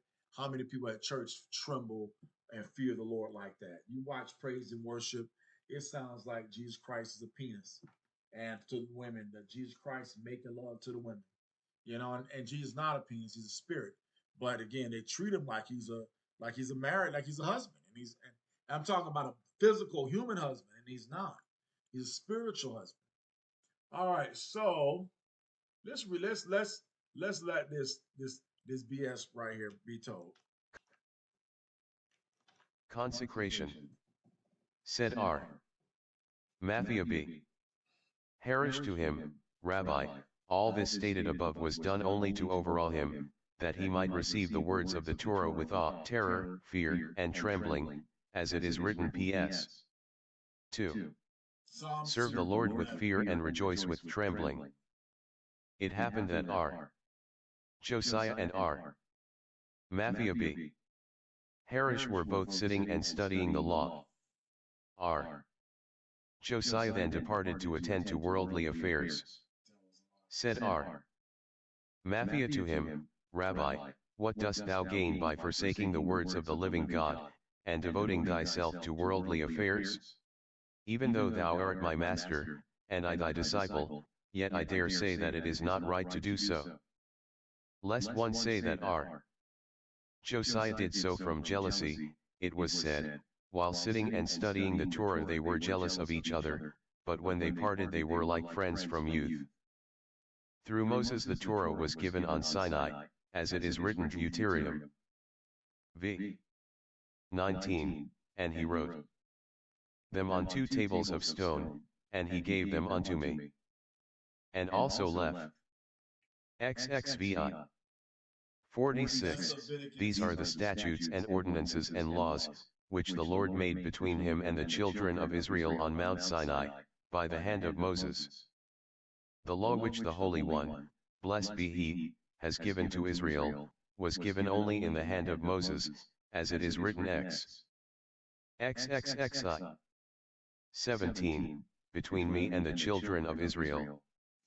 So Moses. That is true. That is definitely true. Again, but it was later on, God through Jesus Christ, because nobody could fulfill the law, brought Yeshua. That doesn't mean the law is done away with, but it should be honored and worshiped. But we also honor and worship under the fact that we know that nobody is going to be able to beat the law.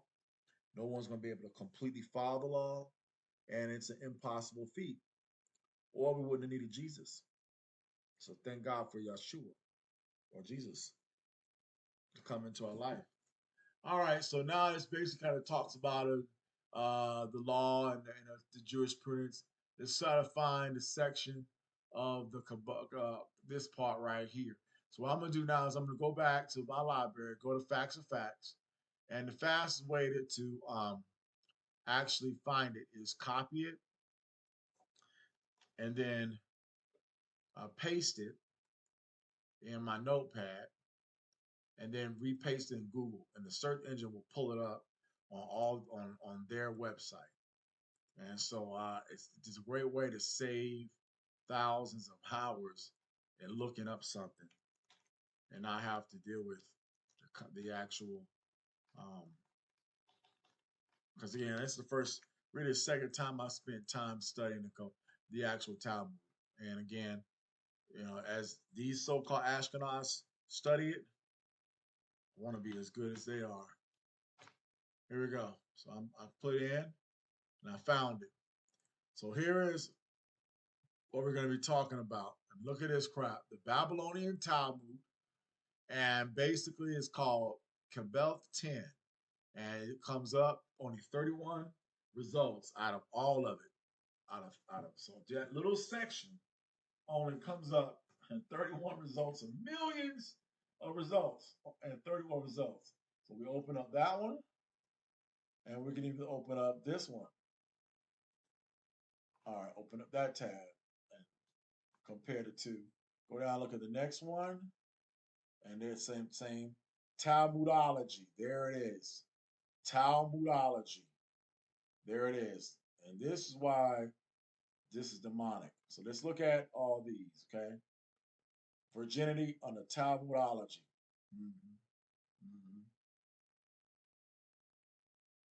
The 11th plague, Jews and pandemics from the Bible to COVID. Order it here. No. A monumental contribution to both history of pandemics and to the fake Jewish people by Rabbi Reichman. Fuck you. In the name of Jesus, hell no. We know the truth, baby. We know the truth. We know the truth. So let's look at this. February 2015. And this is it. And, you know, they wrote it in their, you know, it doesn't matter whether it's written in Hebrew.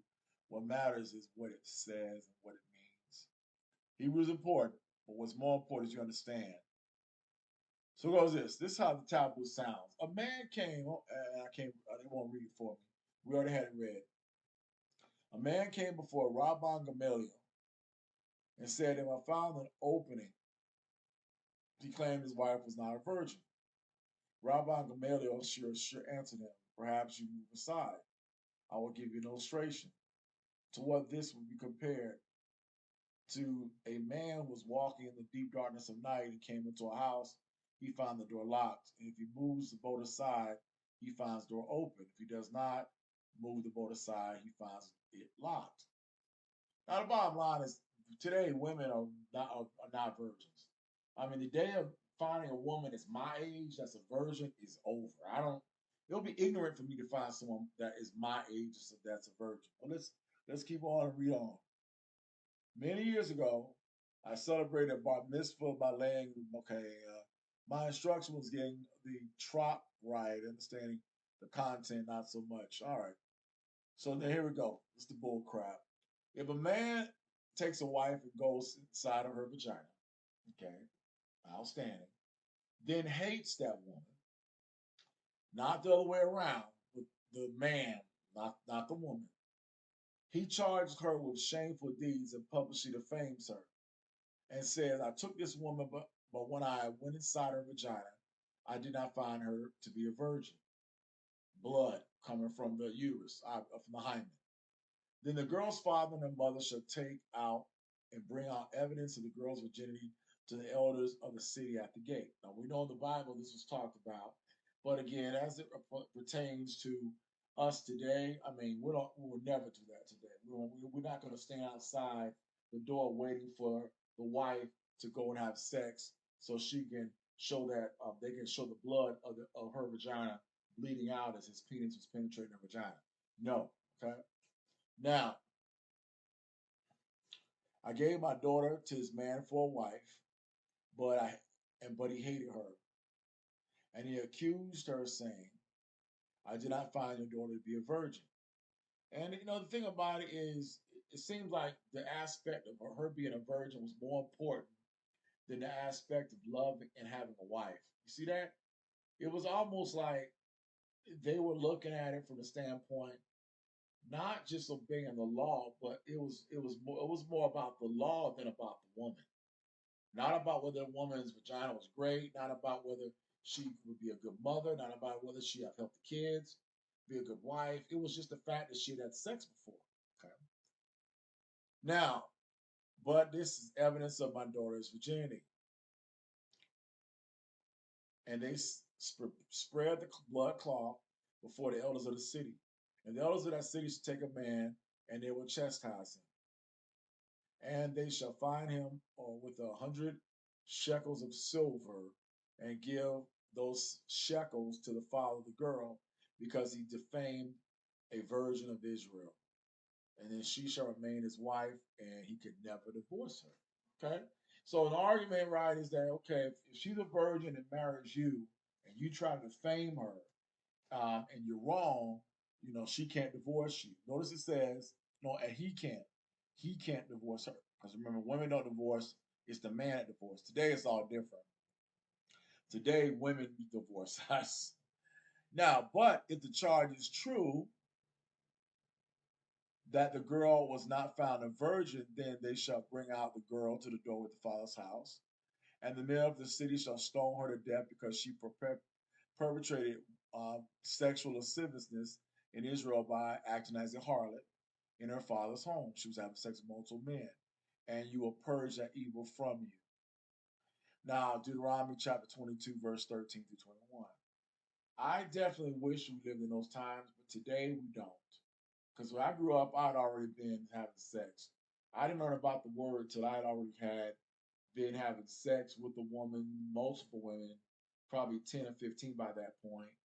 And my life, thank God, I mean, no kids, but I saw it being wrong, and I then lost my girlfriend to murder. So that sin or that consequence, because I did make love to her a couple times, and I was in a long distance relationship.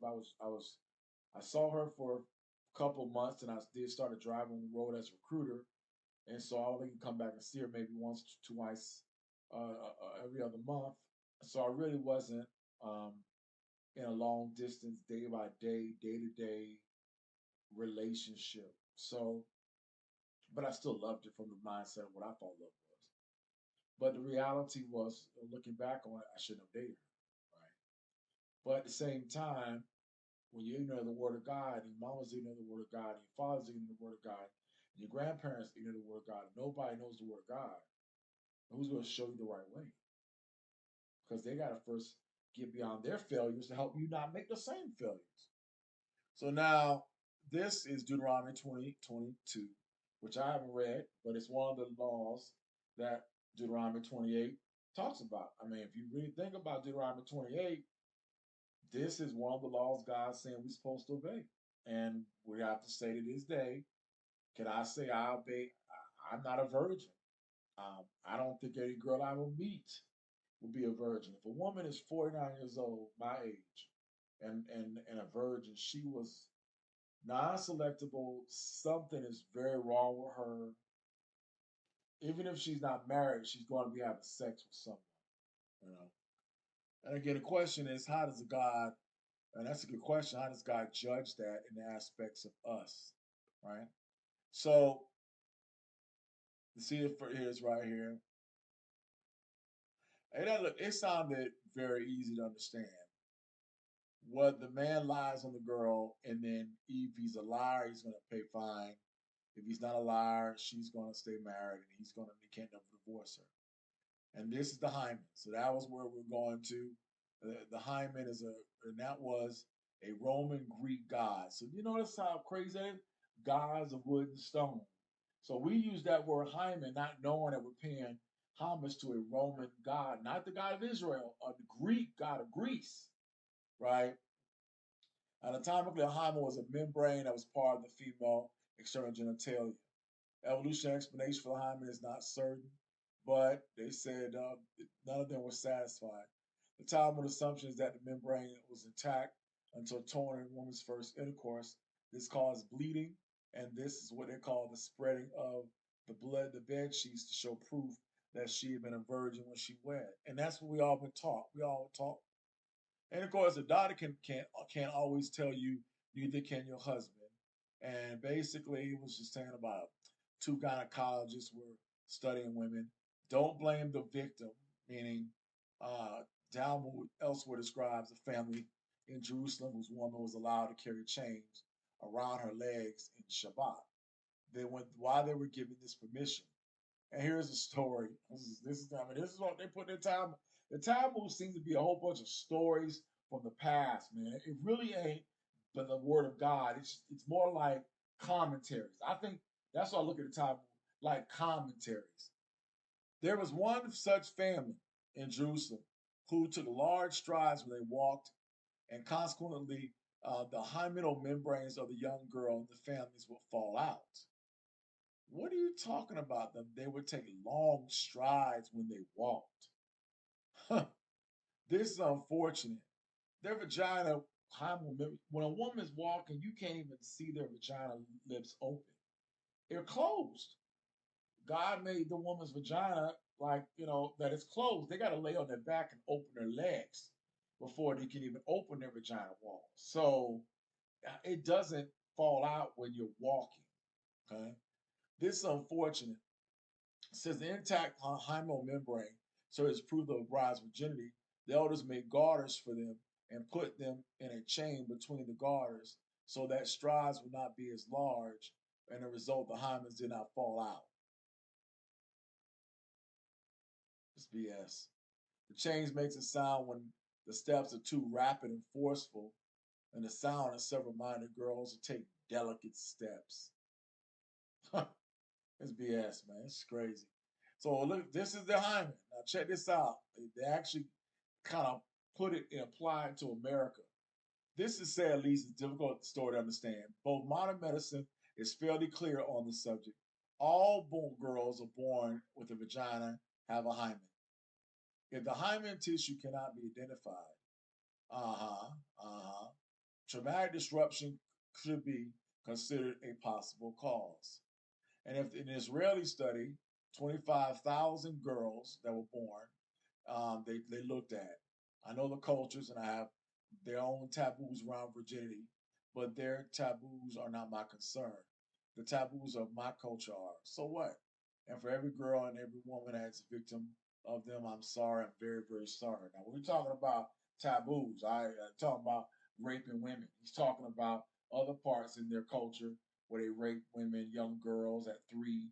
I mean, so you're breaking hymens right there. You see how sick that is? Now, how do you go from this to get all into this? Again, this is because this is written for the Askenazi. This is a part of their Talmud bull crap. And they don't expect a regular person like me to read this. But let's go on, and that's why I'm documenting this. Regarding whether you must tell the man who wants to marry you about your sexual past and then not being a virgin, you must indeed tell him. Every woman does. I mean, that's number one. It's common sense. You got to tell your partner. I mean, you automatically expect it. I mean, it's not like you don't expect it. Now, again, do you go in graphic detail to say, well, I had anal sex 16 times, and or I had anal or vaginal sex, or I was with 2 people? No, I don't think you have to go graphic and talk about that, because I mean, people do that, right? And they can get saved tomorrow, and they can try to live for God. I mean, sex, there's so many levels as we talk about with the Talmud. If the Talmud is talking about child rape, homosexual pederasty, sex with kids, as well as rape, as well as anal sex, then other parts are just as important to talk about. That means women that decide to have sex with 3 or 4 men together, called a gangbang, cuckolding, women who are married to a man, but with the consent of their husband, decides to get a black man that is physically fit to be the bull, and the girl that obviously is the cow, and the bull comes to have sex with the cow with the husband videotaping, and the woman enjoying it, having orgasms that she never had with her own biological husband, while the husband is ejaculating and jacking off. And that sounds very nasty and very sick, but it's very true. And it's, thank God, most people will never go there, but there are that remnant of people that have. Okay. And they need to be forgiven as well. All right. Because unfortunately, it's all a part of the process of I call it desensitizing your sex life. You go from this level to this level, deeper to this level, to that level, to that level, and you go farther and farther and farther and farther and farther and farther and farther on. That now your videos on OnlyFans. Now you're doing OnlyFans. Now you and your boyfriend are doing OnlyFans. You're doing camming. You're actually paying people paying money for you to take your clothes off and do things that are just horrific, so they can masturbate, jack off. Again, this is the stuff that's happening in real life. So here we go. I agree with him on there. This is, as you can see, what this is trying to be. It's trying to be like a kind of like a pastor, if that makes sense, explaining to so-called Jewish people how they're supposed to be. That makes sense. I think it's ridiculous. So regarding whether you must tell the man you want to marry or who wants to marry you about your notice, this should be male or female. But notice it focusing on the aspect of the virgin. See that? And because remember, a guy could be a virgin too. He may never ever been inside a vagina. He may not last 10 seconds because he's never even dealt with the friction of a vagina wall. Did we talk about that? Right? Did we talk about that part? And in reality, no, because in America, it's kind of pushed that a man's got to have sex. So he's going to have sex with older women to break his virginity so that he can come back and have sex with a younger woman. And that's what happened to me, and it happens to millions of boys turning men, and it's wrong. And if I had a father who had knew this stuff when I was growing up and would sit me down and have conversations with me about this very important thing that everybody's got to have, I would not have had sex with any of the women that I had sex with, because I would have already known, no, I want to value this. I want this to be outstanding. Now, does that mean that my relationship with my wife is going to be phenomenal? What happens when the prostate No. enlarges and the urine channel gets... All right. This was a stupid commercial that just came on. And then another other thing is the Askenazi. I don't know if you noticed this, but they're sending out homosexual LGBTQ bullcrap on our YouTube pages because of the fact they're trying to push the whole LGBT movement. And the sick part about it is Satan is doing this, and I'm a Christian who's heterosexual, and I hate seeing homosexual bullcrap on my YouTube. But see, when you don't pay the $20 a month, you don't get you get these evil commercials. So what's interesting about it is you're watching Christian stuff on YouTube, and all of a sudden to the right they put up a question: are you gay? I mean, it's ridiculous, man. It's sickening. Now, I haven't looked at gay videos or anything like that on YouTube, but I'm pretty sure there is a realm of people out there are in there looking at that crap. Or I'm pretty sure there's gay content subscribers that believe in sodomy and believe in that. But when you look at the Talmud here, that because they believe in it, a lot of Jewish people believe in it. I mean, not just with men with men, but women with women, aka anal sex. So women now, like I said, are using their anus almost like a vagina. So you're kind of like in a relationship with a woman, and this goes into a really good part, and you were like, should I put my penis in her anus? And the girl's like, please, I want you in my anus. Now, what happens if a woman says that because she's been with 5 or 7 other guys who did it and she had a great orgasm, right? Because you can have an orgasm that way. It's been found. Unfortunately, it's been proven. So that girl now is like, I've already done all the, just cleaning out the fecal matter out of my anus. I can, it's ready. She's been using dildos and stretching out the sphincter muscle, so now I can handle a penis, and wants that. What do you say to that? What do you say? What do you do? And that's where, again, you don't know when you meet somebody their sexual desires, their sexual habits. And then if the person, for example, is wanting that and you don't, do they tell you or do they lie, break up with you, and then go with someone else that doesn't?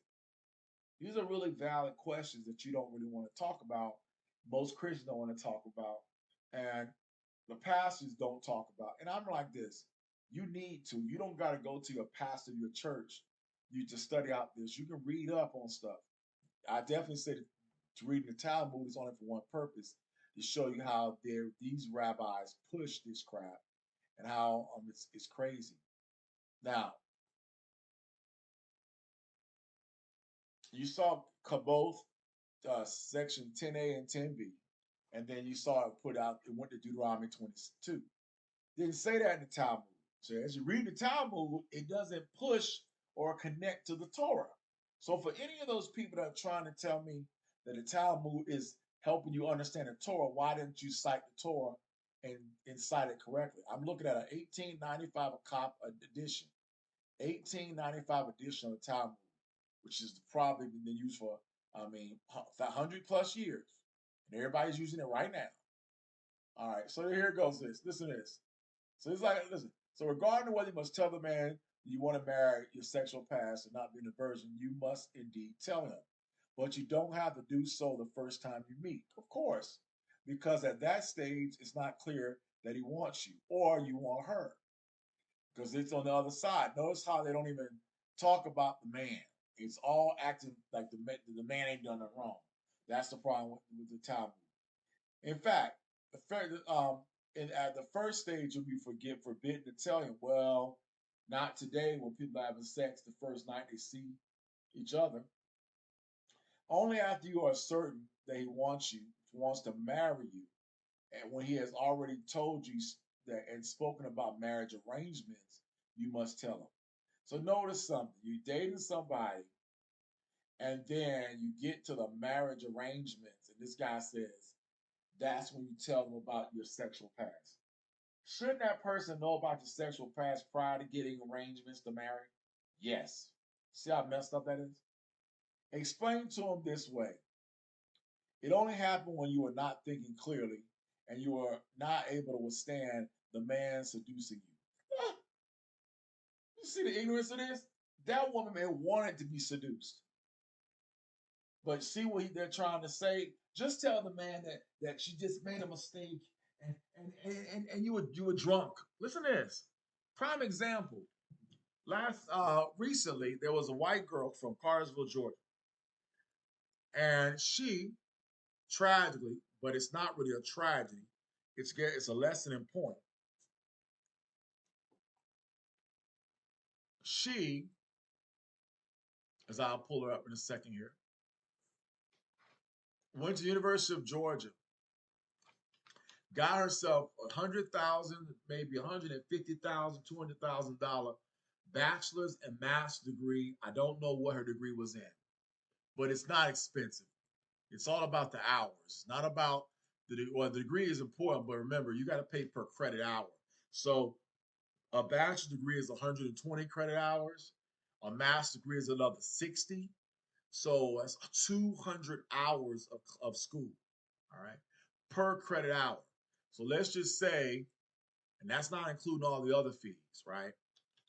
But just if you just go on credit hour, when I was in school, it was $300 per credit hour.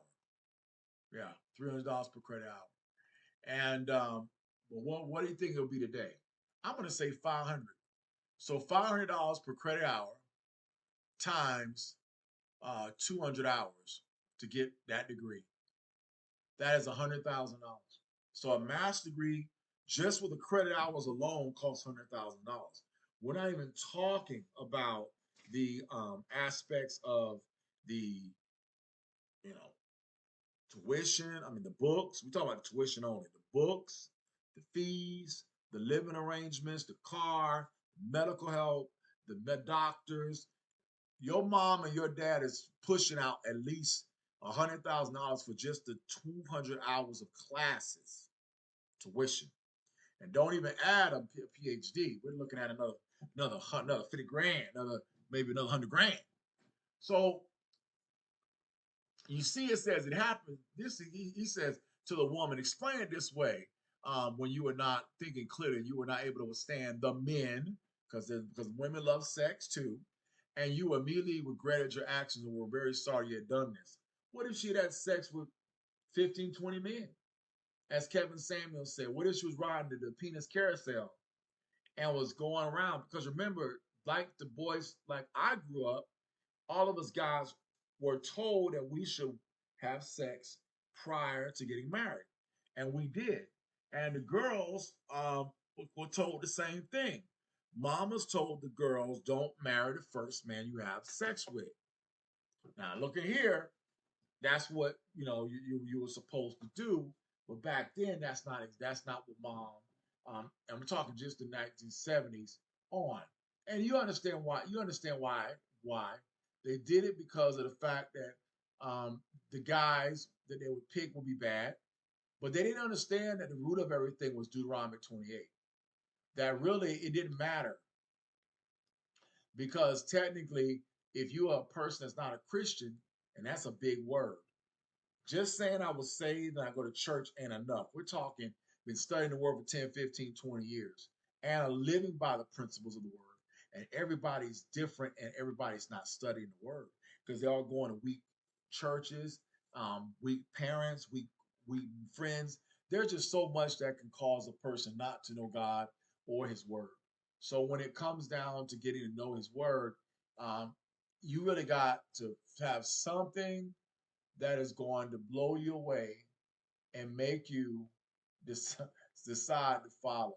So, for example, I mean, that's just a tragic truth. So, for me,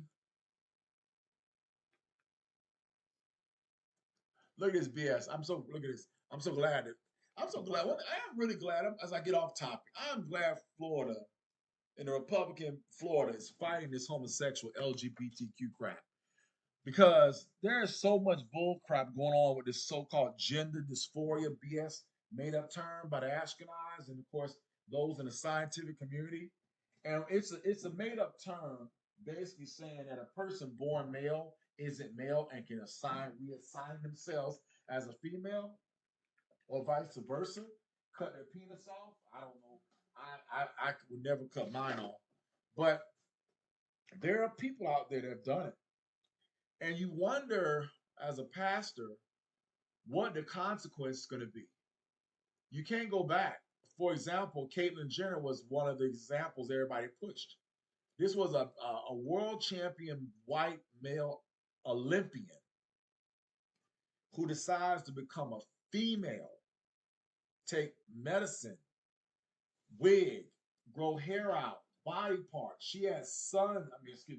He has sons. He probably still has a penis. But in essence, he is a transsexual. That's the nerd. That's the word. A transsexual is a person that looks like a woman but really is a man, right? That's the new word for it. But really, we call it drag. We call it, but it's still a homosexual. And the reason why is because of Satan. So it looks like the day ago, a lawmaker in Florida is going to put a ban on transgender therapies, because that's the bull crap that's being pushed out there. And I'm proud of it. Why? Because when you got kids going to doctors that says you can change your gender, there is something biologically wrong with that doctor. But when they're atheists, when they're Askenazi, when they believe in the Talmud, and they don't believe in a God, and they don't believe in a right and a wrong and a hell, they don't believe in a simple moral understanding of there's a male and a female, and yes, that is sacred and should not be impacted, you will go that way, And so, even though Florida is Republican and will always be, because the rich that make billions of dollars got their homes in Florida, the fact of the matter is, I'm glad they're doing that. Nobody wants to move to Georgia, really, but they definitely want to move to Florida. They definitely want to move to Florida. I mean, honestly, I didn't want to come to Georgia when I first got here. I was like, man. But then later on, when I saw the connection via the airlines to all parts of the United States, and the fact that African Americans had opportunities here that we never have anywhere else, I was so glad to be here. Still, again, when I first moved here, coming out of Oklahoma, I didn't want to come. I didn't want to be here. So let's go back and let's finish the book. I'm going to study my textbooks while I let this play. And y'all read this, because this BS stuff, but I want you to see it. 5 hours. And so now, the good news is all this is being done in HD. And so we're going to right now go here and start here. Okay? They brought to him 2 such handmaids, and he placed them on a cask of wine. Oh, I'm sorry. I got to start over. I had to move that out the way. So here it brings the 2 girls coming. Here comes the 2 girls. They brought to him 2 such handmaids, and he placed them on a cask of wine. I'm sorry. I gotta put myself on mute so y'all don't hear my dog barking, man, because I want this to be a great video. So let me turn off my microphone so you don't hear me talking. And here we go.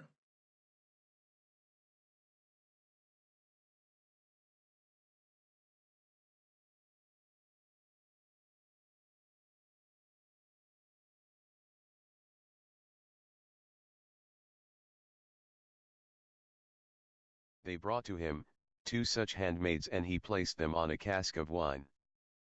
In the case of the one who was no more a virgin, its smell 17 went through. 18. In the case of the virgin, the smell did not go through.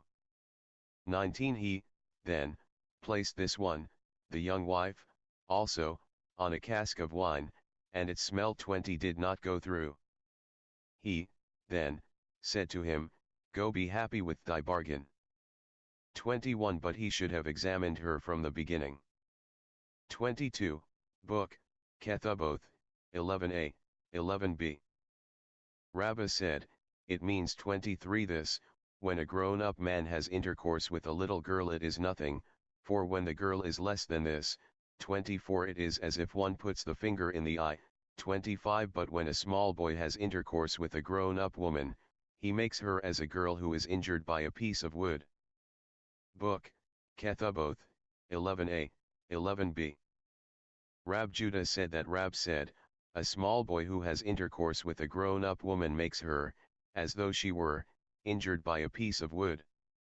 26. Book, Hayareth 4a. We learnt, the law concerning the menstruant occurs in the Torah, but if a man has intercourse with a woman that awaits a day corresponding to a day, he is exempt. But why? Surely, the law concerning a woman that awaits a day corresponding to a day is mentioned in the scriptures, he hath made naked her fountain. But, surely it is written, 27, they might rule that in the natural way even the first stage of contact is forbidden, and in an unnatural way, however, consummation of coition only is forbidden, but the first stage of contact is permitted. If so, the same might apply, even, to the case of a menstruant also. 28. The fact, however, is, that the ruling might have been permitted. 29. Even in the natural way. 30. Alleging, that the prohibition of, the first stage. 31, has reference to a menstruant woman only. 32. And if you prefer, I might say, the ruling may have been that a woman is not regarded as a Zaba. 33. Except during the daytime, because it is written, all the days of her issue. 34. Emphasis appears in Sonsino edition original, ed. Book, Avodah Zarah, 36b, 37a. R. Nahum b. Isaac said, they decreed in connection with a heathen child that it would cause defilement by seminal emission. 35. So that an Israelite child should not become accustomed to commit pederasty with it. From what age does a heathen child cause defilement by seminal emission? From the age of 9 years and 1 day. 37a, for inasmuch as he is then capable of the sexual act, he likewise defiles by emission. Rubbina said, it is therefore to be concluded that a heathen girl communicates defilement from the age of 3 years and 1 day, for inasmuch as she is then capable of the sexual act, she likewise defiles by efflux. Book, Soda, 26b. R. Papa said, it excludes animal, because there is not adultery in connection with an animal. 36. Rabbah of Parazika 37 asked R. Ashi, whence is the statement, which the rabbis made, that there is no adultery in connection with an animal. Because it is written, Thou shalt not bring the hire of a harlot or the wages of a dog, etc. 38. And it has been taught, the hire of a dog 39 and the wages of a harlot 40 are permissible, as it is said, even both of these 41. The two specified texts are abominations, but not for 42. As lying with mankind. 43. But, said Rabbah, it excludes the case where he warned her against contact of the bodies. 44. Abba said to him, that is merely an obscene act, and not adultery, and did the all merciful prohibit a wife to her husband for an obscene act? Emphasis in the original text, ed. Book, YHWH, 55b. Rabbah said, for what purpose did the all merciful write carnally in connection with the designated bondmaid, 45 a married woman, 46 and a soda? 47 that in connection with the designated bondmaid, is required, as has just been explained. 48 that in connection with a married woman excludes intercourse with a relaxed membrum. 49 this is a satisfactory interpretation in accordance with the view of him who maintains that if one cohabited with forbidden relatives with relaxed membrum he is exonerated. 50 what, however, can be said, according to him who maintains, that for such an act one is guilty? The exclusion is rather that of intercourse with a dead woman.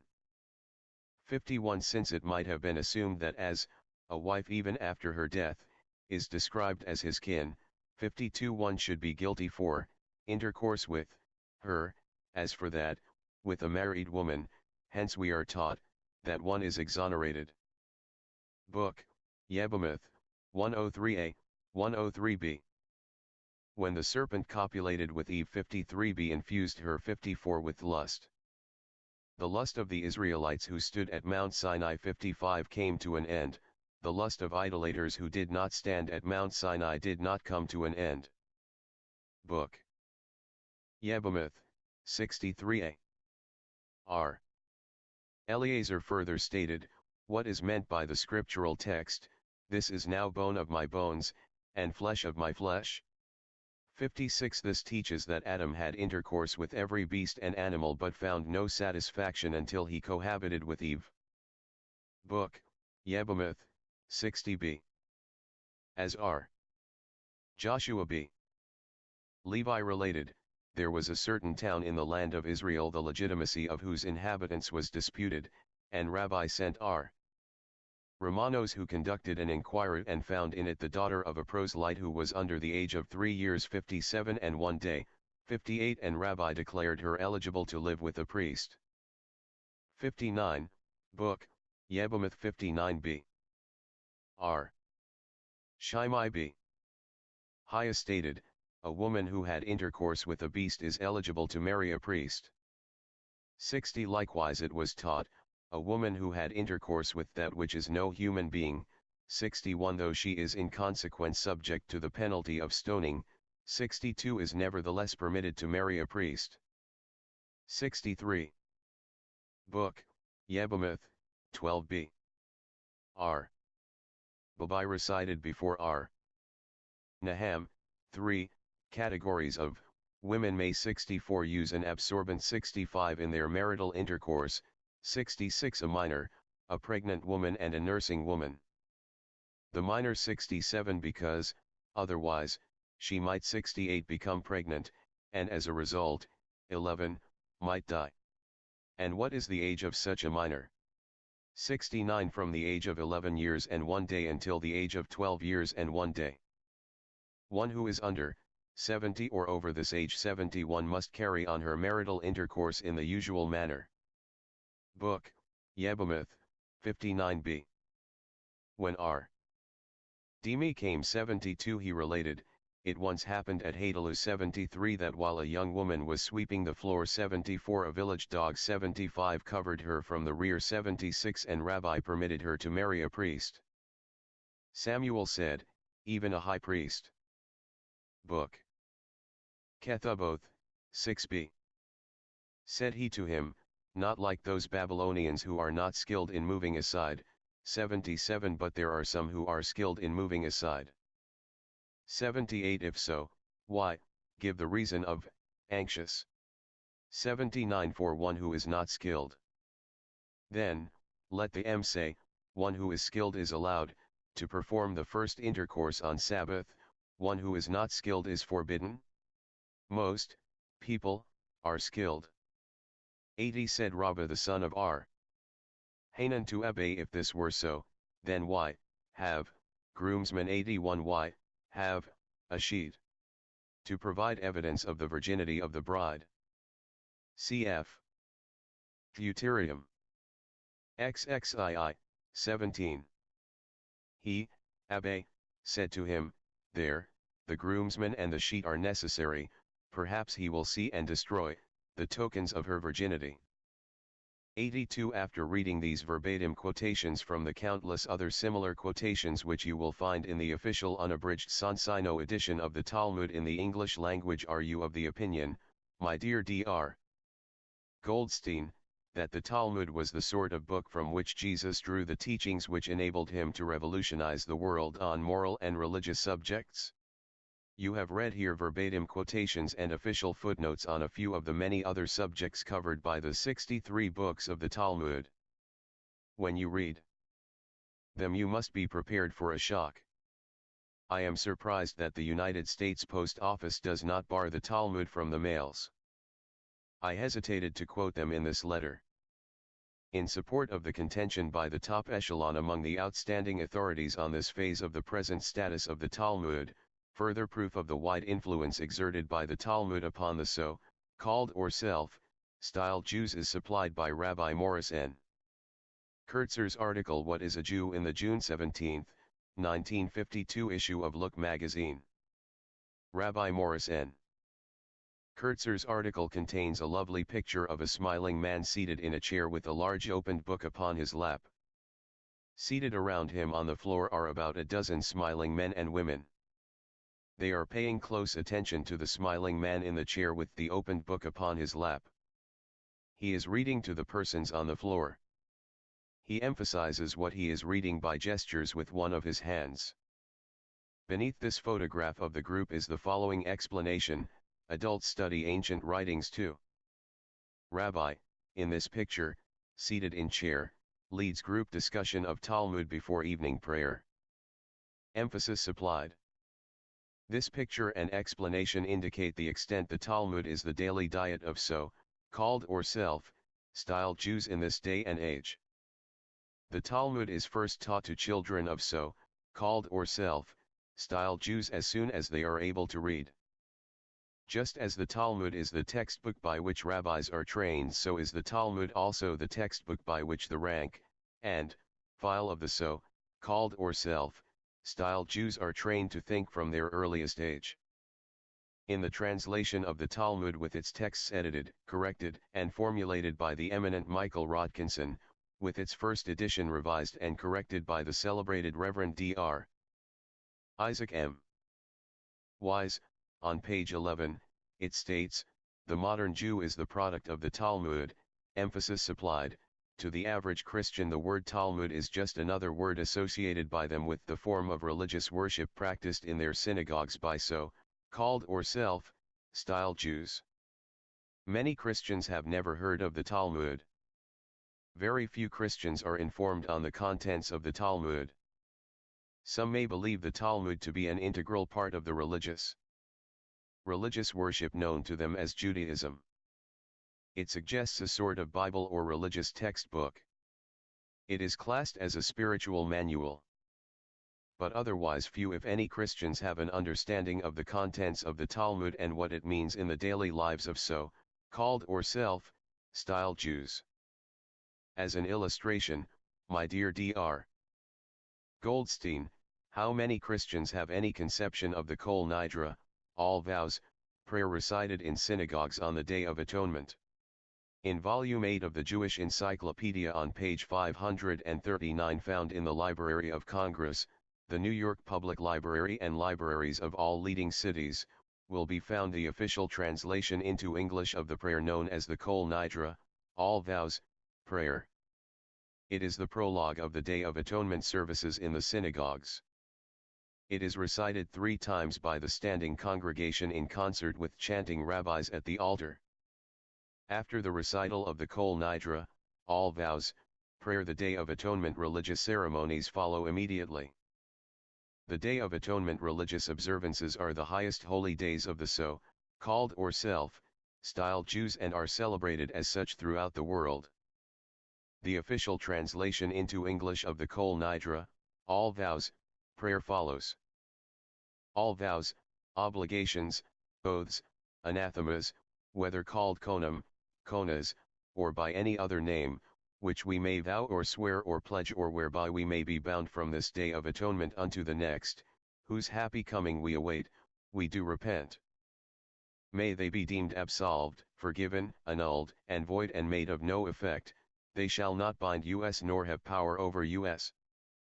The vows shall not be reckoned vows, the obligations shall not be obligatory, nor the oaths be oaths.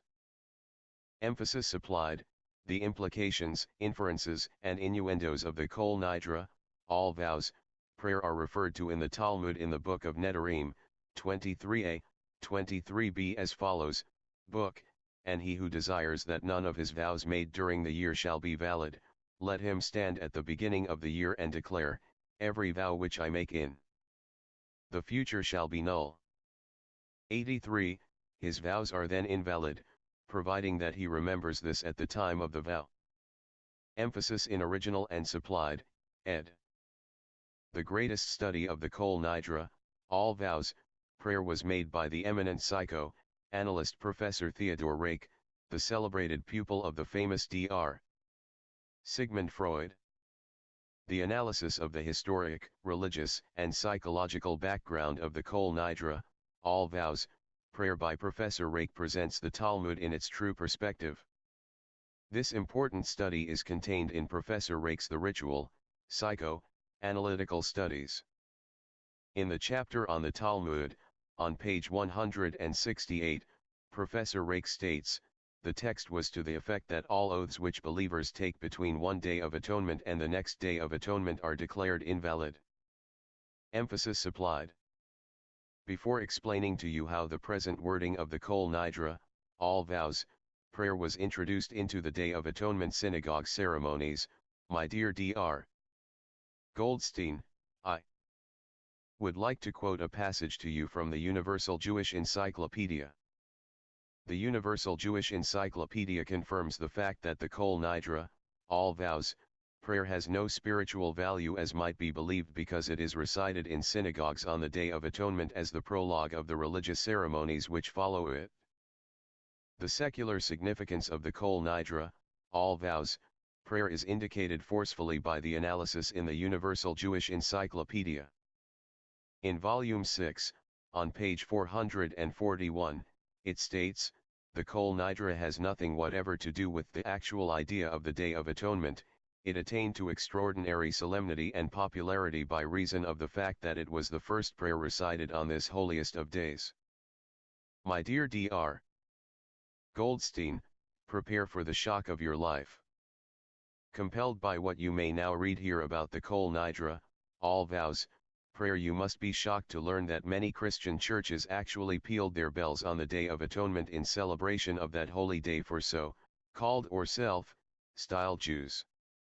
How stupid can the Christian clergy get? From what I have learned after a cursory inquiry, I am unable to say whether it was a case of stupidity or cupidity.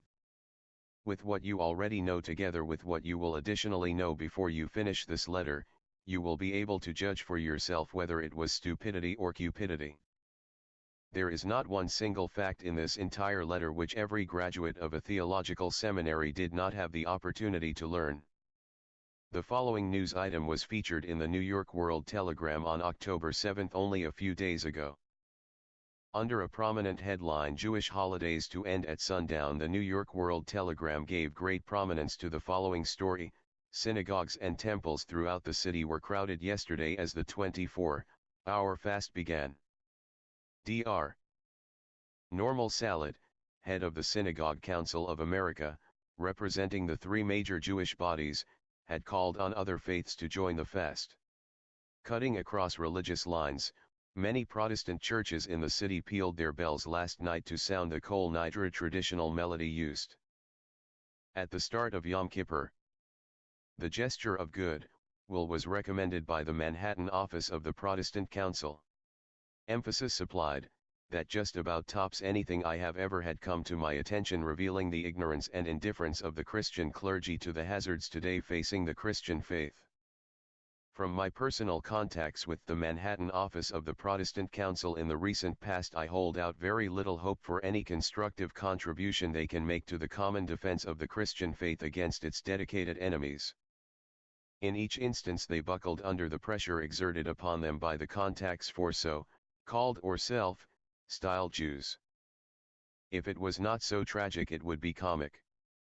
It was a joke indeed, but the joke was on the Christian clergy. Ye gods! Many Christian churches pealed their bells, as the Protestant Council reports the event, to sound the kol nidre, traditional melody used at the start of Yom Kippur. Just where does betrayal of a trust and breach of faith begin? The present wording of the kol nidre, all vows, prayer dates from the 11th century. A political reversal in Eastern Europe compelled the so-called or self-styled Jews in Eastern Europe to adopt the present wording of the kol nidre, all vows, prayer. That story involves the history of the so-called or self-styled Jews in Eastern Europe. Before relating here as briefly as possible the history of the so-called or self-styled Jews of Eastern Europe, I would like to quote here another short passage from the Jewish Encyclopedia. In analyzing the course of history which resulted in the present wording of the kol nidre, all vows, prayer, the Jewish Encyclopedia in Volume 7, on page 540, states, an important alteration in the wording of the kol nidre was made by Rashi's son, in law, Meir ben Samuel, who changed the original phrase from the last day of atonement to this one to from this day of atonement until the next. Emphasis supplied, you will agree, my dear Dr. Goldstein, that Meir ben Samuel knew what he was doing. The wording of that altered version of the kol nidre, all vows, prayer makes the recital of the prayer a release during the coming year from any obligation to respect any oath, vow or pledge made during the coming year. Like any 1-year license obtained from the federal, state, or municipal governments, the altered version of the kol nidre prayer is also a license for 1 year only. Kol nidre, all vows, prayer extends immunity in advance for 1 year from all obligations to observe the terms of oaths, vows and pledges made in the year following the date of the Day of Atonement when the prayer was recited. Each year, however, it becomes necessary to renew this license, which automatically revokes in advance any oath, vow, or pledge made during the next 12 months, by again appearing in a synagogue on the next Day of Atonement and reciting the kol nidre, all vows, prayer again. Do you approve of this? The passage in the Talmud referring to kol nidre, all vows, prayer certifies to several serious situations. It certifies that kol nidre, all vows, prayer was added as a prologue to the Day of Atonement religious services long after the completion of the Talmud between 500 AD 1000 AD. By the statement, as part of the ritual is later than the Talmud. It confirms that Meir ben Samuel, who authored the present altered version of the kol nidre, all vows, prayer, lived in the 11th century. Furthermore, the so-called or self-styled Jews in Eastern Europe believed it served their purpose better to keep secret from their Christian conquerors their attitude on oaths, vows and pledges. The law of revocation in advance was not made public. Without a complete and accurate knowledge of the origin and history of the so-called or self-styled Jews in Eastern Europe, my dear Dr. Goldstein, it is quite impossible for yourself or for anybody to intelligently understand the harmful influence the Talmud has exerted for 10 centuries, and the kol nidre, all vows, prayer for 7 centuries upon the course of world history. These two little-known factors are the hub and the spokes of the big wheel rolling merrily along the road to complete world domination in the not-distant future, without arousing suspicion, and wearing the innocent disguise of an alleged religious belief as their only defense mechanism. This insidious intrigue creates a most effective camouflage for the conspirators. The virility of their plot presents a problem in the defense of the political, economic, social, and cultural ideologies developed under a Christian civilization. You will probably also be as astonished as the 150 million Christians years ago when I electrified the nation with the first publication by me of the facts disclosed by my many years of research into the origin and the history of the so-called or self-styled Jews in Eastern Europe. My many years of intensive research established beyond the question of any doubt, contrary to the generally accepted belief held by Christians, that the so-called or self-styled Jews in Eastern Europe at any time in their history in Eastern Europe were never the legendary lost 10 tribes of Bible lore. That historic fact is incontrovertible. Relentless research established as equally true that the so-called or self-styled Jews in Eastern Europe at no time in their history could be correctly regarded as the direct lineal descendants of the legendary lost 10 tribes of Bible lore. The so-called or self-styled Jews in Eastern Europe in modern history cannot legitimately point to a single ancient ancestor who ever set even a foot on the soil of Palestine in the era of Bible history. Research also revealed that the so-called or self-styled Jews in Eastern Europe were never Semites, are not Semites now, nor can they ever be regarded as Semites at any future time by any stretch of the imagination. Exhaustive research also irrevocably rejects as a fantastic fabrication the generally accepted belief by Christians that the so-called or self-styled Jews in Eastern Europe are the legendary chosen people so very vocally publicized by the Christian clergy from their pulpits. Maybe you can explain to me, my dear Dr. Goldstein, the reason why and just how the origin and the history of the Khazars and Khazar kingdom was so well concealed from the world for so many centuries. What secret mysterious power has been able for countless generations to keep the origin and the history of the Khazars and Khazar kingdom out of history text, books and out of classroom courses in history throughout the world? The origin and history of the Khazars and Khazar kingdom are certainly incontestable historic facts.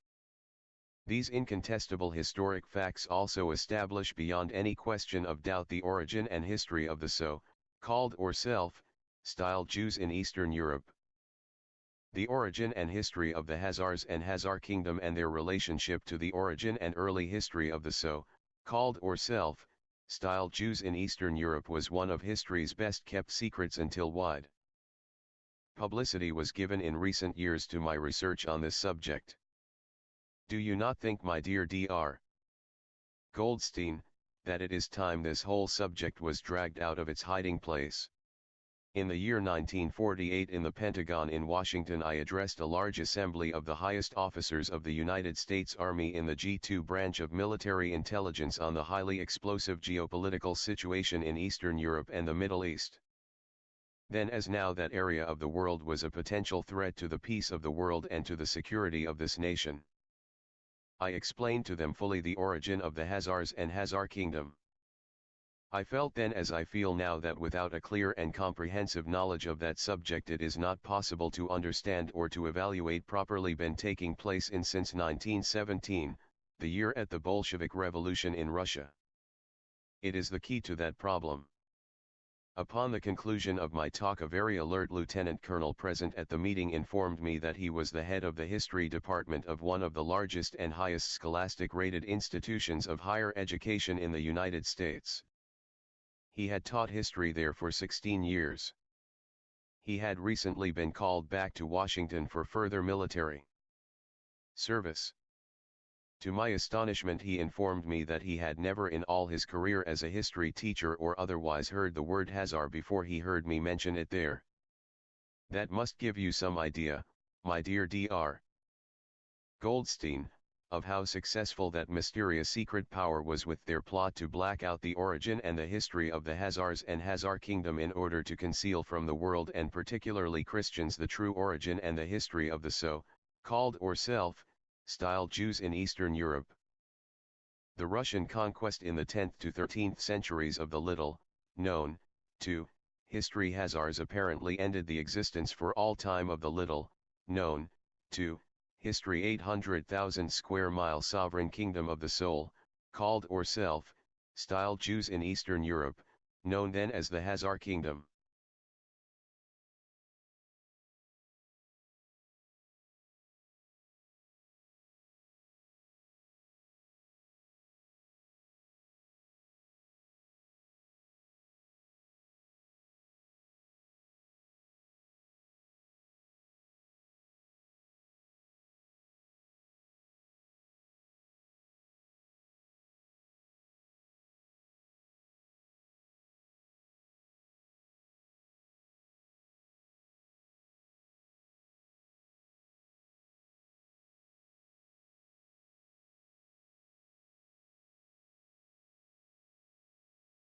Service.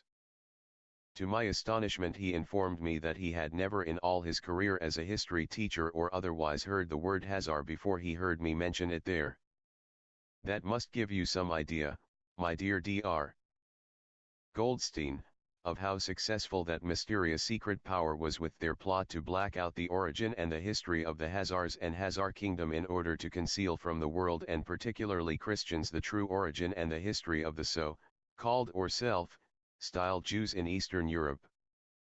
The Russian conquest in the 10th to 13th centuries of the little, known, to, history Khazars apparently ended the existence for all time of the little, known, to, history 800,000 square mile sovereign kingdom of the soul, called or self-styled Jews in Eastern Europe, known then as the Khazar kingdom. Historians and theologians now agree that this political development was the reason for the important change in the wording of the Kol Nidre by Meir ben Samuel in the 11th century, and for the policy adopted by the so-called or self-styled Jews that the law of revocation in advance was not made public. Will you be patient with me while I review here as briefly as I can the history of that political emergence and disappearance of a national from the pages of history? Prior to the 10th century the Khazar kingdom had already been reduced by Russian conquests to an area of about 800,000 square miles. See map. As you will observe on this map reproduced from the Jewish Encyclopedia, the territory of the Khazar in the 10th century was still by far the largest of any in Europe.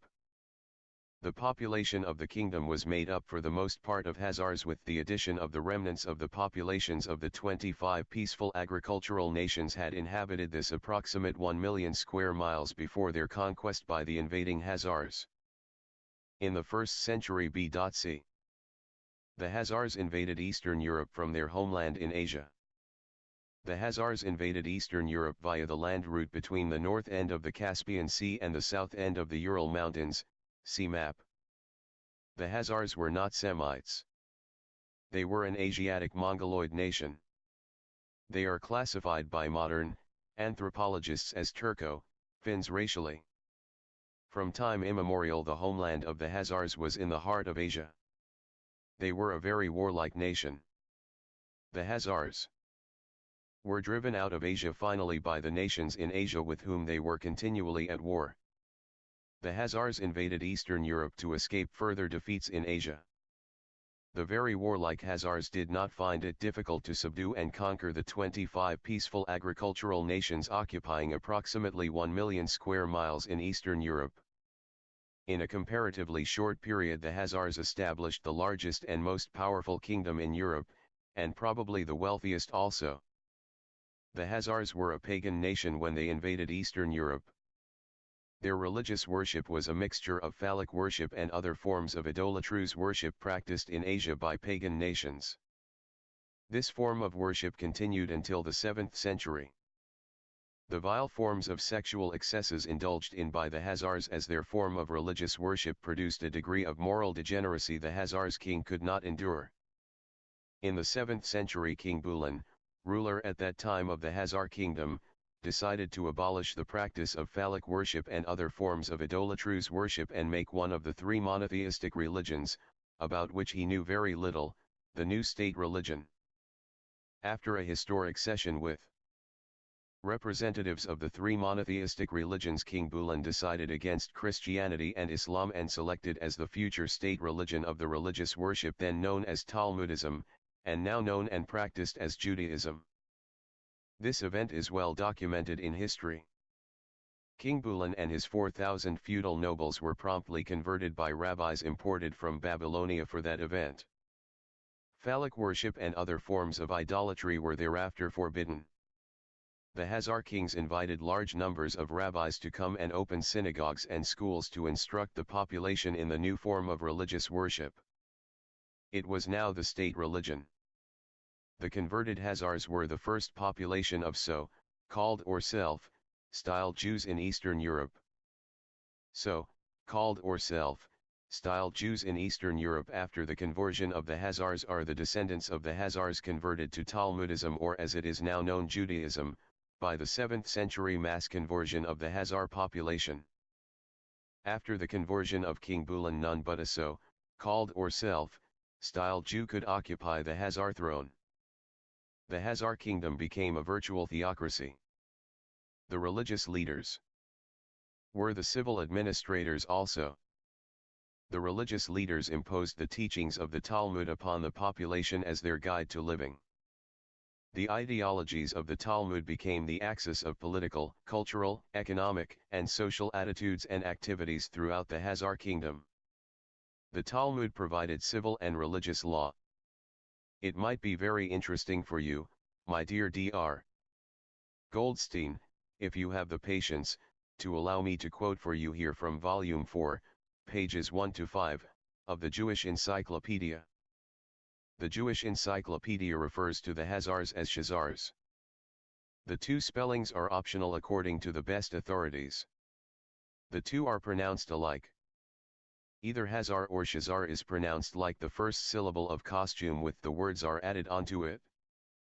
It is correctly pronounced Khas, Tum, Zar. The Jewish Encyclopedia has 5 pages on the Khazars but I will skip through them. Khazars, a people of Turkish origin whose life and history are interwoven with the very beginnings of the history of Jews of Russia, driven on by the nomadic tribes of the steppes and by their own desire for plunder and revenge.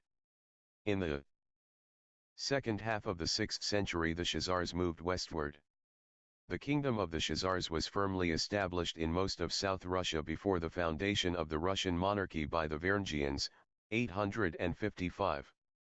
At this time the kingdom of the Khazars stood at the height of its power and was constantly at war. At the end of the 8th century, the Chagan, king, of the Khazars and his grandees, together with a large number of his people, embraced the Jewish religion. The Jewish population in the entire domain of the Khazars, in the period between the 7th and 10th centuries, must have been considerable. About the 9th century, it appears as if all the Khazars were Jews and that they had been converted to Judaism only a short time before. It was one of the successors of Bulan named Obadiah, who regenerated the kingdom and strengthened the Jewish religion. He invited Jewish scholars to settle in his dominions and founded synagogues and schools.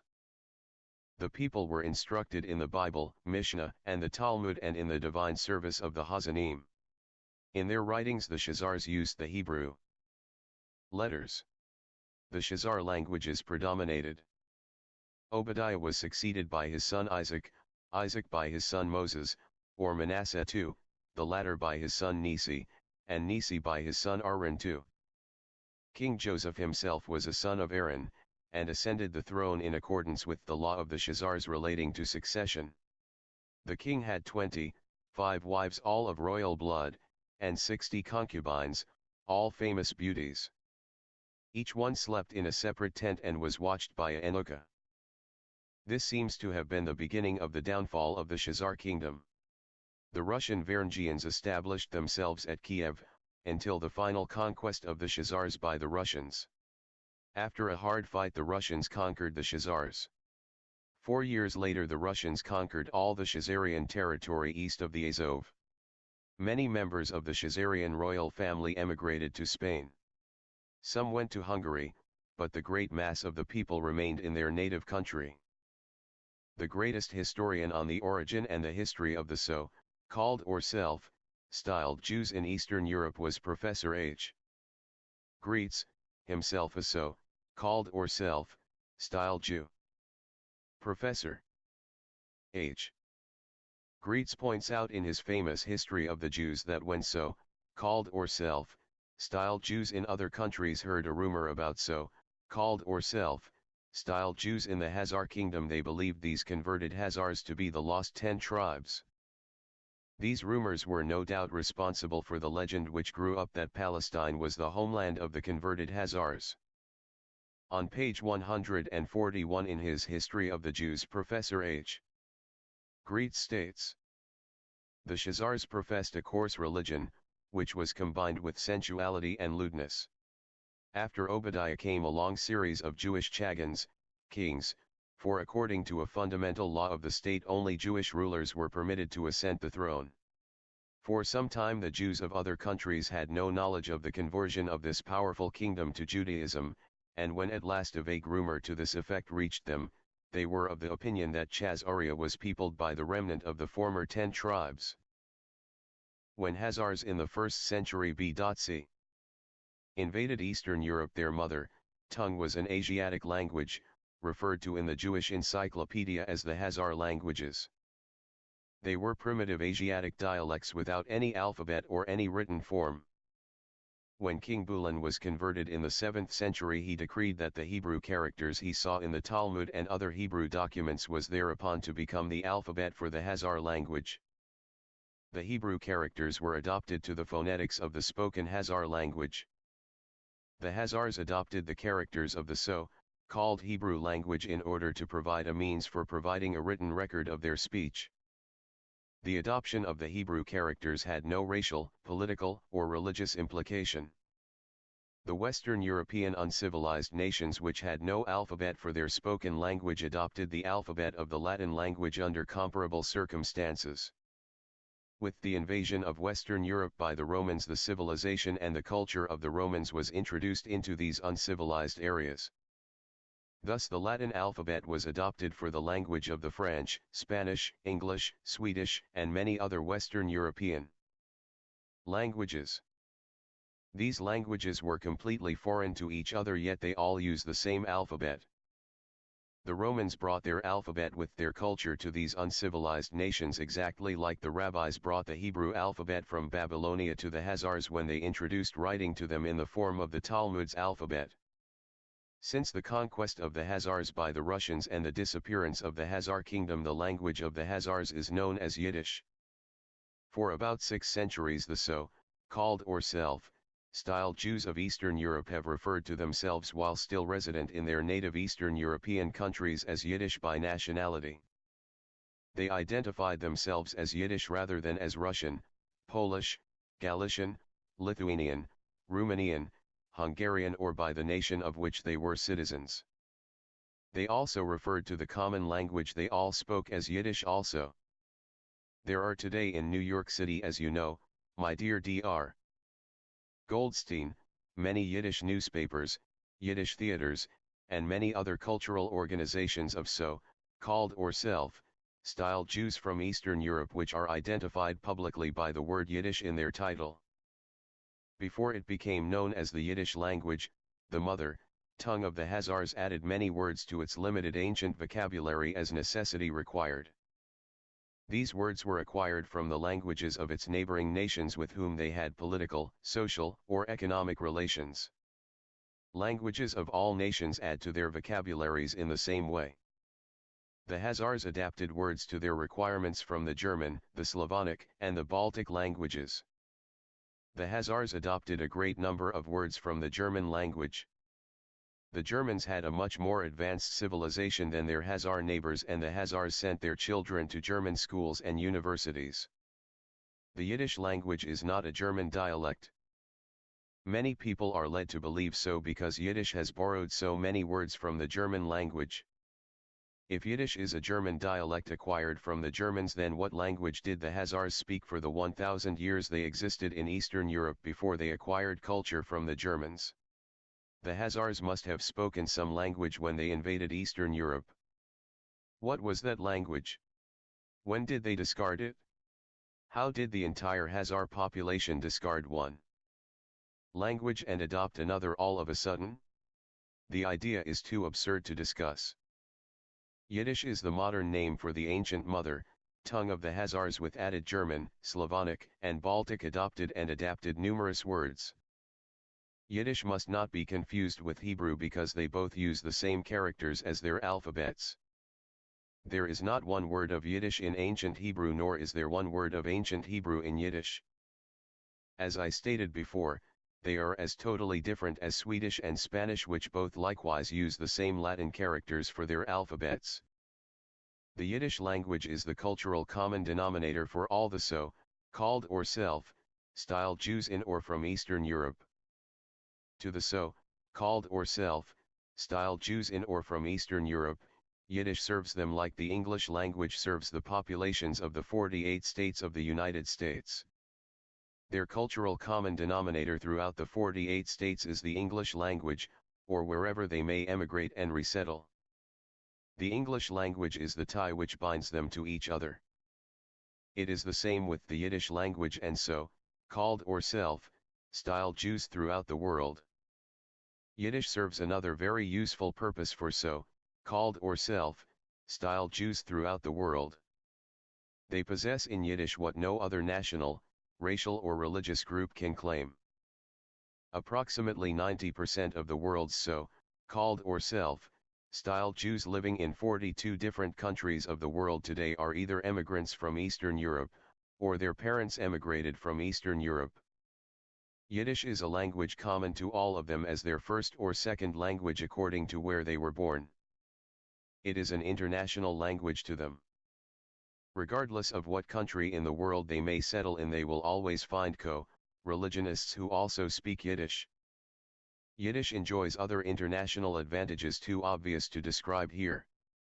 Yiddish is the modern language of a nation, which has lost its existence as a nation.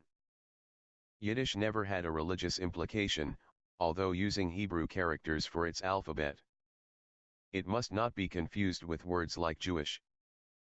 But it is very much. Directly north of the Khazar kingdom at the height of its power, a small Slavic state was organized in 820 AD. On the south shore of the Gulf of Finland, where it flows into the Baltic Sea. This small state was organized by a small group of Varangians from the Scandinavian peninsula on the opposite shore of the Baltic Sea. The native population of this newly formed state consisted of nomad Slavs who had made their home in this area from earliest recorded history. This infant nation was even smaller than our state of Delaware. This newly born state, however, was the embryo which developed into the Great Russian Empire. In less than 1,000 years since 820 AD. This synthetic nation expanded its borders by ceaseless conquests until it now includes more than 9,500,000 square miles in Europe and Asia, or more than 3 times the area of continental United States, and they have not stopped. During the 10th, 11th, 12th, and 13th centuries, the rapidly expanding Russian nation gradually swallowed up the Khazar kingdom, its neighbor directly to the south. The conquest of the Khazar kingdom by the Russians supplies history with the explanation for the presence after the 13th century of the large number of so-called or self-styled Jews in Russia. The large number of so-called or self-styled Jews in Russia and in Eastern Europe after the destruction of the Khazar kingdom were thereafter no longer known as Khazars but as the Yiddish populations of these many countries. They so refer to themselves today. In the many wars with her neighbors in Europe after the 13th century, Russia was required to cede to her victors large areas which were originally part of the Khazar kingdom.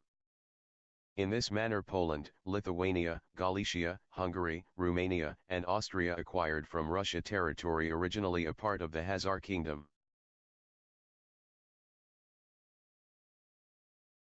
Destruction of the Khazar kingdom were thereafter no longer known as Khazars but as the Yiddish populations of these many countries. They so refer to themselves today. In the many wars with her neighbors in Europe after the 13th century, Russia was required to cede to her victors large areas which were originally part of the Khazar kingdom. In this manner Poland, Lithuania, Galicia, Hungary, Romania, and Austria acquired from Russia territory originally a part of the Khazar kingdom. Together with this territory these nations acquired a segment of the population of so-called or self-styled Jews descended from the Khazars who once occupied the territory.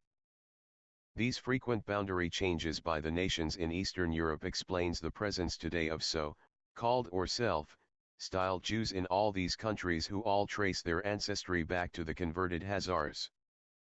Their common language, their common culture, their common religion, and their common racial characteristics classify them all beyond any question of doubt with the Khazars who invaded Eastern Europe in the 1st century BC. And were converted to Talmudism in the 7th century. The so-called or self-styled Jews throughout the world today of Eastern European origin make up at least 90% of the world's total present population of so-called or self-styled Jews. The conversion of King Bulan and the Khazar nation in the 7th century accomplished for Talmudism, or for Judaism as Talmudism is called today, what the conversion of Constantine and the Western European nations accomplished for Christianity. Christianity, a small comparatively unimportant religious belief practiced principally in the Eastern Mediterranean area, until the conversion to the Christian faith of the large populations of the Western European pagan nations after the conversion of Constantine. Talmudism, or Judaism as Talmudism is known today, could have survived.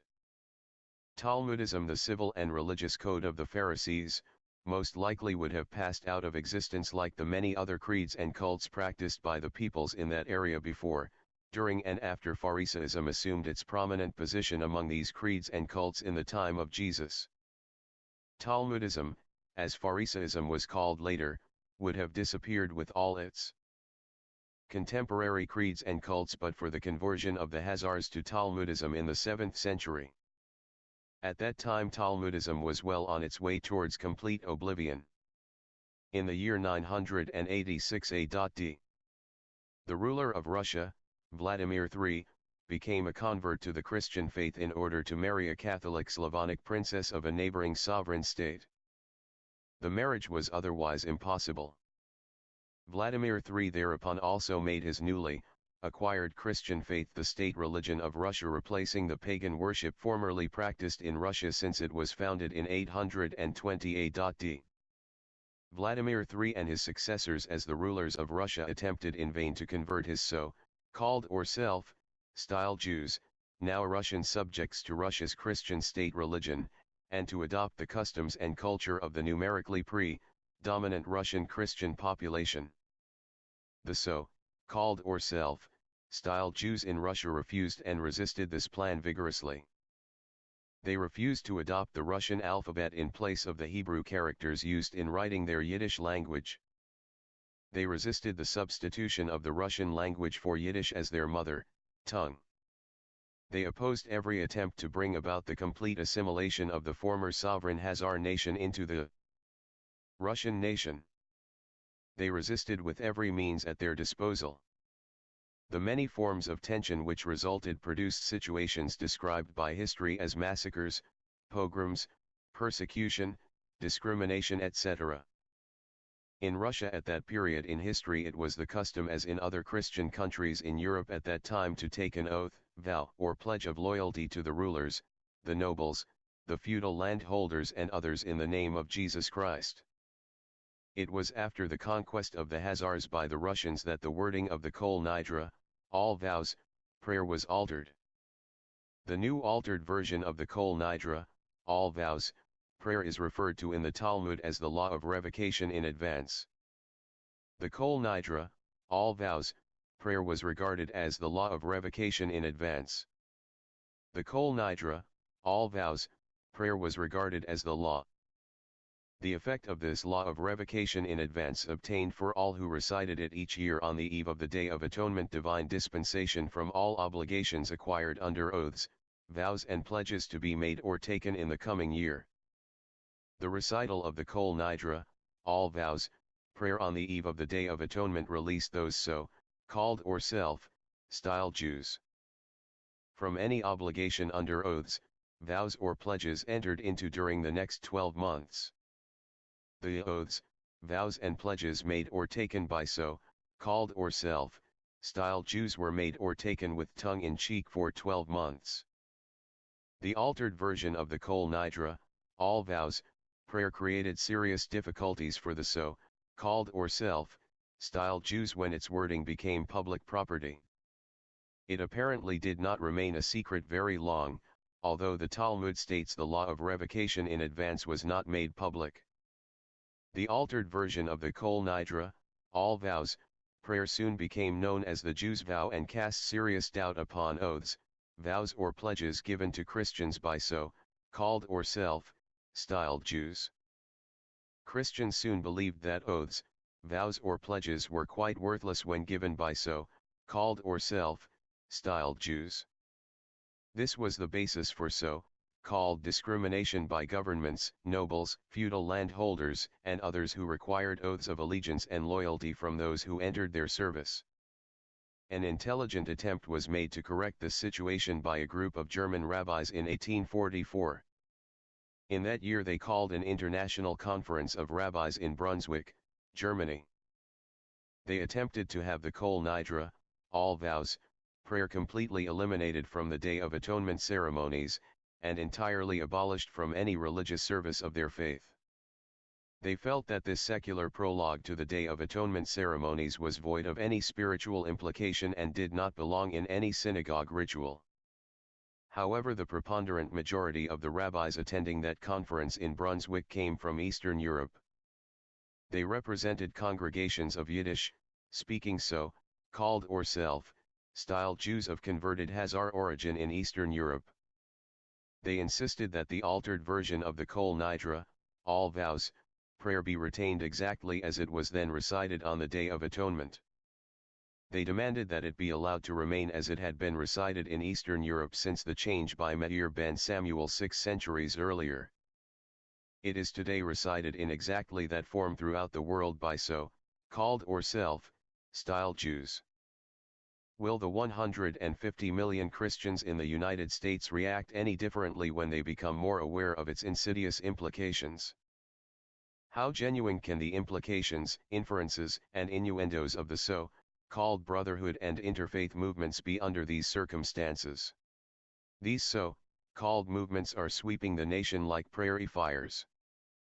If the Talmud is the axis of the political, economic, cultural, and social attitudes and activities of so-called or self-styled Jews participating in these two so-called movements, how genuine are the oaths, vows or pledges taken or given in connection with these two so-called movements by so-called or self-styled Jews? It would be a superlative gesture of brotherhood or of interfaith if the National Conference of Christians and Jews succeeded in expunging from the Talmud all anti-Christ, anti-Christian, and anti-Christianity passages. At a cost of many millions of dollars, the National Conference of Christians and Jews succeeded in expunging from the New Testament passages which so-called or self-styled Jews regarded as offensive to their faith. A great portion of the cost was supplied by so-called or self-styled Jews. Christians might now supply funds to expunge from the Talmud passages offensive to the Christian faith. Otherwise the so-called brotherhood and interfaith move are merely mockeries.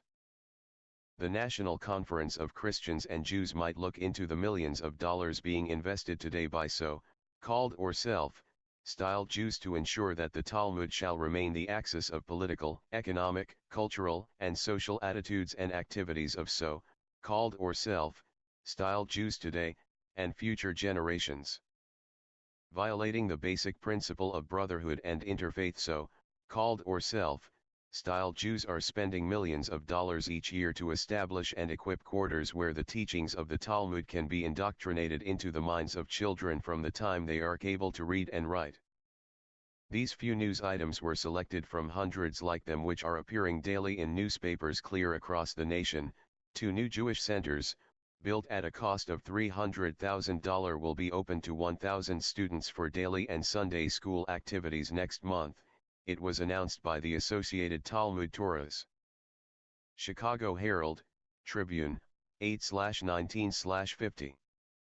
The Yeshiva School Department now provides daytime and approved English, Hebrew curriculum for grades 1 to 5, aged 5 and 1/2 to 10.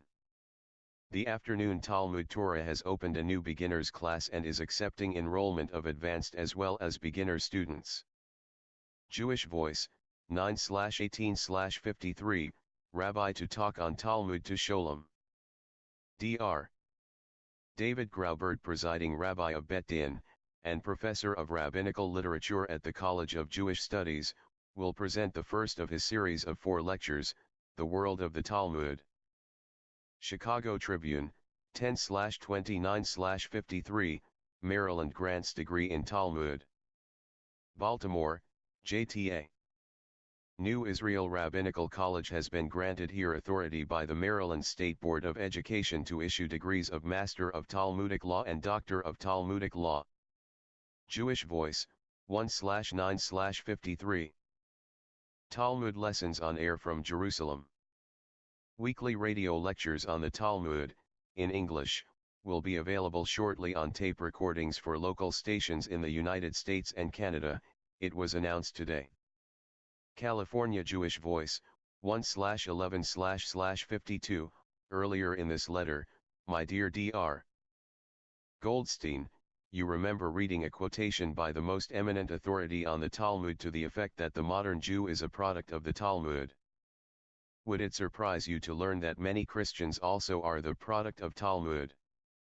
The teachings of the Talmud are accepted by Christians in the highest echelons.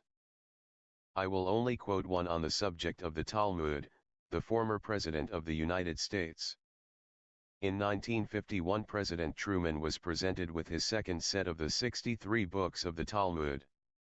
On the occasion of his acceptance the newspapers carried the following news item, Mr. Truman thanked us for the books and said that he was glad to get them as I have read many more of the ones presented 4 years ago than a lot of people think. He said that he did read it a lot and that the book he reads the most is the Talmud, which contains much sound reasoning and good philosophy of life. Former President Truman says he benefits by much sound reasoning and his brand of good philosophy of life which absorbs from the book that he reads the most. His recent term in office reflected his study of the Talmud. No one familiar with the Talmud will deny that. But does our former President Truman know that Jesus did not feel the way he feels about the Talmud? The much sound reasoning and the good philosophy of life in the Talmud were constantly and consistently denounced by Jesus in no uncertain terms.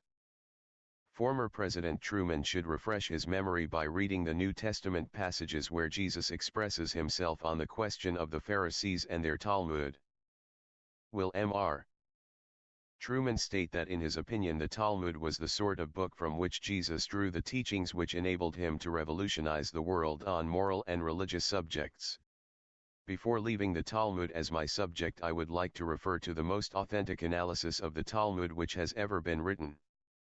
You should obtain a copy of it and read it. You will be amply rewarded for your trouble in finding a copy of it. I can doubly assure you.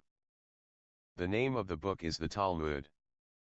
It was written almost a century ago in French by Arsène Darmstaedter. In 1897 it was translated into English by the celebrated Henrietta Zold and published by the Jewish Publication Society of America in Philadelphia.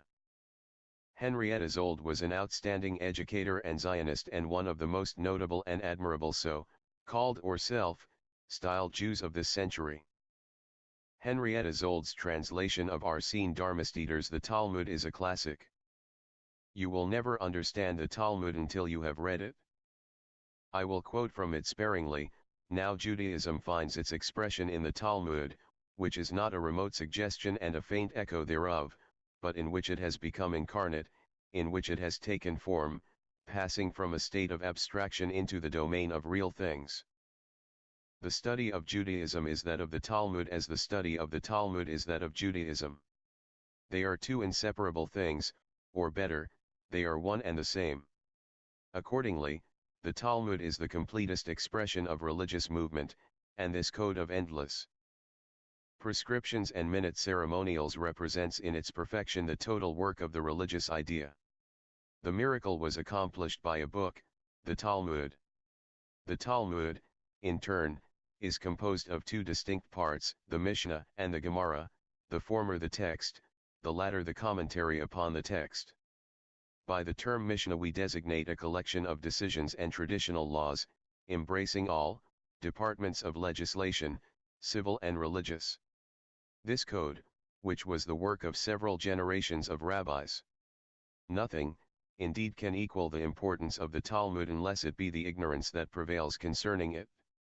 This explains how it happens that a single page of the Talmud contains 3 or 4 different languages, or rather specimens of one language at 3 or 4 stages of degeneracy. Many a mikna of 5 or 6 lines is accompanied by 50 or 60 pages of explanation, is law in all its authority, it constitutes dogma and cult, it is the fundamental element of the Talmud. The daily study of the Talmud, which among Jews began with the age of 10 to end with life itself, necessarily was a severe gymnastic for the mind, thanks to which it acquired incomparable subtlety and acumen. Since it aspires to one thing, to establish for Judaism a corpus juris ecclesiastici. The above quotations were culled from a treatise intended to sugar-coat the Talmud. In painting a nice word picture of the Talmud, the author could not escape mentioning the above facts also. Coming from this source under the circumstances, the facts stated above do not add glory to the Talmud. The Talmud Unmasked, the secret rabbinical teachings concerning Christians, was written by Rev. I. B. Pranaitis, Master of Theology and Professor of the Hebrew language at the Imperial Ecclesiastical Academy of the Roman Catholic Church in Old St. Petersburg, Russia. The Rev. Pranaitis was the greatest of the students of the Talmud. His complete command of the Hebrew language qualified him to analyze the Talmud as few men in history. The Rev. Pranaitis scrutinized the Talmud for passages referring to Jesus, Christians, and the Christian faith. These passages were translated by him into Latin. Hebrew lends itself to translation into Latin better than it does directly into English. The translation of the passages of the Talmud referring to Jesus, Christians, and Christian faith were printed in Latin by the Imperial Academy of Sciences in St. Petersburg in 1893 with the imprimatur of his archbishop. The translation from the Latin into English was made by great Latin scholars in the United States in 1939 with funds provided to wealthy Americans for that purpose. In order not to leave any loose ends on the subject of the Talmud's reference to Jesus, to Christians, and to the Christian faith, I will below summarize translations into English from the Latin texts of Rev. Pranaitis. The Talmud Unmasked, the secret rabbinical teachings concerning Christians. It would require too much space to quote these passages verbatim with their footnotes from the Sonsino edition in English. First I will summarize the references by Rev. Pranaitis refer to Jesus in the Talmud in the original texts translated by him into Latin, and from Latin into English. Sanhedrin, 67. A Jesus referred to as the son of Pandira, a soldier. Kala, 1b, 18b, illegitimate and conceived during menstruation. Sanhedrin, 67. A hanged on the eve of Passover. Toldeth Jeska birth related in most shameful expressions.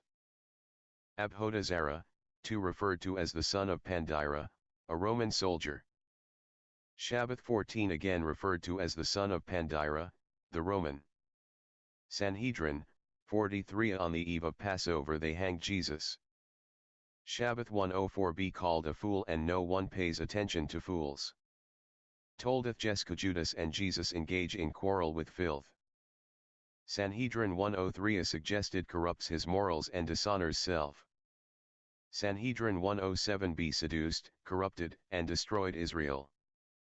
Zohar 3, 282, died like a beast and buried in animals' dirt heap. Hikath Melachim attempt to prove Christians err in worship of Jesus.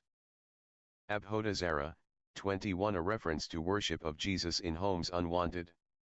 Arachim, 113 Avoid appearance of paying respect to Jesus. Iordia, 150, 2 Do not appear to pay respect to Jesus by accident. Abhodazara, 6a, False teaching to worship on first day of Sabbath.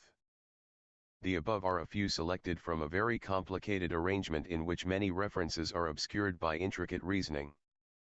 The following are a few summarized references to Christians and the Christian faith, although not always expressed in exactly that manner.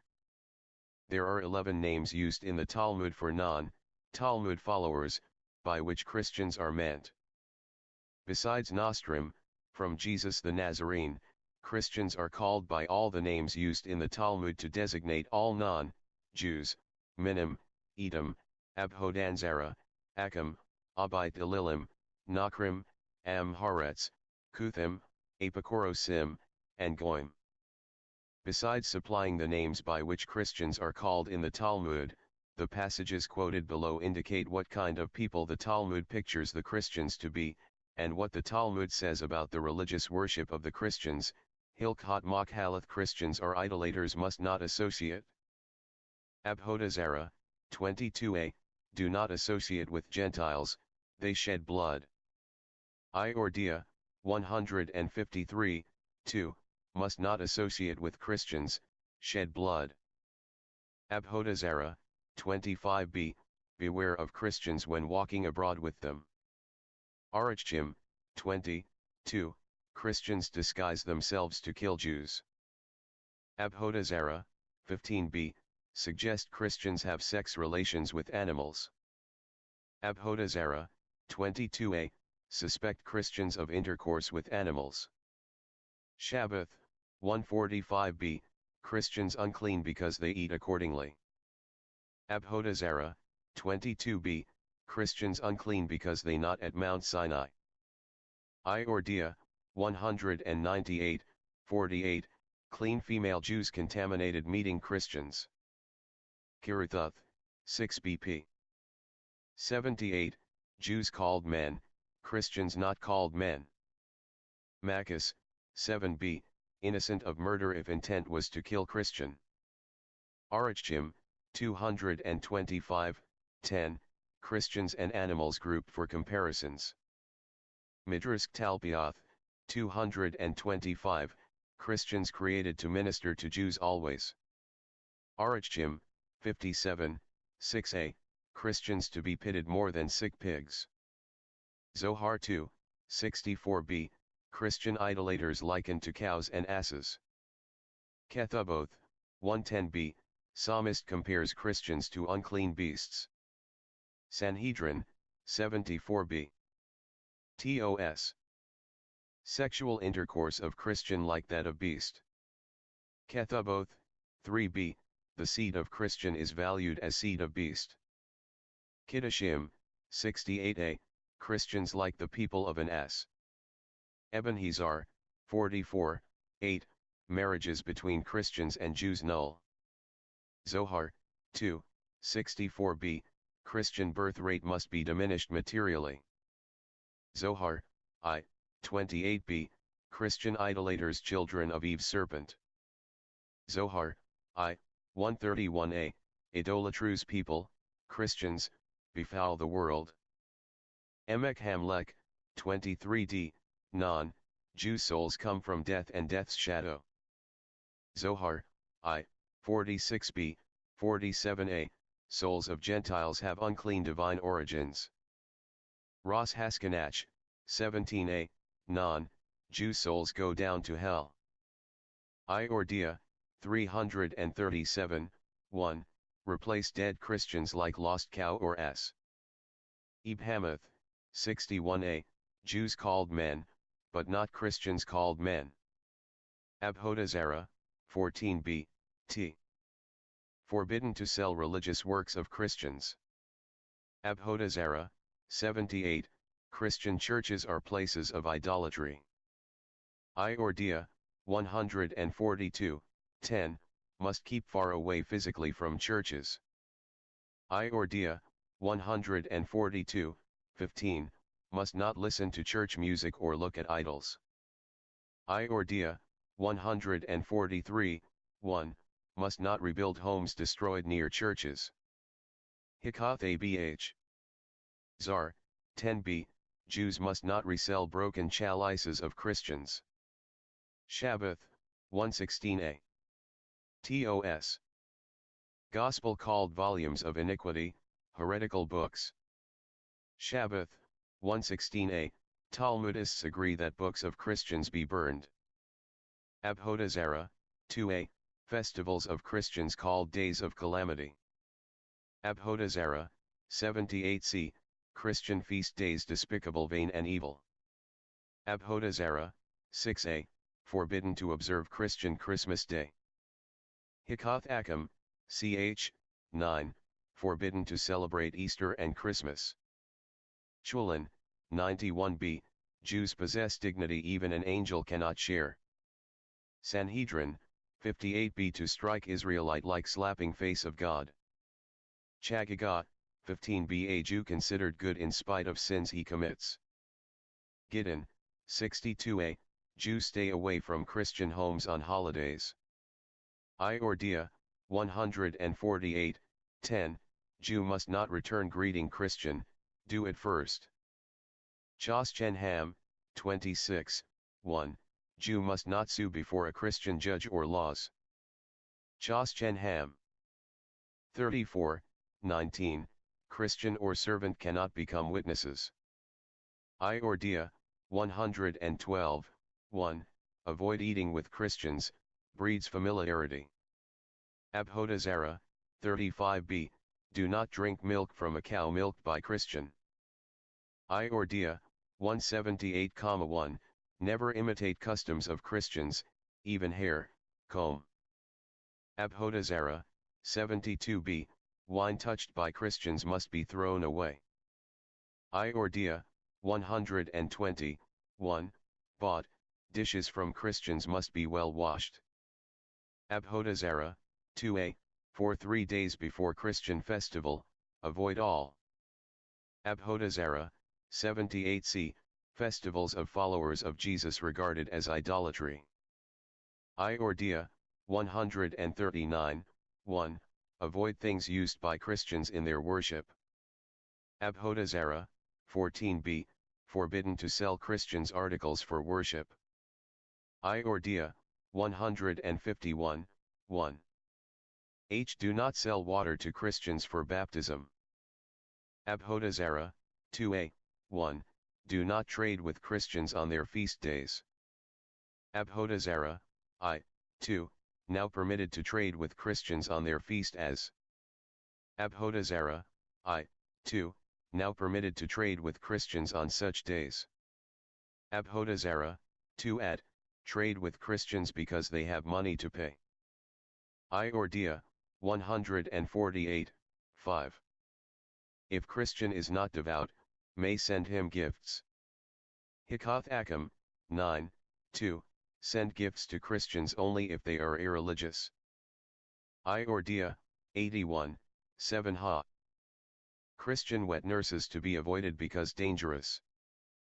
Iordia, 153, 1h, Christian nurse will lead children to heresy.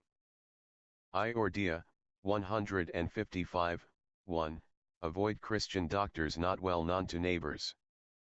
Peace 25a, avoid medical help from idolaters, Christians meant.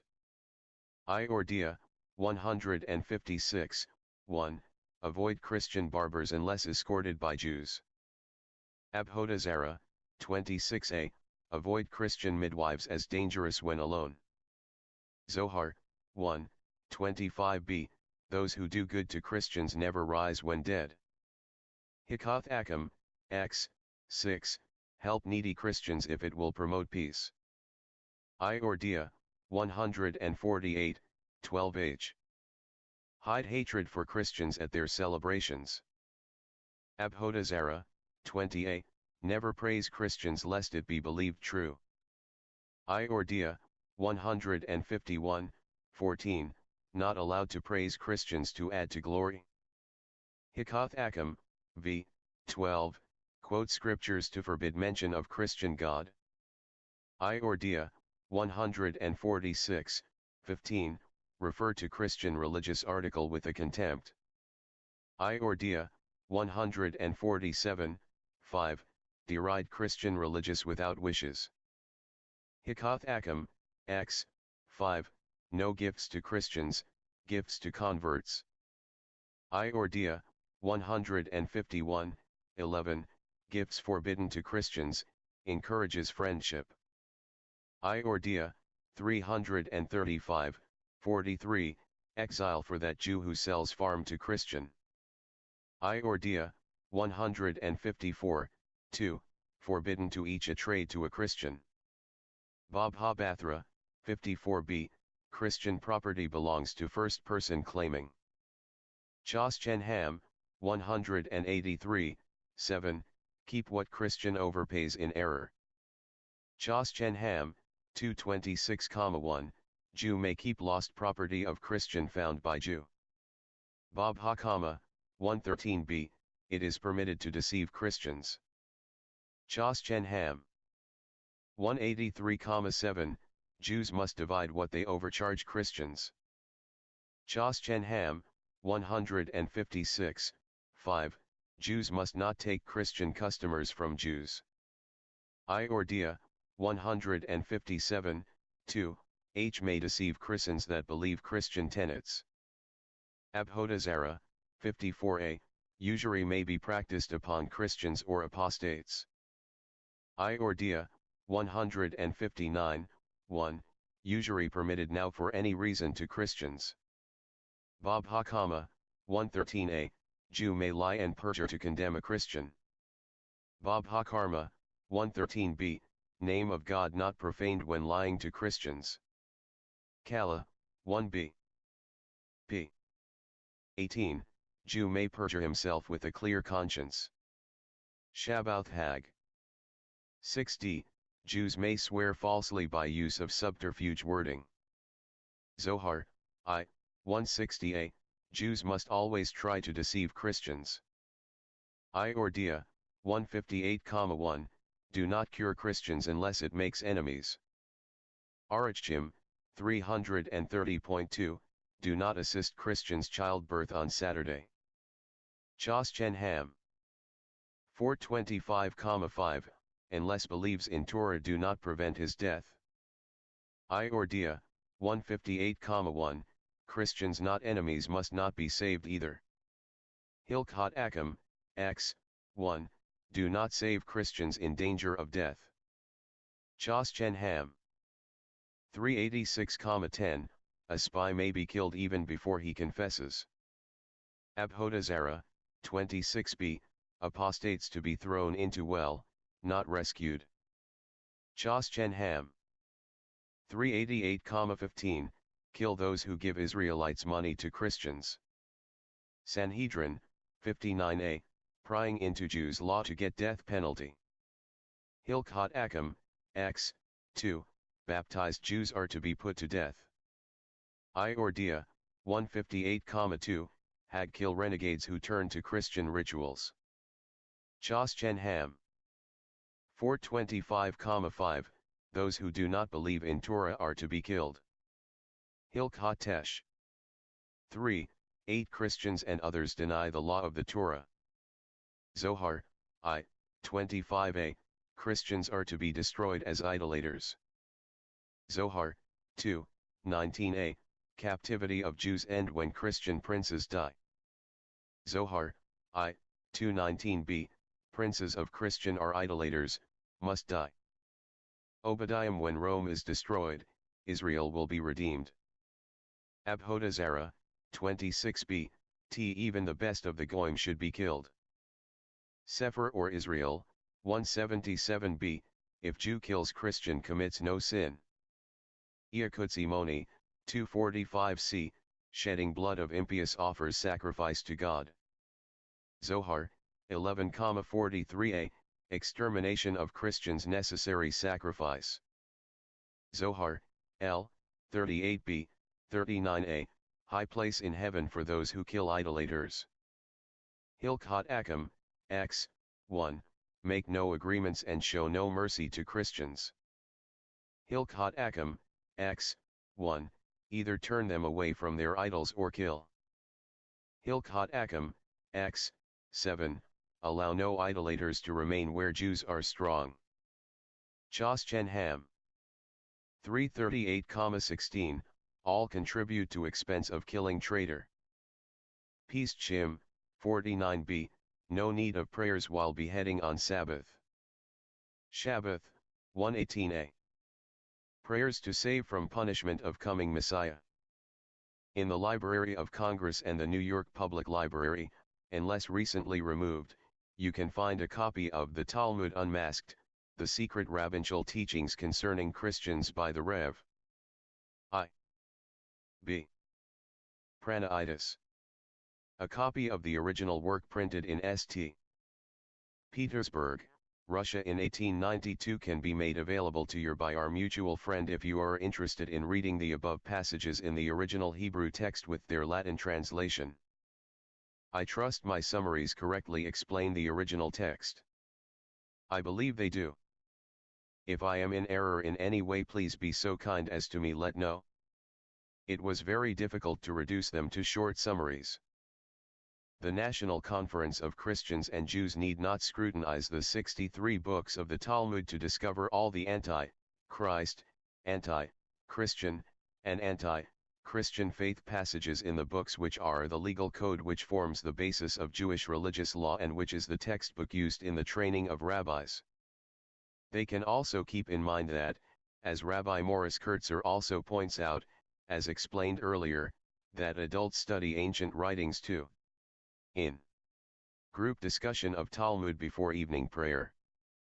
If the National Conference of Christians and Jews are genuinely interested in interfaith and brotherhood, do you not think, my dear Dr. Goldstein, that they should compel a start at once to expunge from the Talmud the anti-Christ, anti-Christian, and anti-Christianity passages from the Talmud in the brotherly way they expunged passages from the New Testament? Will you ask them? Throughout the world, the Oxford English Dictionary is accepted as the most authoritative and authentic source for information on the origin, definition, and use of words in the English language. Authorities in all fields everywhere accept the Oxford English Dictionary as the most trustworthy fountain of enlightenment on all phases of the English language. The Oxford English Dictionary brings out clearly that Judaist and Judaic are the correct forms for the improper and incorrect, misused and misleading Jew and Jewish. You will agree completely with the Oxford English Dictionary if you consider the matter carefully. Judaist and Judaic are correct. Jew and Jewish are incorrect. Jew and Jewish do not belong in the English language if the use of correct words is of interest to the English-speaking peoples. The so-called or self-styled Jews cannot truthfully describe themselves as Jews because they are not in any sense Judeans. They can correctly identify themselves by their religious belief if they so wish by identifying themselves as Judaists. A Judaist is a person who professes so-called Judaism as his religious belief, according to the Oxford English Dictionary. The origin of Jew has not its roots in Judaism as explained. The adjective form of Judaist is Judaic. Jewish as an adjective is just as incorrect as Jew is as a noun. Jewish has no reason to exist. Well-planned and well-financed publicity by so-called or self-styled Jews in English-speaking countries in the 18th, 19th, and 20th centuries created a wide acceptance and use for Jewish. Jewish is being used today in many ways that are no less fantastic and grotesque than incorrect and inaccurate. Jewish is used today to describe everything from Jewish blood, whatever that may be, to Jewish rye bread, strange as that may sound. The many implications, inferences, and innuendos of Jewish today resulting from its commercial uses beggar description. At the 1954 annual meeting of the St. Paul Guild in the Plaza Hotel in New York City before more than 1,000 Catholics, a Roman Catholic priest who was the main speaker and the guest of honor referred to my Jewish blood. It just happens that this priest was born a so-called or self styled Jew in Eastern Europe and was converted to Catholicism there about 25 years ago. It seems unique that a priest who has professed Catholicism that length of time should mention my Jewish blood to Catholics. The radio blasts and the outdoor signs blazon Levy's Jewish rye bread, in the same city at the same time. Between these two extremes are countless other products and other services which advertise themselves in print, on radio, and television, as Jewish. This priest who talks to Catholics about my Jewish blood when he addresses audiences also refers to the Jewish blood of Mary, Holy Mother of Jesus, to the Jewish blood of the Apostles, and to the Jewish blood of the early Christians. What he means by my Jewish blood mystifies those Catholics who hear him. They query what is Jewish blood. They ask what happens to Jewish blood when so-called or self-styled Jews are converted to Catholicism.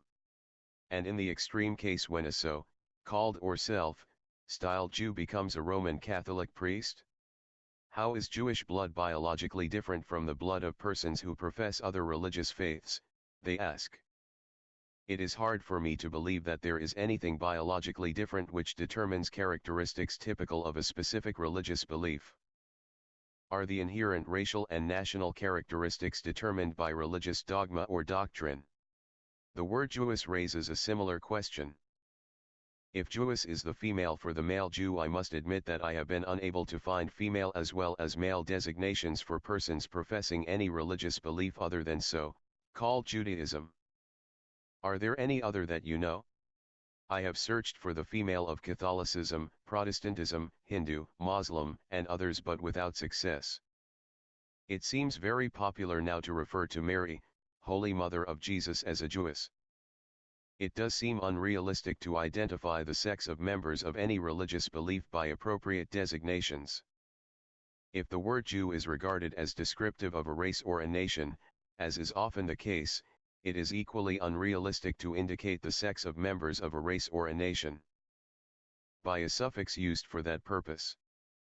I know of no case in that respect except Negress, and the Negro race strongly objects to the use of that designation, and strongly. Another word is creating more problems among Christians. I refer to Judeo-Christian. You see it more and more day by day. Based on our present knowledge of history, and on good sense applied to theology, the term Judeo-Christian presents a strange combination.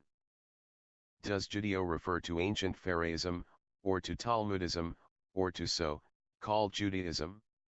In view of what we know today, how can there be Judeo-Christian anything? Based upon what is now known, Judeo-Christian is as unrealistic as it would be to say anything is hot, cold, or old, young, or heavy, light, or that a person was healthy, sick, or poor, rich, or dumb, smart, or ignorant, educated, or happy, sad. These words are antonyms, not synonyms. Judeo-Christian in the light of incontestable facts are also antonyms, not synonyms, as so-called or self-styled Jews would like Christians to believe. More sand for Christians' eyes. An Institute of Judeo-Christian Studies has been established by Seton Hall University. It is actually a one-man institute. Father John M. Osterreicher is the one-man institute. The Institute of Judeo-Christian Studies occupies a small office in a downtown office building in Newark, N.J. This one-man institute, according to their literature, has no faculty except Father Osterreicher, and no students. Father Osterreicher was born a so-called or self-styled Jew and became a convert to Catholicism. I have had the pleasure of hearing him talk on many occasions. Addresses by Father Osterreicher and literature by mail are the principal activities of the Institute of Judeo-Christian Studies. Father Osterreicher also plans to publish books and circulate them throughout the world, in large quantities. Father Osterreicher leaves no stones unturned to convince Catholics that Judeo-Christian is a combination of two words that are synonyms theologically. Nothing could be further from the truth. Father Osterreicher impresses that viewpoint upon his Catholic audiences. Father Osterreicher talks to Catholic audiences only so far as I am able to tell. In his addresses, Father Osterreicher impresses upon Catholics the opinion he personally holds on the question of the dependence of the Christian faith upon so-called Judaism. His audiences depart Father Osterreicher's addresses very much confused. It would make better Catholics out of Father Osterreicher's audiences if he would sell Jesus and the Catholic Church rather than try to sell so-called Judaism to his audiences. Well, planned and financed publicity by so-called or self-styled Jews manages to keep Christians well informed on the subject of so-called Judaism. If Father Osterreicher would concentrate upon selling Jesus and the Christian faith to audiences of so-called or self-styled Jews, he would be doing more towards realizing the objectives of Christian effort. The activities of this one-man institute are somewhat of a deep mystery. But I am certain that Monsignor McNulty will never allow the Institute of Judeo-Christian Studies to bring discredit upon the fine record of Seton Hall as one of the foremost Catholic universities anywhere. But it will bear watching, and Monsignor McNulty will always appreciate constructive comment. The word anti-Semitism is another word, which should be eliminated from the English language. Anti-Semitism serves only one purpose today. It is used as a smear word.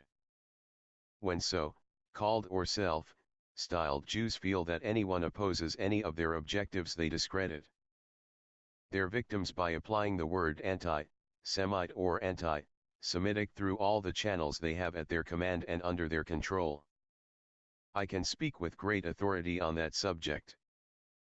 Because so-called or self-styled Jews were unable to disprove my public statements in 1946 with regard to the situation in Palestine, they spent millions of dollars to smear me as an anti-Semite, hoping thereby to discredit me in the eyes of the public, who were very much interested in what I had to say. Until 1946 I was a little saint to all so-called or self-styled Jews. When I disagreed with them publicly on the Zionist intentions in Palestine, I became suddenly anti-Semite. No. 1. It is disgraceful to watch the Christian clergy take up the use of the word anti-Semitism. They should know better. They know that anti-Semitism is a meaningless word in the sense it is used today. They know the correct word is Judeophobe. Anti-Semite was developed into the smear word it is today because Semite is associated with Jesus in the minds of Christians. Christians are accessories in the destruction of the Christian faith by tolerating the use of the smear word anti-Semitic to silence by the most intolerable forms of persecution employing that smear word Christians who oppose the evil conspirators. It no doubt grieves you as much as it grieves me, my dear Dr. Goldstein, to see our nation's moral standards sink to new all-time lows day by day. Of that there is very little doubt. The moral standards of this nation in political, economic, social, and spiritual fields are the factors which determine the position we will occupy in world affairs. We will be judged on that basis from afar by the other 94% of the world's total population. Our 6% of the world's total population will succeed or fail in its efforts to retain world leadership by our moral standards, because in the last analysis they influence the attitudes and activities of the nation. The moral standards are the crucible in which the nation's character is refined and molded. The end product will never be any better than the ingredients used. It is something to think about. There is much for which this Christian country can still feel very proud. But there is also much for which we cannot feel proud. A correct diagnosis of our nation's rapidly deteriorating moral standards in all walks of life will reveal the cause as the nation's current psychosis.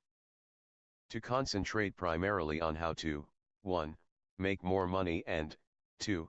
Have more fun. How many persons do you personally know who include among their daily duties service and sacrifice in the defense against its enemies of that priceless birthright which is the God-given heritage of all those blessed to be born Americans? What services? What sacrifices? With very few exceptions, this generation seems to regard everything as secondary to our accountability to unborn generations for our generation's breach of the faith and betrayal of our trust to posterity. The sabotage of our nation's moral standards is more incidental to the program of that inimical conspiracy than accidental in the continued march of mankind towards an easier existence. The guidance and control of this nation's place in history has gravitated by default into the hands of those persons least worthy of that trusteeship. This notable achievement by them and their reward for their success in obtaining effective and numerous Christian male prostitutes to front for them. Too many of these efficacious Christian male prostitutes are scattered throughout the nation in public affairs for the security of the Christian faith and the nation's political, social, and economic stability.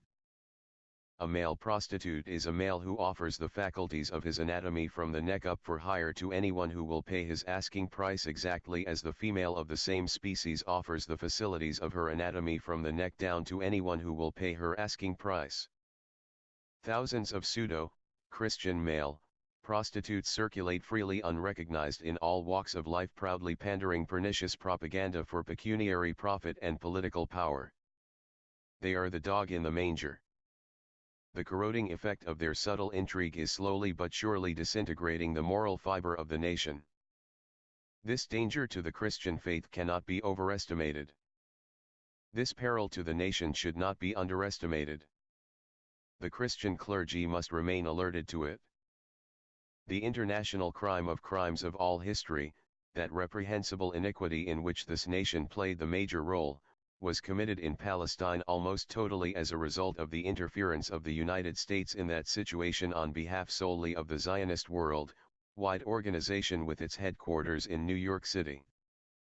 The interference of the United States in that situation on behalf of the aggressors illustrates the power exerted upon the domestic and foreign policies of this government by the male prostitutes fearlessly functioning on behalf of the Zionist conspirators. It is the blackest page in our history. The responsibility for that un-Christian, non-Christian and anti-Christian cause can be honestly deposited on the doorstep of the Christian clergy. They must assume the full guilt for that inhumane and unholy crime committed in the name of Christian charity. Sunday after Sunday, year in and year out, the Christian clergy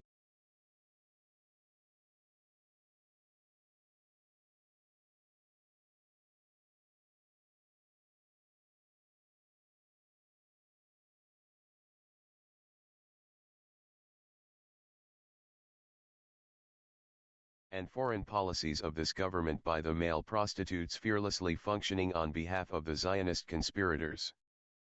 It is the blackest page in our history. The responsibility for that un-Christian, non-Christian and anti-Christian cause can be honestly deposited on the doorstep of the Christian clergy. They must assume the full guilt for that inhumane and unholy crime committed in the name of Christian charity. Sunday after Sunday, year in and year out, the Christian clergy dinned into the ears of 150 million Christians who go to church regularly that Christians must regard it as their Christian duty to support the Zionist conspiracy for the conquest of Palestine. Well, we sowed a wind, now we will reap a whirlwind. The 150 million Christians in the United States were high-pressured by the Christian clergy to give their unqualified support to the Zionist program to repatriate to their homeland in Palestine the so-called or self-styled Jews in Eastern Europe who were the descendants of the Khazars. Christians were exhorted by the Christian clergy to regard the so-called or self-styled Jews in Eastern Europe as God's chosen people and Palestine as their promised land. But they knew better all the time.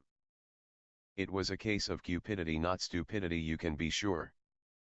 As a direct result of the activities of the male prostitutes on behalf of the Zionist program and contrary to all international law, to justice, and to equity, anything to the contrary notwithstanding, the 150 million Christians in the United States, with few exceptions, demanded that the Congress of the United States use the prestige and the power of this nation, diplomatic, economic and military, to guarantee the successful outcome of the Zionist program for the conquest of Palestine.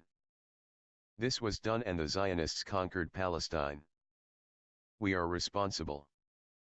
It is a well-established and an undeniable history fact that the active participation of the United States in the conquest of Palestine, on behalf of the Zionists, was the factor responsible for the conquest of Palestine by the Zionists. Without the active participation of the United States on behalf of the Zionists, it is certain that the Zionists would never have attempted the conquest of Palestine by force of arms. Palestine today would be an independent sovereign country under a form of government established by self-determination of the lawful and legal Palestinians. This was aborted by the payment of countless millions of dollars to Christian male prostitutes by Zionists on a scale difficult for the uninitiated to even imagine.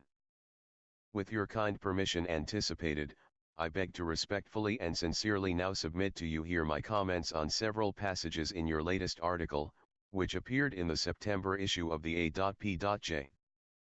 Bulletin under the headline News and Views of Jews.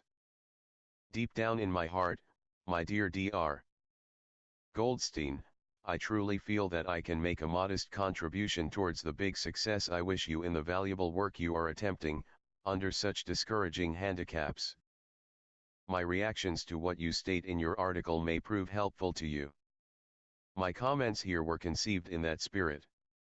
May I suggest that you favor them with your consideration accordingly. I feel that you may be so close to the trees that you cannot see the forest in its true perspective. You may find a genuinely sincere outsider's point of view helpful to you in orienting your yesterday's attitudes to today's realities and to tomorrow's seemingly certain probabilities. I believe you will. You realize, my dear Dr. Goldstein, all laws of nature are irrevocable. Laws of nature can neither be amended, suspended, or repealed regardless how we feel about them. One of these laws of nature is fundamentally the basic reason why Jews become Catholics, the subtitle in your article which attracted my attention. The law of nature to which I refer is the law that to every action there is an equal and opposite reaction. In my respectful opinion, that law of nature is the alpha and omega of all questions as to why Jews become Catholics. In your article you make this mystery sound very complicated. However, it really is very simple. The so-called or self-styled Jews who become Catholics today are subconsciously reacting to that law of nature. The conversion to Catholicism of so-called or self-styled Jews is the equal and opposite reaction of that law of nature. Their conversion is not an action. Can you any longer doubt that after reading these facts? Catholicism has proven itself spiritually the equal and opposite reaction of the religious worship practiced today under the name Judaism, and prior to that name under the names Talmudism and Pharisaism. What is spiritually conspicuous in Catholicism is conspicuous by its absence in so-called Judaism. What is spiritually conspicuous in so-called Judaism is conspicuous by its absence in Catholicism, thank God. Anything which may be said by anyone to the contrary notwithstanding Catholicism and so-called Judaism are at the opposite extremes of the spiritual spectrum. Our subconscious mind never sleeps. It remains awake all the while the conscious mind is asleep. This subconscious mind of so-called or self-styled Jews is why Jews become Catholics. The more spiritually sensitive subconscious minds of so-called or self-styled Jews for 2,000 years has been seeking a spiritually secure beachhead as a refuge from the terror of the Talmud. After a lifetime breathing the atmosphere of the Talmud, so-called or self-styled Jews found Catholicism a wholesome and refreshing change of spiritual climate. They could not resist the spiritual force of the equal and opposite reaction which attracted them to Catholicism.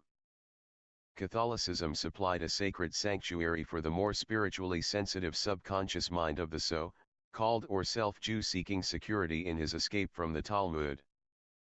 Before sailing into the safe port of Catholicism, the subconscious mind of the more spiritually sensitive so-called or self-styled Jew is tossed like a ship in a storm which has lost its rudder.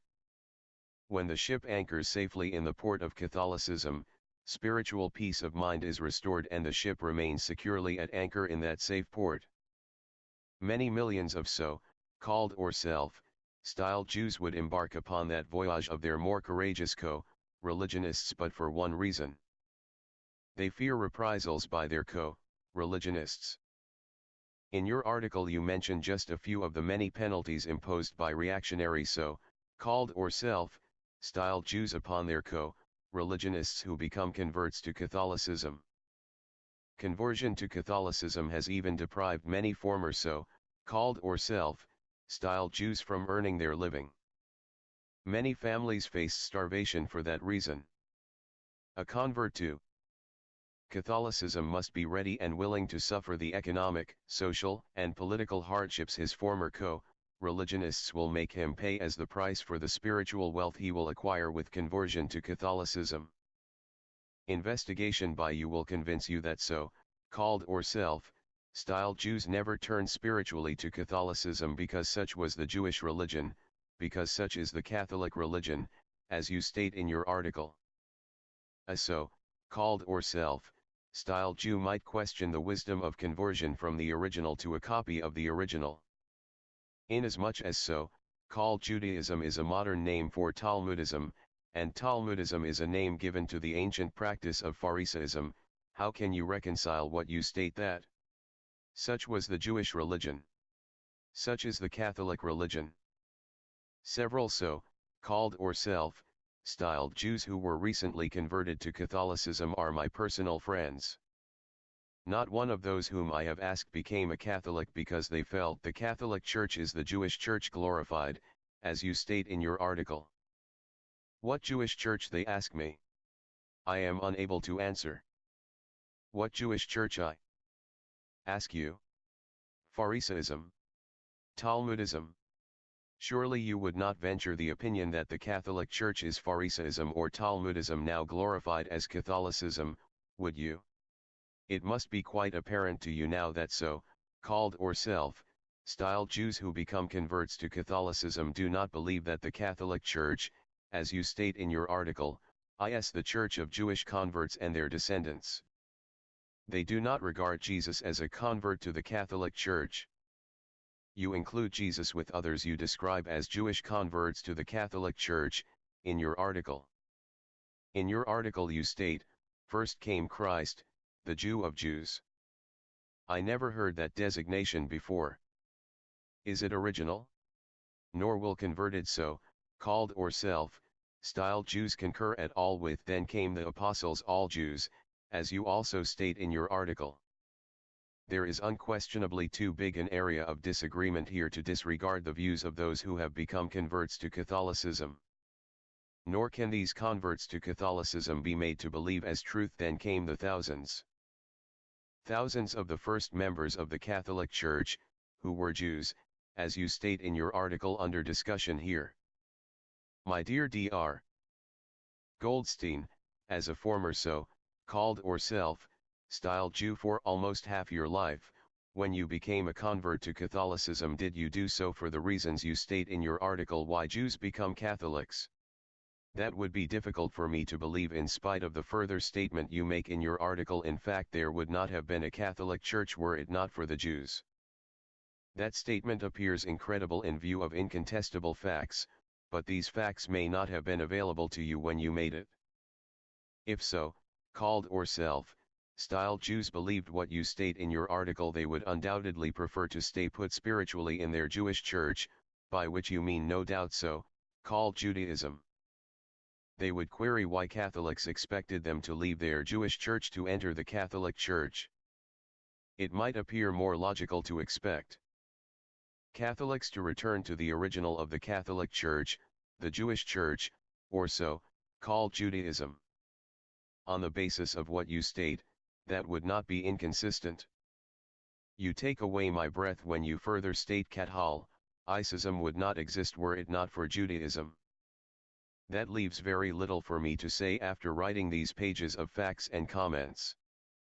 In a certain sense there is certain sense to what you state if you feel that the existence of so-called Judaism, in the time of Jesus and since then, created the necessity for the existence of Catholicism. but in no sense can the Catholic Church be adjudicated the projection of Pharisaism, Talmudism, or so-called Judaism. We should get together in person to go into this matter more fully. I hope you will extend that privilege to me in the not-too-distant future. In closing this letter, I sincerely request that you bear in mind while reading this letter Galatians 4:16, am I therefore become your enemy, because I tell you the truth?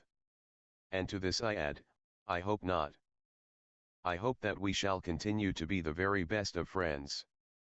If the Christian faith is to be rescued from its dedicated enemies, we must all join hands and form a human lifeline.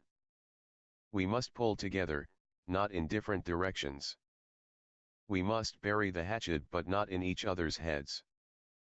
Looking forward with pleasant anticipation to the delight of meeting with you in person whenever you find it convenient and agreeable for yourself, and awaiting your early reply, for which I take this opportunity to thank you in advance, and with best wishes for your continued good health and success, please believe me to be, most respectfully and very sincerely, Benjamin H. Freedman. 1. The reference is to the passive subject of sodomy. As stated in Supra 54a, guilt is incurred by the active participant even if the former be a minor, i.e. less than 13 years old. Now, however, it is stated that within this age a distinction is drawn. Emphasis in original, ed.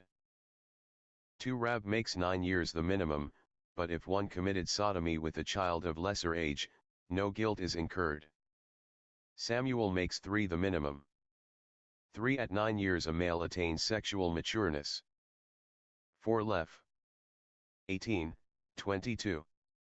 5 Rashi reads, XXX, Hebrew characters, ed. instead of, ZZZ, Hebrew characters, ed. in our printed texts. A male, aged 9 years and a day, who commits etc. There are thus 3 distinct causes in this baratha. The first, a male aged 9 years and a day, refers to the passive subject of pederasty, the punishment being incurred by the adult offender.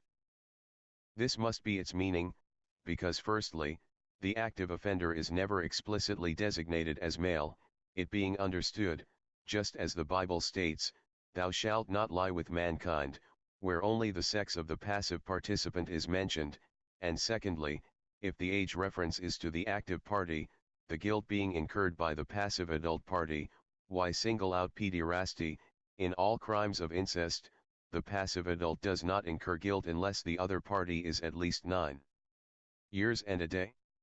Hence the baratha supports Rab's contention that 9 years, and a day, is the minimum age of the passive partner for the adult to be liable. Emphasis in original. Ed. 6 His wife derives no pleasure from this, and hence there is no cleaving. 7 A variant reading of this passage is there anything permitted to a Jew, which is forbidden to a heathen? Unnatural connection is permitted to a Jew. 8 By taking the two in conjunction, the latter as illustrating the former, we learn that the guilt of violating the injunction to his wife but not to his neighbor's wife is incurred only for natural but not for unnatural intercourse. Emphasis in original, ed. 9 And indicates an extension of the law, and is here interpreted to include a minor aged 9 years and a day. 10 Such cereals contain seed, which if sown, however, will not grow. 11 I.e. She becomes a harlot whom a priest may not marry, Leph. XXL, 7. 12 So that if he was 9 years and a day or more, Beth Hillel agree that she is invalidated from the priesthood, whilst if he was less than 8, Beth Shammai agree that she is not. 13 Lit. How is it? 14 When the intercourse could not take place before the Sabbath, Tosaf. 15 And the intercourse would be allowed, since the blood flows out of its own accord, no wound having been made. 16 Lit. Or is it wounded? And the intercourse would be forbidden. 17 I.e. The smell of wine. 18 One could smell the wine from the mouth, Rashi. 19 One could not smell the wine from the mouth. 20 I.E. The smell of wine. 21 The test showed that the wife was a virgin. 22 Why did he first have to experiment with the two handmaids? 23 Lit. Says. 24 Lit. Here, that is, less than 3 years old. 25 Tears come to the eyes again and again, so does virginity come back to the little girl under 3 years. 26 Although the intercourse of a small boy is not regarded as a sexual act, nevertheless the woman is injured by it as by a piece of wood. 27 Ibid. 13. The plural XXX, Hebrew characters, ed, implies natural, and unnatural intercourse. 28 Why then was the case of a woman who awaits a day corresponding to a day given as an illustration when the case of a menstruant, already mentioned, would apply the same illustration. 29 The first stage of contact. 30 In the case of one who awaits a day corresponding to a day, only consummation of coition being forbidden in her case. 31 Cf. Lef. XX, 18. 32 Thus permitting a forbidden act which the Sadducees do not admit. 33 A woman who has an issue of blood not in the time of her menstruation and is subject to certain laws of uncleanness and purification, Lef. 15, 25 ff. 34 Lef. 15, 26 Emphasis being laid on days. 35 Even though he suffered from no issue. 36 She would not be prohibited to her husband for such an act. 37 Farazag near Baghdad v. B.B. Sunk. Ed. p. 15, n. 4. He is thus distinguished from the earlier rabbi of that name. 38 Deuterium. XXIII, 19. 39 Money given by a man to a harlot to associate with his dog. Such an association is not legal adultery. 40 If a man had a female slave who was a harlot and he exchanged her for an animal, it could be offered. 41 Are an abomination unto the Lord, Ibid, 42 Viz. The other two mentioned by the rabbi. 43 Lef. 18, 22. The word for lying in the plural and is explained as denoting also unnatural intercourse. 44 With the other man, although there is no actual coition. Emphasis appears in original Sonsino edition, ed. 45 Lef. 19, 20. 46 Ibid. 18, 20. 47 Number. V. 13. 48 Super 55a. 49 Since no fertilization can possibly occur. 50 Shav18a, San. 55a. 51 Even though she dies as a married woman. 52 In Lef. XXI, 2. Where the text enumerates the dead relatives for whom a priest may defile himself. As was explained, Super 22b, his kin refers to one's wife.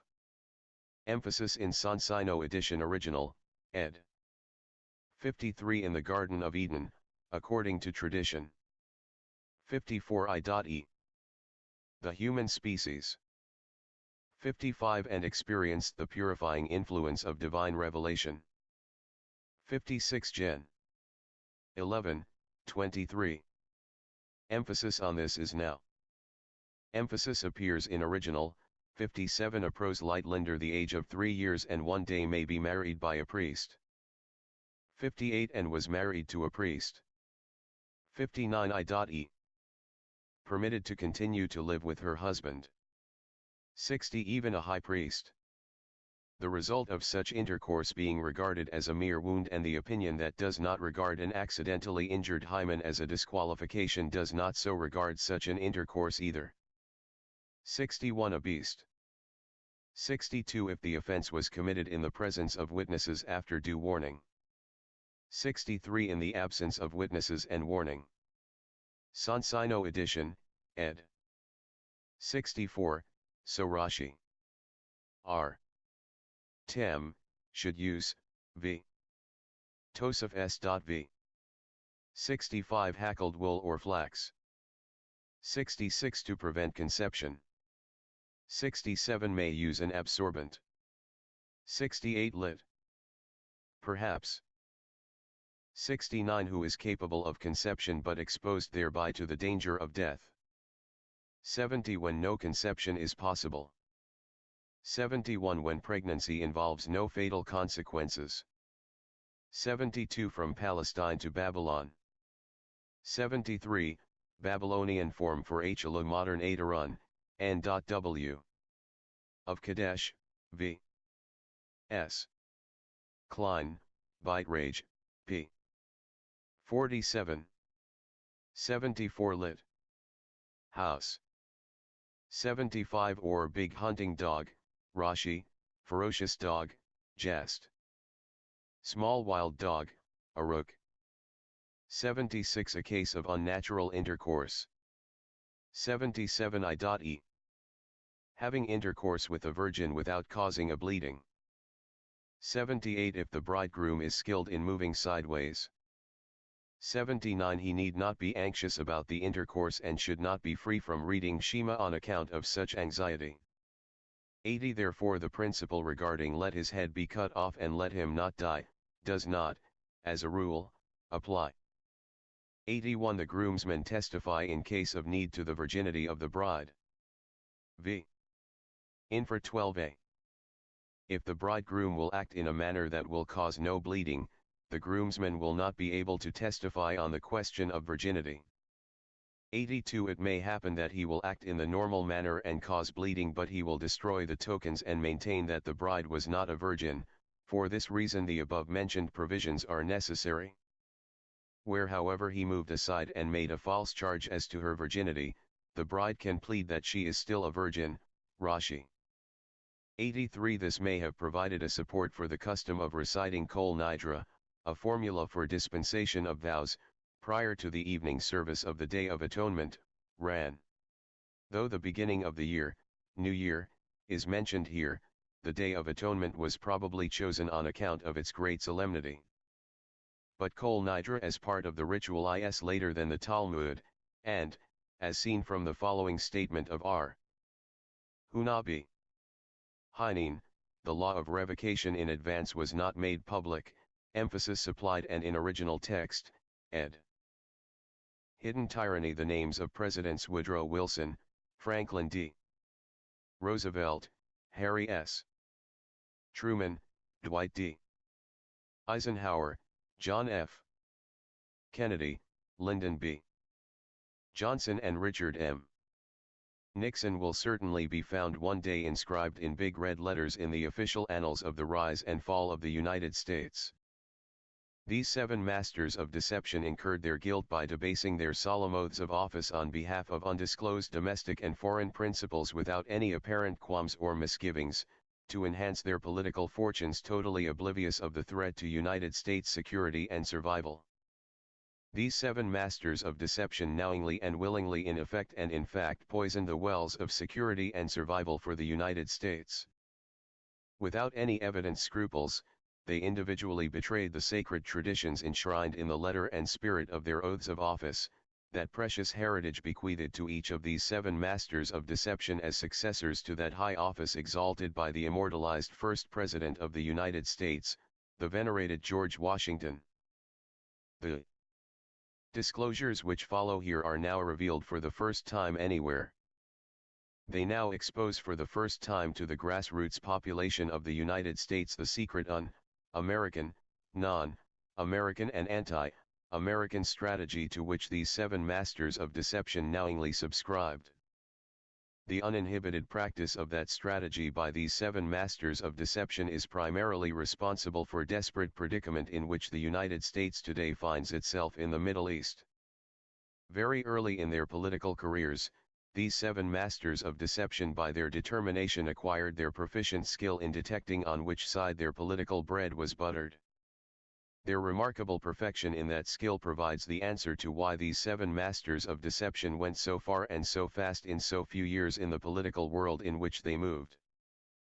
Throughout their political careers, these 7 masters of deception demonstrated that political shrewdness invariably identified with the immoral dogma of 20th century politicians who preach and practice any means justifies all ends. Accordingly, future grassroots populations of the United States will one day find inscribed in the history of the rise and fall of the United States the verdict that the means today advocated by these 7 masters of deception were primarily responsible for the end of the United States. It is today a well-recognized fact of life in political circles in the United States that the censorship exercised today by Zionists over the media for mass information constitutes a virtual monopoly. It is likewise today a well-recognized fact of life in political circles in the United States since President Wilson won his first election in 1912 as President of the United States, that elections in the United States are seldom won or lost today based upon the candidate's qualification for office. Elections in the United States since 1912 are won or lost on the battlefields of the media for mass information by character assassination. Zionist ownership of media for mass information, or by Zionist control exercised by some devious corporate device in effect and in fact censors the news and editorial policies of as the leading daily and Sunday newspapers, all the weekly and monthly news magazines, all leading radio and television stations and networks, the entire motion picture industry, the entire entertainment world and the entire book publishing industry, in effect, and in fact the entire complex of media for mass information in the United States, truly a brainwashing monopoly. Talmudist Jews control news and editorial policies of mass media as a result of that condition in the United States.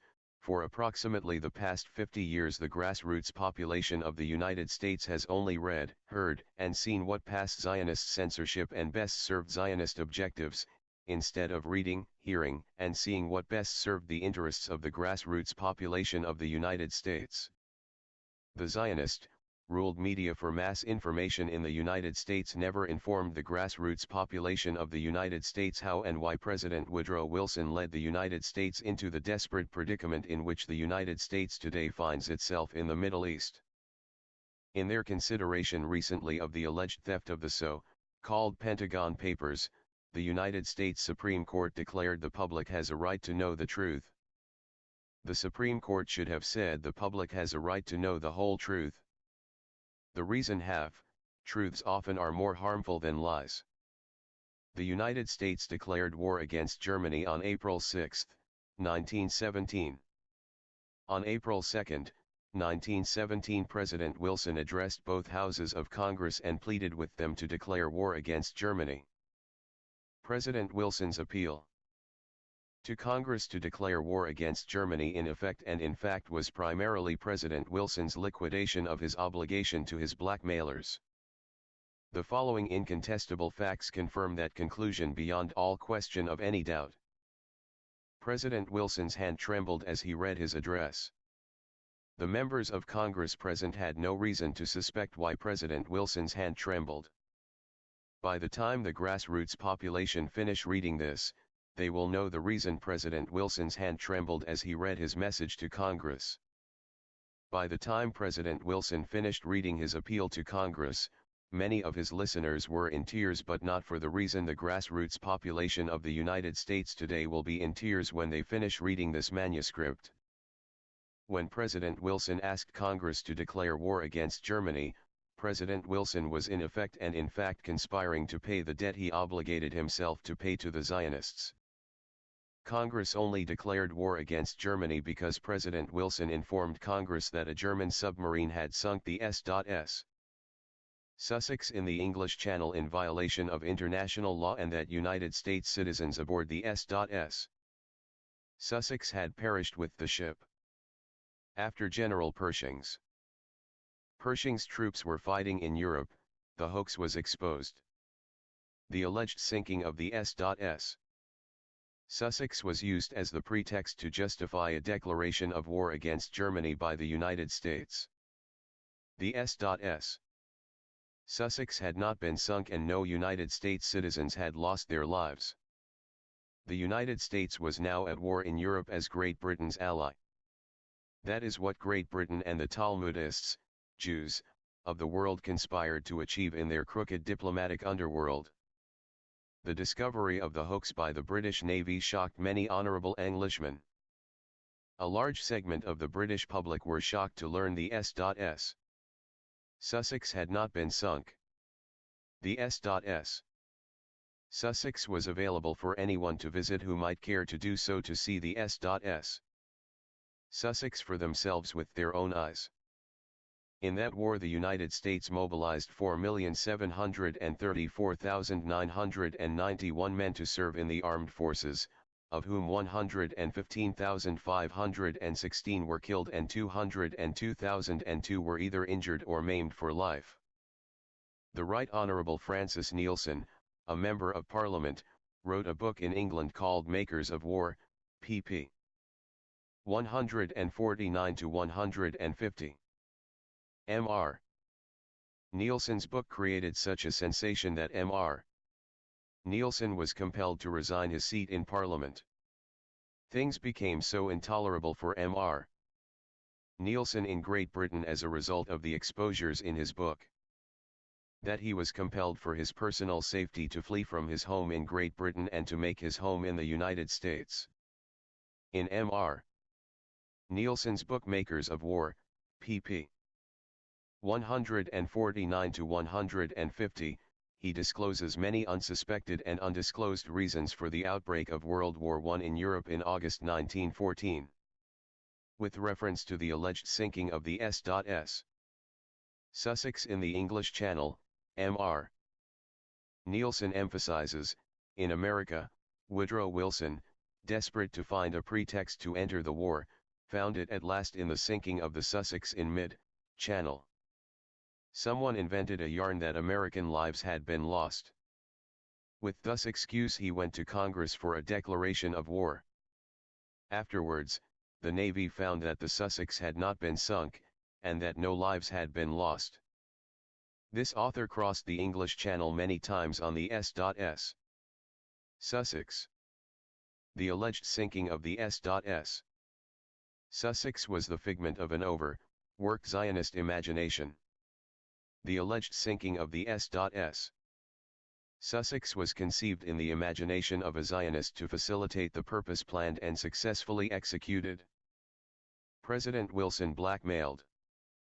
Shortly after President Wilson's first inauguration, he received a visitor in the White House by the name of Mr.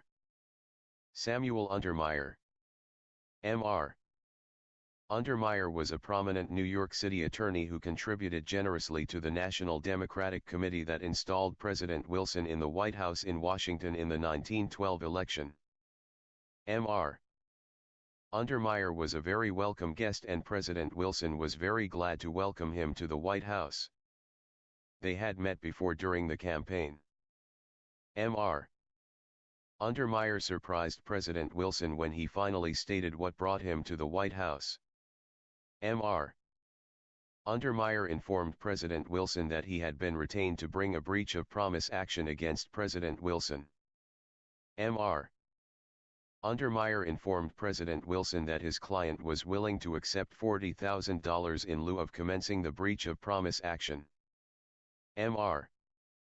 Untermeyer's client was the former wife of a professor at Princeton University at the same time President Wilson was a professor at Princeton University. Mr. Untermeyer produced a packet of letters from his pocket, written by President Wilson to his colleague's wife when they were neighbors at Princeton University.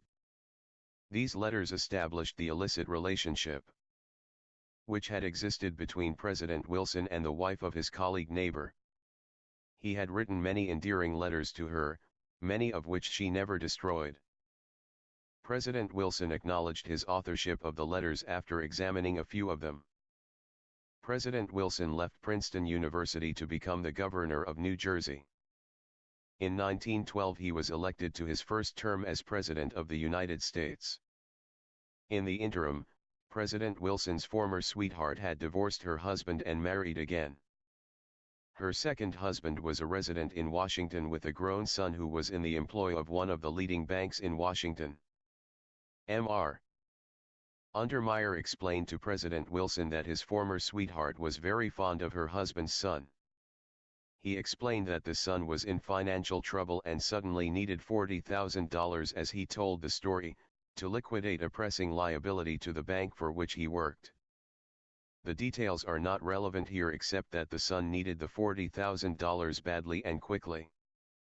President Wilson's former sweetheart thought that Wilson was the logical prospect for that $40,000 to help her husband's son. Mr. Untermeyer visited President Wilson at the White House to break the news to him about the breach of promise action being considered. Wilson expressed himself as very fortunate that his former sweetheart went to Mr. Untermeyer to seek his assistance. The publicity could have proven very embarrassing to President Wilson if his former sweetheart had instead consulted a Republican attorney. President Wilson quickly set Mr. Untermeyer's mind at rest by informing him that he did not have $40,000 available for any purpose. Mr.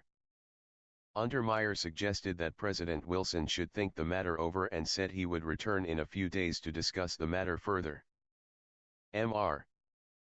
Untermeyer used the next few days in Washington looking into the credibility of the son's story about his pressing need for $40,000 to liquidate a pressing liability.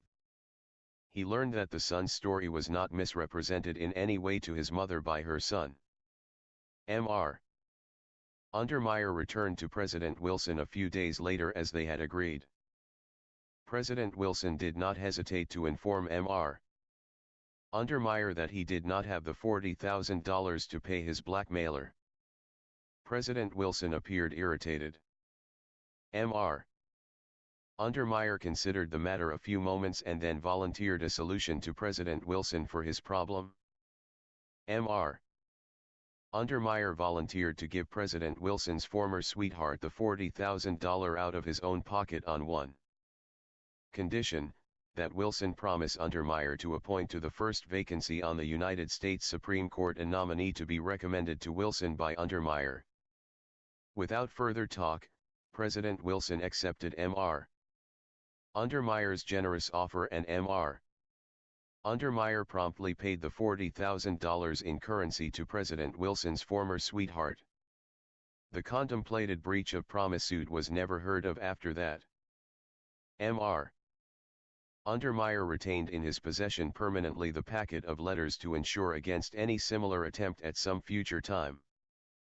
President Wilson was most grateful to Mr. Untermeyer for everything he was doing to solve problem. Mr. Untermeyer was a man of great wealth. The law firm in New York of which he was the leading partner, Messrs. Guggenheim, Untermeyer, and Marshall, is still today one of the nation's most prominent and most prosperous law firms. Mr. Untermeyer organized the Bethlehem Steel Company for his friend, Mr. Charles M. Schwab, who resigned from the United States Steel Company to form his company in competition with it. Justice Brandeis the payoff. As anyone might reasonably suspect, Mr.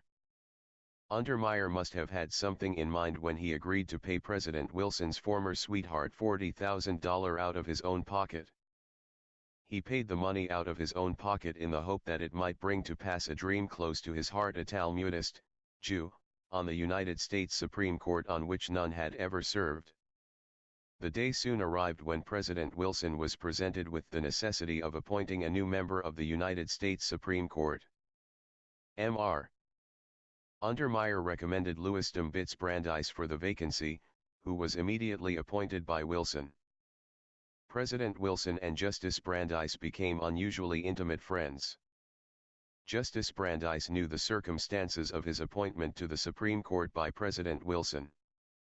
In 1914, Justice Brandeis was the most prominent and most politically influential of all Zionists in the United States. As a justice of the United States Supreme Court, Brandeis was in a better position than ever before to be of service to Talmudists, Jews, both at home and abroad. The first opportunity to perform a great service for his Zionist followers soon became available to Brandeis. Justice Brandeis volunteered his opinion to President Wilson that the sinking of the S.S. Sussex by a German submarine in the English Channel with the loss of lives of United States citizens justified the declaration of war against Germany by the United States. Relying to a great extent upon the legal opinion of Justice Brandeis, President Wilson addressed both houses of Congress on April 2, 1917. He appealed to Congress to declare war against Germany, and they did on April 7, 1917.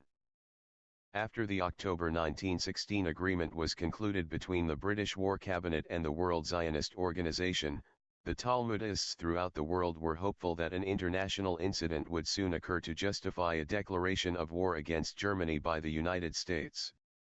The declaration of war against Germany by the United States guaranteed the Talmudists throughout the world that Palestine was to be turned over to them upon the defeat of Germany. The defeat of Germany was certain if the United States could be railroaded into the war in Europe as Great Britain's ally. Prior to the October 1916 London Agreement, Talmudists throughout the world were pro-German. The German Emancipation Edict of 1822 guaranteed Talmudists in Germany all civil rights enjoyed by Germans. Every country in Europe had quotas for Talmudists. The quota systems had existed for centuries in all European countries. Under the quota system in European countries, Talmudists were limited in all activities to a small percentage of the Christian population of the country. The quota systems applied to all occupations. After the Emancipation Edict in 1822, Germany was the only country in Europe which did not place restrictions on Talmudists under a quota system limiting their civil rights. Talmudists throughout the world were informed by cable from London about the October 1916 London Agreement. That information transformed them from pro-German to pro-British. Great Britain placed at the disposal of Talmudists in London their secret codes and worldwide cable facilities to inform Talmudists throughout the world about Great Britain's pledge to turn over Palestine to them as compensation for railroading the United States into the war in Europe as Great Britain's ally in their war against Germany. Talmudists enlisted in great numbers in October 1916 in Great Britain's Department of Defense. Their purpose was to facilitate transforming Talmudists throughout the world from pro-German to pro-British.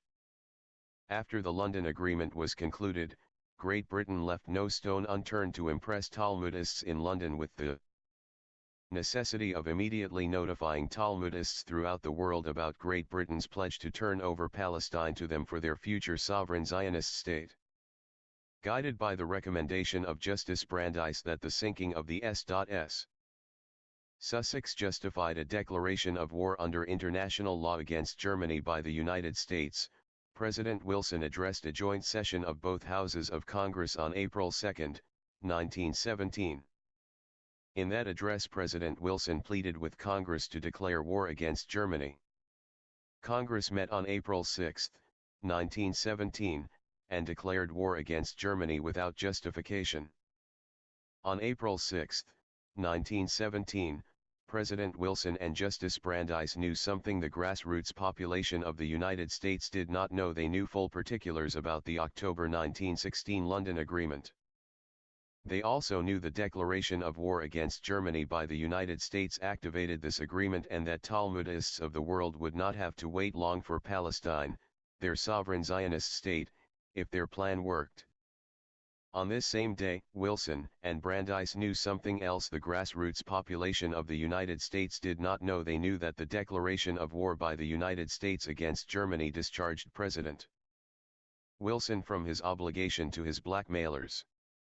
Wilson's declaration of war was to satisfy his commitment to his blackmailers.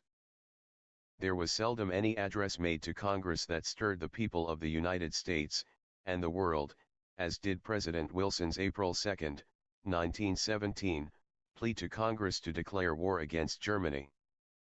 Wilson was aware when he addressed Congress that Germany had not committed any act against the United States which justified a declaration of war by the United States against Germany under international law. This author at that time knew President Wilson was informed to that effect before he made his plea to Congress.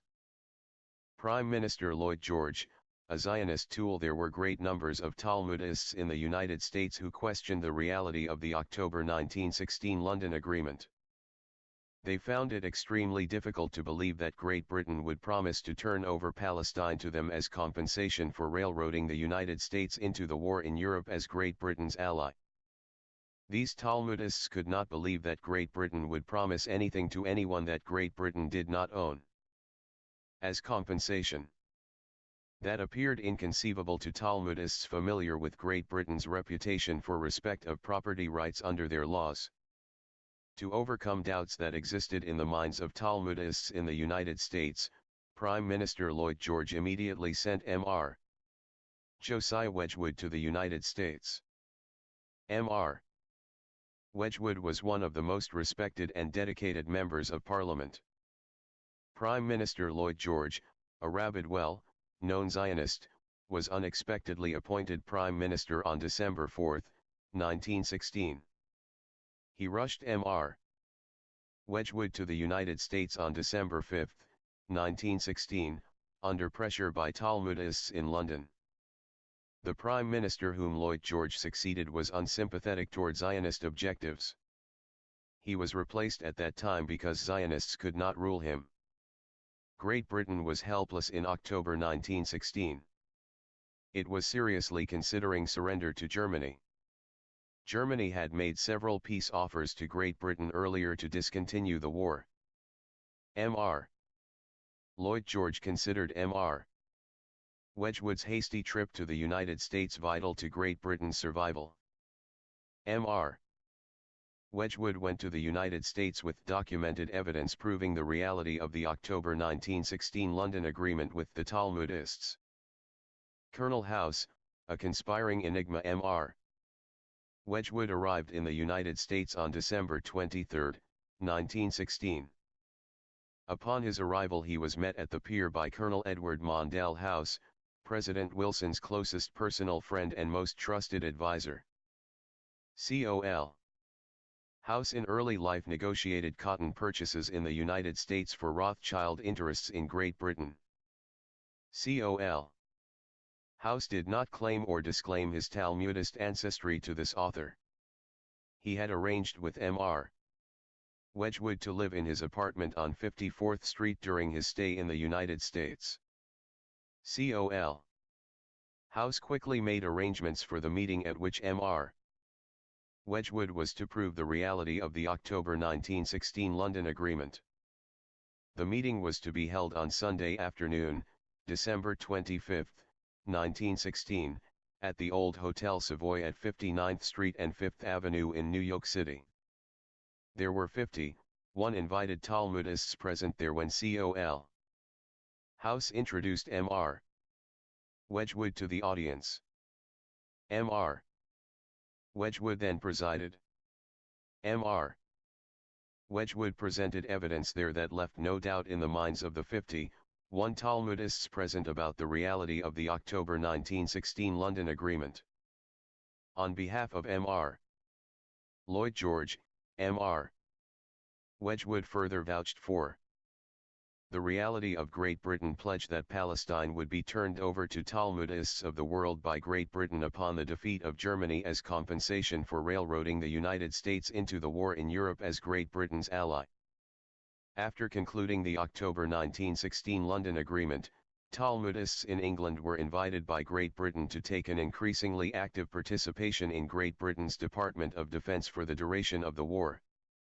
The Talmudists who accepted the invitation were trained as experts in the use of Great Britain's codes and Great Britain's worldwide diplomatic cable facilities. The available data in Great Britain's archives for World War I will dispel all existing doubt whether the information cabled to Washington from London alleging the sinking of the S.S.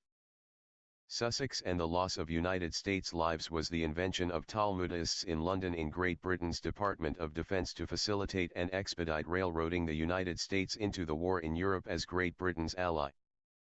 The hoax was discovered by the British Navy. It was also confirmed by other equally reliable sources for information on the subject by qualified United States experts. The reality of the October 1916 London Agreement was known to the Germans shortly after it was concluded, in fact, on the same day. Germany thereafter exercised great care both on land and on sea not to commit any act which, under international law, could provide the United States with justification to declare war against Germany. German military and naval commanders leaned over backwards in their effort not to provide the United States with that justification, and they were successful. In the crisis in October 1916, Germans had reason to feel if the war in Europe continued a few more months without the entrance of the United States into the war, that Great Britain would be compelled to surrender to Germany by circumstances beyond Great Britain's power to control. Germany made another peace offer to Great Britain in October 1916. Great Britain this time welcomed the offer, but it was also declined like several previous peace offers. In referring to the declaration of war against Germany by the United States, Sir Winston Churchill said in an interview with a prominent editor, published in Scribner's Commentator in 1936, that he could never understand why he put us in 1917, referring to President Wilson. In that interview, Sir Winston Churchill stated further, America should have minded her own business and stayed out of the world war. If you hadn't entered the war, the Allies would have made peace with Germany in the spring of 1917. Had we made peace, there would have been no collapse of Russia followed by communism, no breakdown in Italy followed by fascism, and Germany would not have signed the Versailles Treaty, which has enthroned Nazism in Germany. If America had stayed out of the war, all of these isms wouldn't be sweeping the continent of Europe and breaking down parliamentary government, and if England made peace early in 1917, it would have saved over 1 million British, French, American, and other lives. Germany's peace offer to Great Britain asked for neither indemnities nor reparations. Germany offered to restore the territorial status and the political independence of every country with whom Great Britain was at war, as they existed in August 1914 when the war in Europe started. Germany demanded no benefits. Talmudist Jews select America's ally for First World War. Germany's October 1916 peace offer was on the table before the British War Cabinet. It needed only one signature to end the war. Great Britain would have quickly accepted Germany's peace offer if the World Zionist Organization had not interfered. The British War Cabinet was then taking their instructions from Talmudists in London. When the British War Cabinet decided to accept Germany's peace offer, the World Zionist Organization offered to railroad the United States into the war in Europe as Great Britain's ally if Great Britain promised the Talmudists of the world Palestine as compensation after Germany's defeat with the United States as an ally. Talmudist pressure in London and New York prevailed. President Wilson had little choice in the matter, it seemed. He was the captive of circumstances in his early life that could not be altered. His April 2, 1917, address to Congress was about to decide the fate of the world. Congress, without hesitation, declared war against Germany for him. The Germans attributed their crushing defeat in World War I to the entry of the United States into the war in Europe as Great Britain's ally. Germany considered the October 1916 London Agreement a stab in the back by Talmudists of the world. In view of the Emancipation Edict in Germany in 1822, Germans regarded the London Agreement as a double cross by Talmudists in Germany. Quota systems then existed in all other countries. In Europe, there was no quota system in Germany after the Emancipation Edict of 1822 for Talmudists. Talmudist Jews promote Germans' victory, then stab them in the back. The Kaiser provided the World Zionist Organization with the offices for their world headquarters in Berlin. He, his family and government officials were constantly extending assistance to Theodor Herzl. Germany extended opportunities to Talmudists not available in other European countries. The Kaiser himself arranged the personal meeting between the Sultan of the Ottoman Empire and Theodor Herzl. Bleekroeder and Company in Berlin were the private bankers of the Kaiser's family for generations. They were Talmudists. Warburg and Company of Hamburg were the world's largest merchant bankers. They were Talmudists. The head of the German General Electric Company, then the world's largest industrial enterprise, was a Talmudist.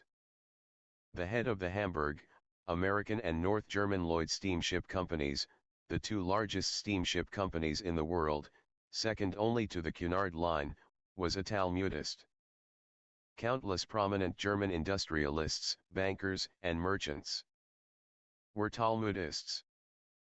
The attitude of Germans towards Talmudists in Germany and throughout the world worsened much after the October 1916 stab in the back by Talmudists. Mr.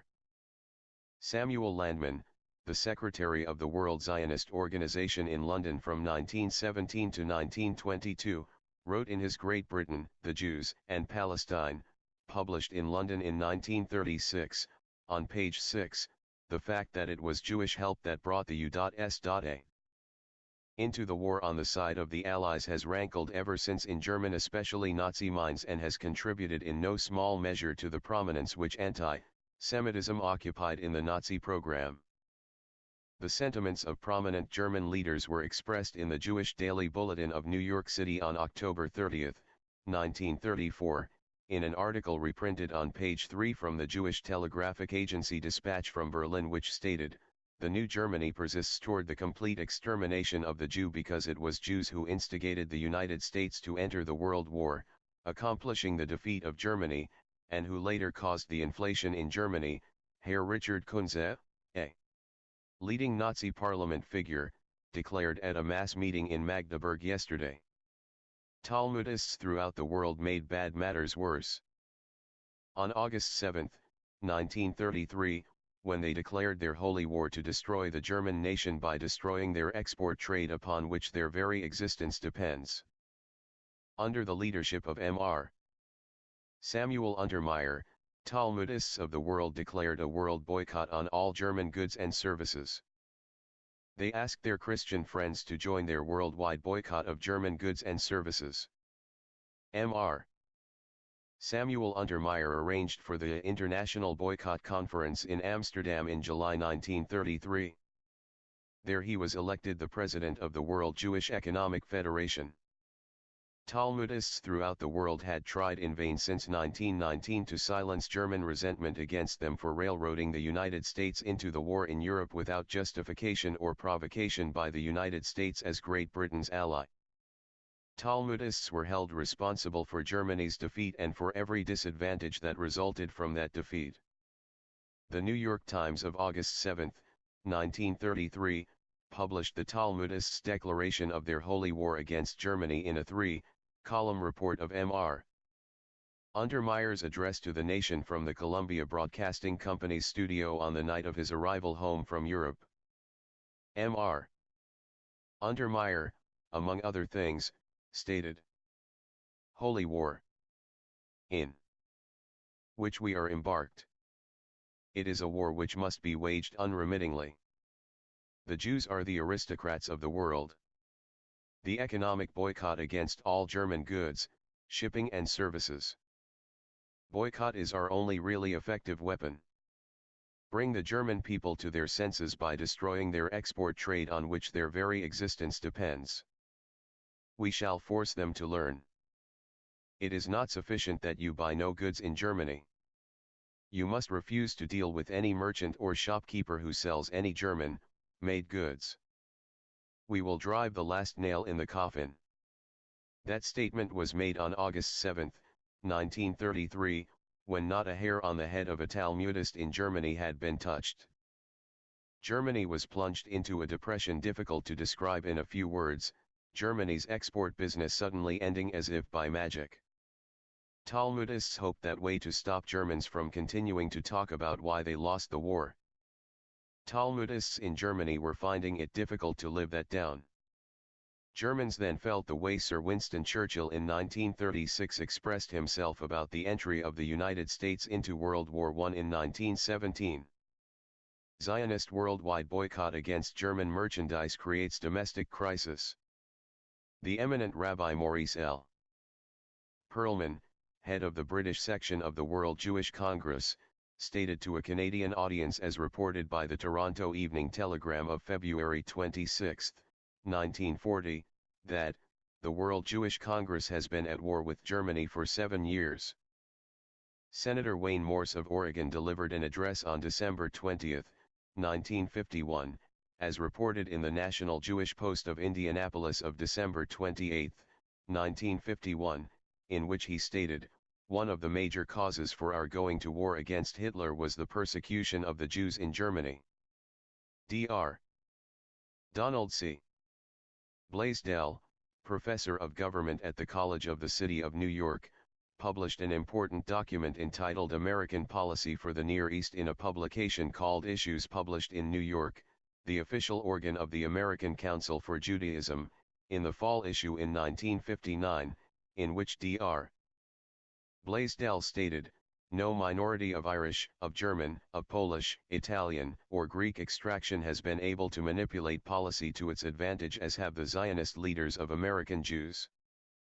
Nor does there appear to be any politically feasible means by which the American government can place the claims of its important clientele in proper perspective.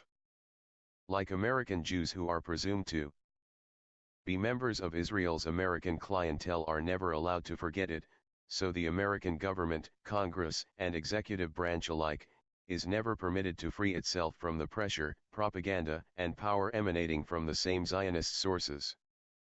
This author has been in a position since 1912 to witness what was going on behind the scenes. This author served on the National Democratic Committee in the 1912 campaign that elected President Wilson to his first term.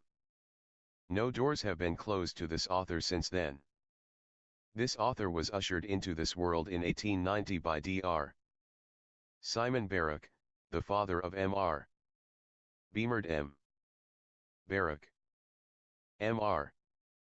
Beamard Barak was a good friend of this author's family and would very often consult this author on this situation. Franklin Roosevelt manipulated by Talmudic Jews. President Franklin D.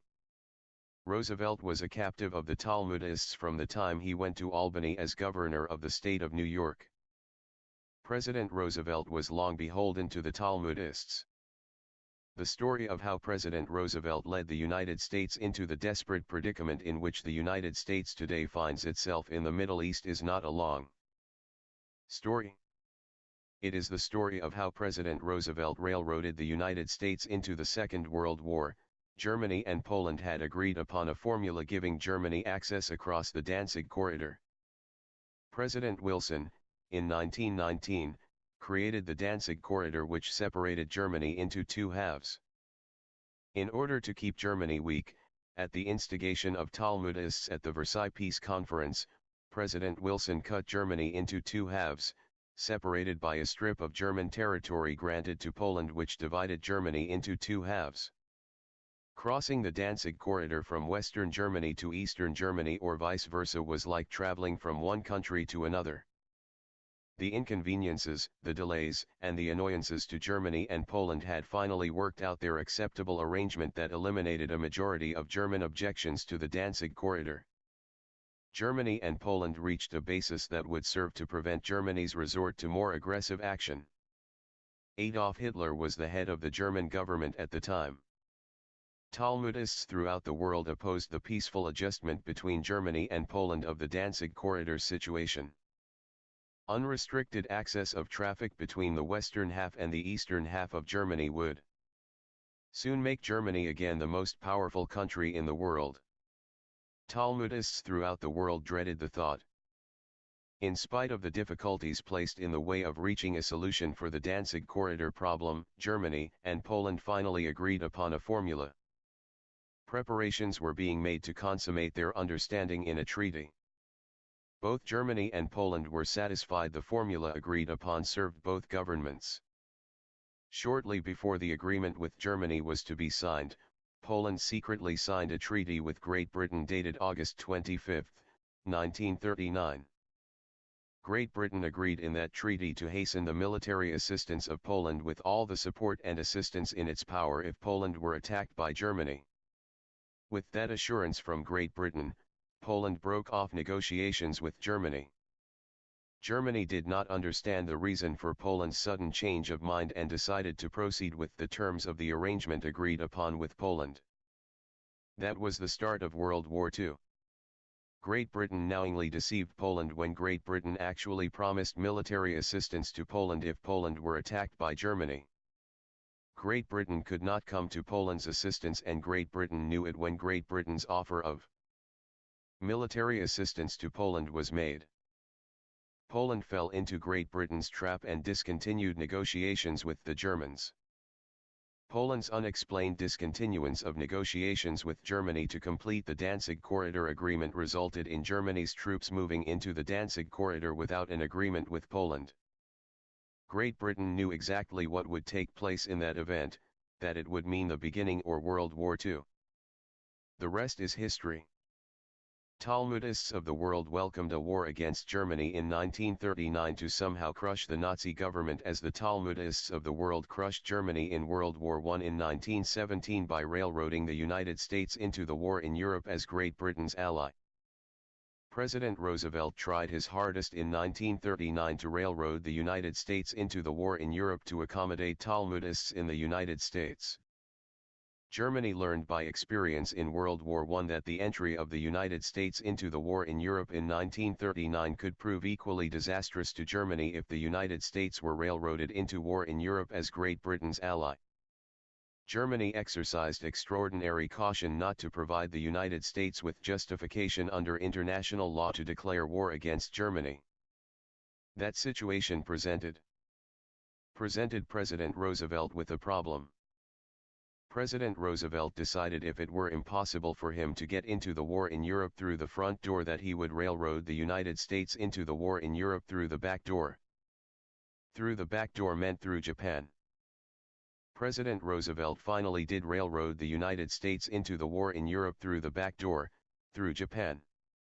Secretary of Defense Stimson during World War II makes startling revelation: Germany and Japan had a treaty under which if either Germany or Japan were attacked by a third power, the country which was not attacked by the third power automatically is at war with that third power. President Roosevelt planned to provoke Japan so Japan would attack the United States. Japan in December 1941 attacked Pearl Harbor. The United States immediately declared war against Japan and automatically was at war with Germany. The Personal Diary of the Hon.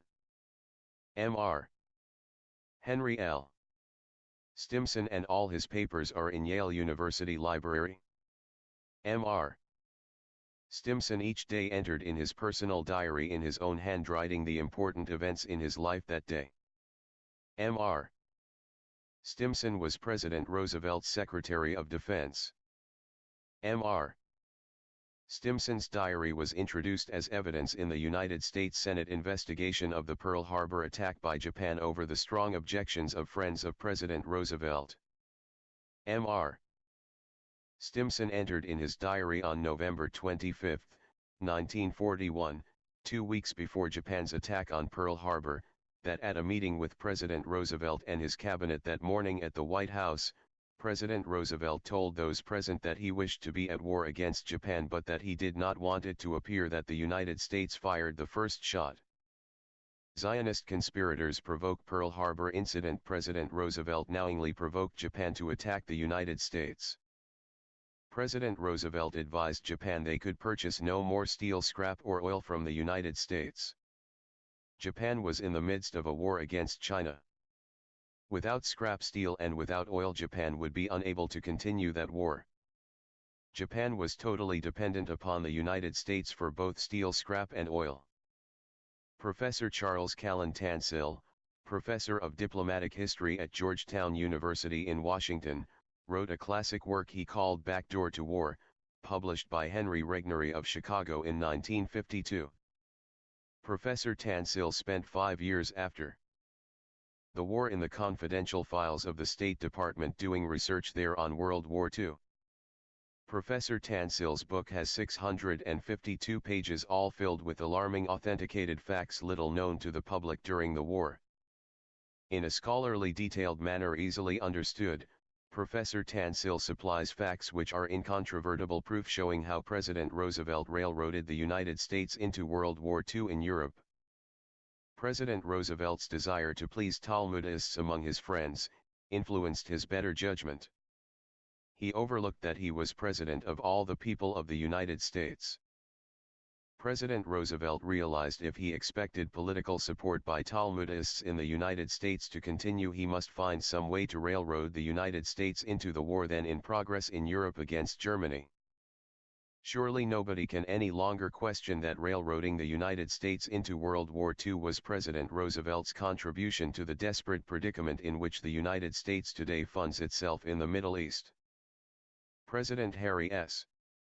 Truman made his great contribution to the desperate predicament in which the United States today finds itself in the Middle East when he recognized as a sovereign state an armed uprising in Palestine by 800,000 armed aliens transplanted into Palestine in a conspiracy organized by Talmudists throughout the world. President Truman in 1946 suffered from a pathological obsession that he must be elected President of the United States in 1948 on his own account. Mr. Clark M. Clifford, Secretary of War under President Lyndon B. Johnson, deserves a great deal of credit for the recognition of the State of Israel on May 14, 1948, by the United States. Mr. Eliyahu Epstein, the United States representative of the Jewish Agency in Washington in 1948, told the story in his 3-page article in the Jewish Chronicle of London in its 10th anniversary issue of June 1958 celebrating the 10th anniversary of the founding of the State of Israel. Mr.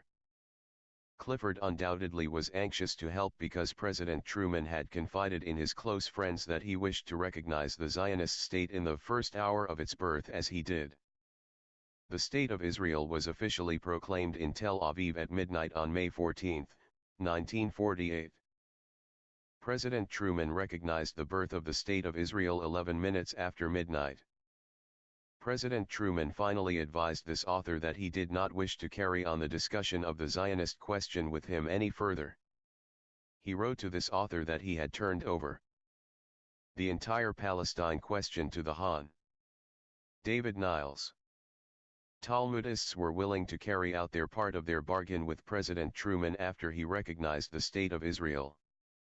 Although the odds in President Truman's election in 1948 were 20-1 against his election, President Truman romped home the winner over Governor Dewey assisted by the invisible and invincible Zionist political steam-roller that always elects their candidates.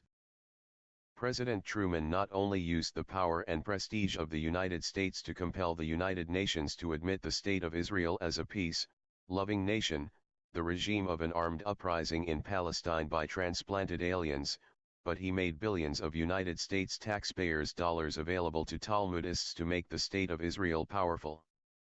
When the day to vote for the admission of the State of Israel arrived, they were short 2 votes. The plan was about to collapse. In the emergency, Mr. Charles H. Silver engaged Cardinal Spellman to make 2 trips to South America to change their votes in the United Nations against the admission of the State of Israel into the United Nations to vote in favor of the admission of the State of Israel into the United Nations as a member. The newspapers around the world on June 11, 1964, published Mr. Silver's confession of a secret I have kept for 15 years. The secret Cardinal Spellman kept with Mr. Silver was that Cardinal Spellman was sent to South America by Mr. Silver on behalf of the Talmudists in New York to persuade the South American countries to change their votes against admitting the State of Israel to the United Nations to vote in favor of admitting the State of Israel to the United Nations as a member. This author was a close personal friend of Cardinal Spellman for 25 years. Cardinal Spellman confessed to this author several years ago that he felt he had committed an irreparable sin by conspiring with the Talmudists in the United States to elect the State of Israel a member of the United Nations. In the midst of that bloody fighting in the Middle East in June 1967, Cardinal Spellman told this author when alone with him in his study that he felt personally responsible for all the lives lost in the 1967 invasion of the United Arab Republic and Syria by the State of Israel. H.J. 117 A Talmudic Creation, Eisenhower Steps in Line. The story of how President Dwight D. Eisenhower led the United States into the desperate predicament in which the United States today finds itself in the Middle East is not a complicated story. Talmudists in the United States pressured President Eisenhower into sponsoring joint resolution by Congress of H.J. Res. 117, on January 5, 1950, which was then refined by Congress to the Committee on Foreign Affairs.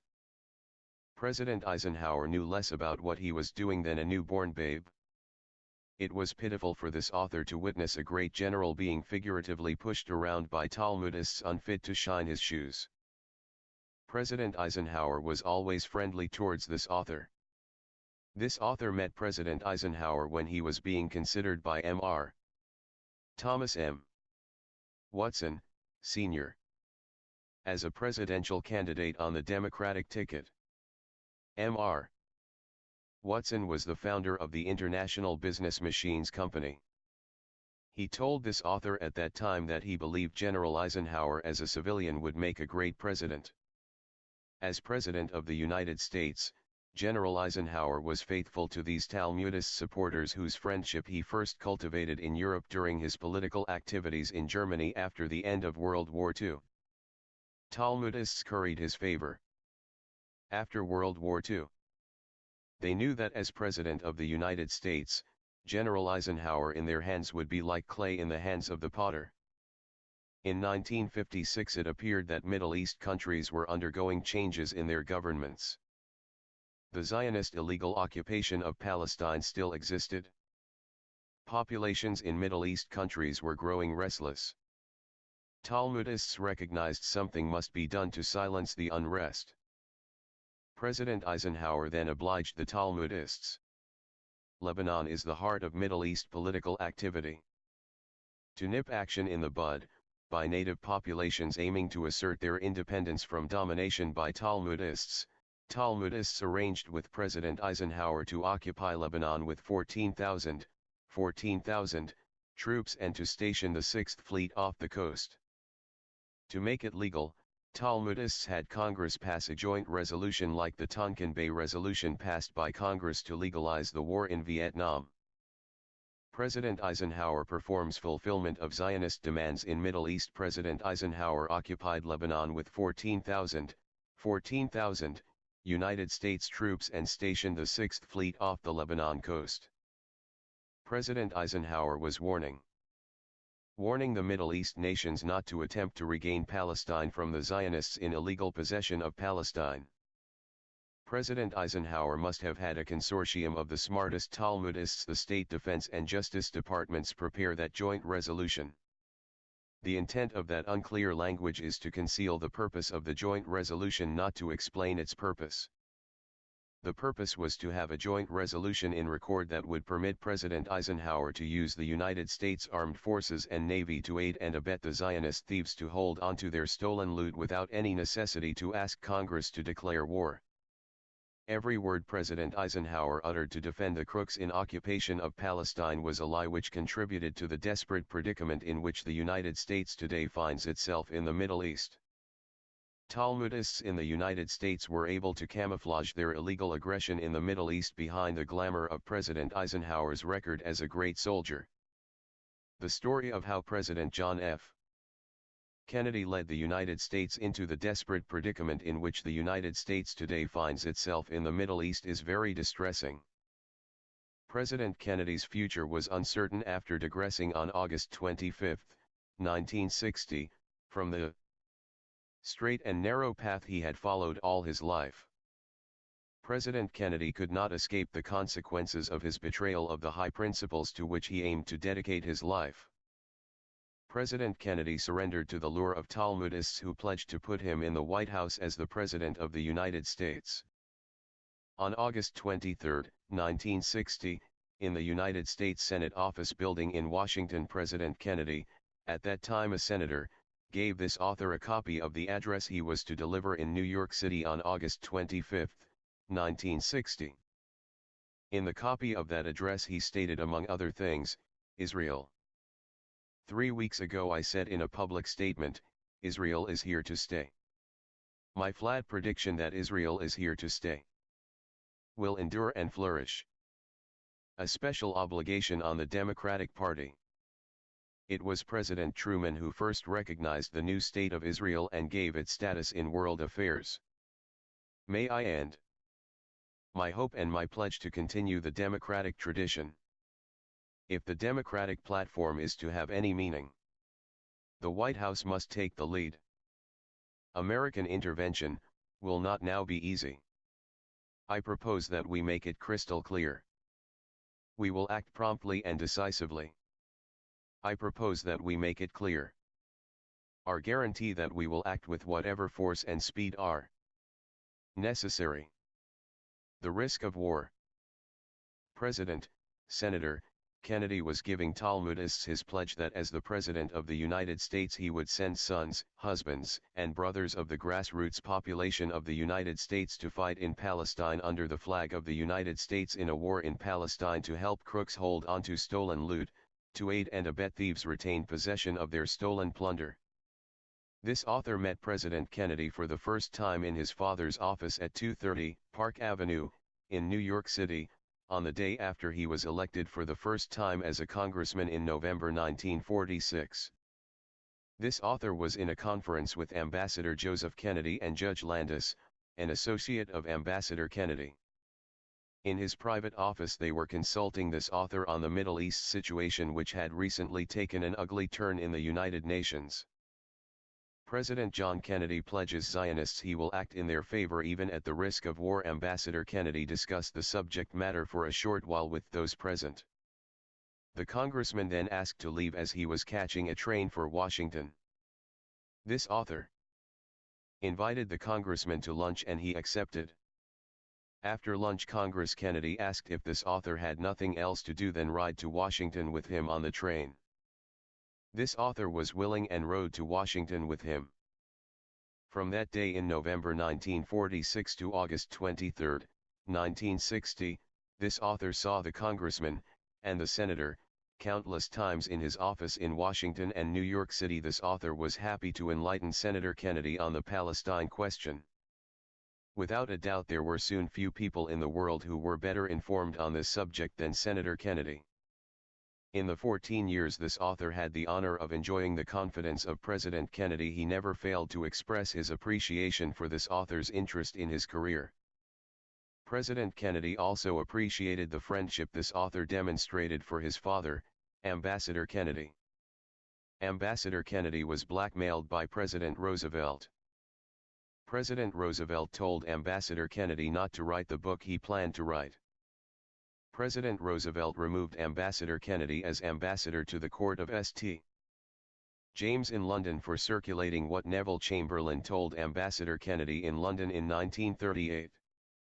The senior Kennedy liquidated politically by Franklin Roosevelt for reporting Talmudic conspiracy. Ambassador Kennedy reported to Washington in 1938 that Neville Chamberlain told him that the United States and Talmudists throughout the world forced Great Britain into the Second World War.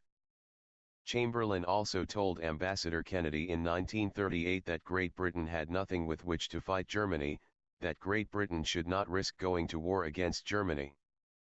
Chamberlain complained to Ambassador Kennedy that United States Ambassador to France William C.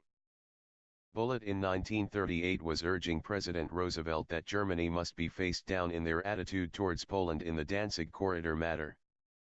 President Roosevelt recalled Ambassador Kennedy to silence him.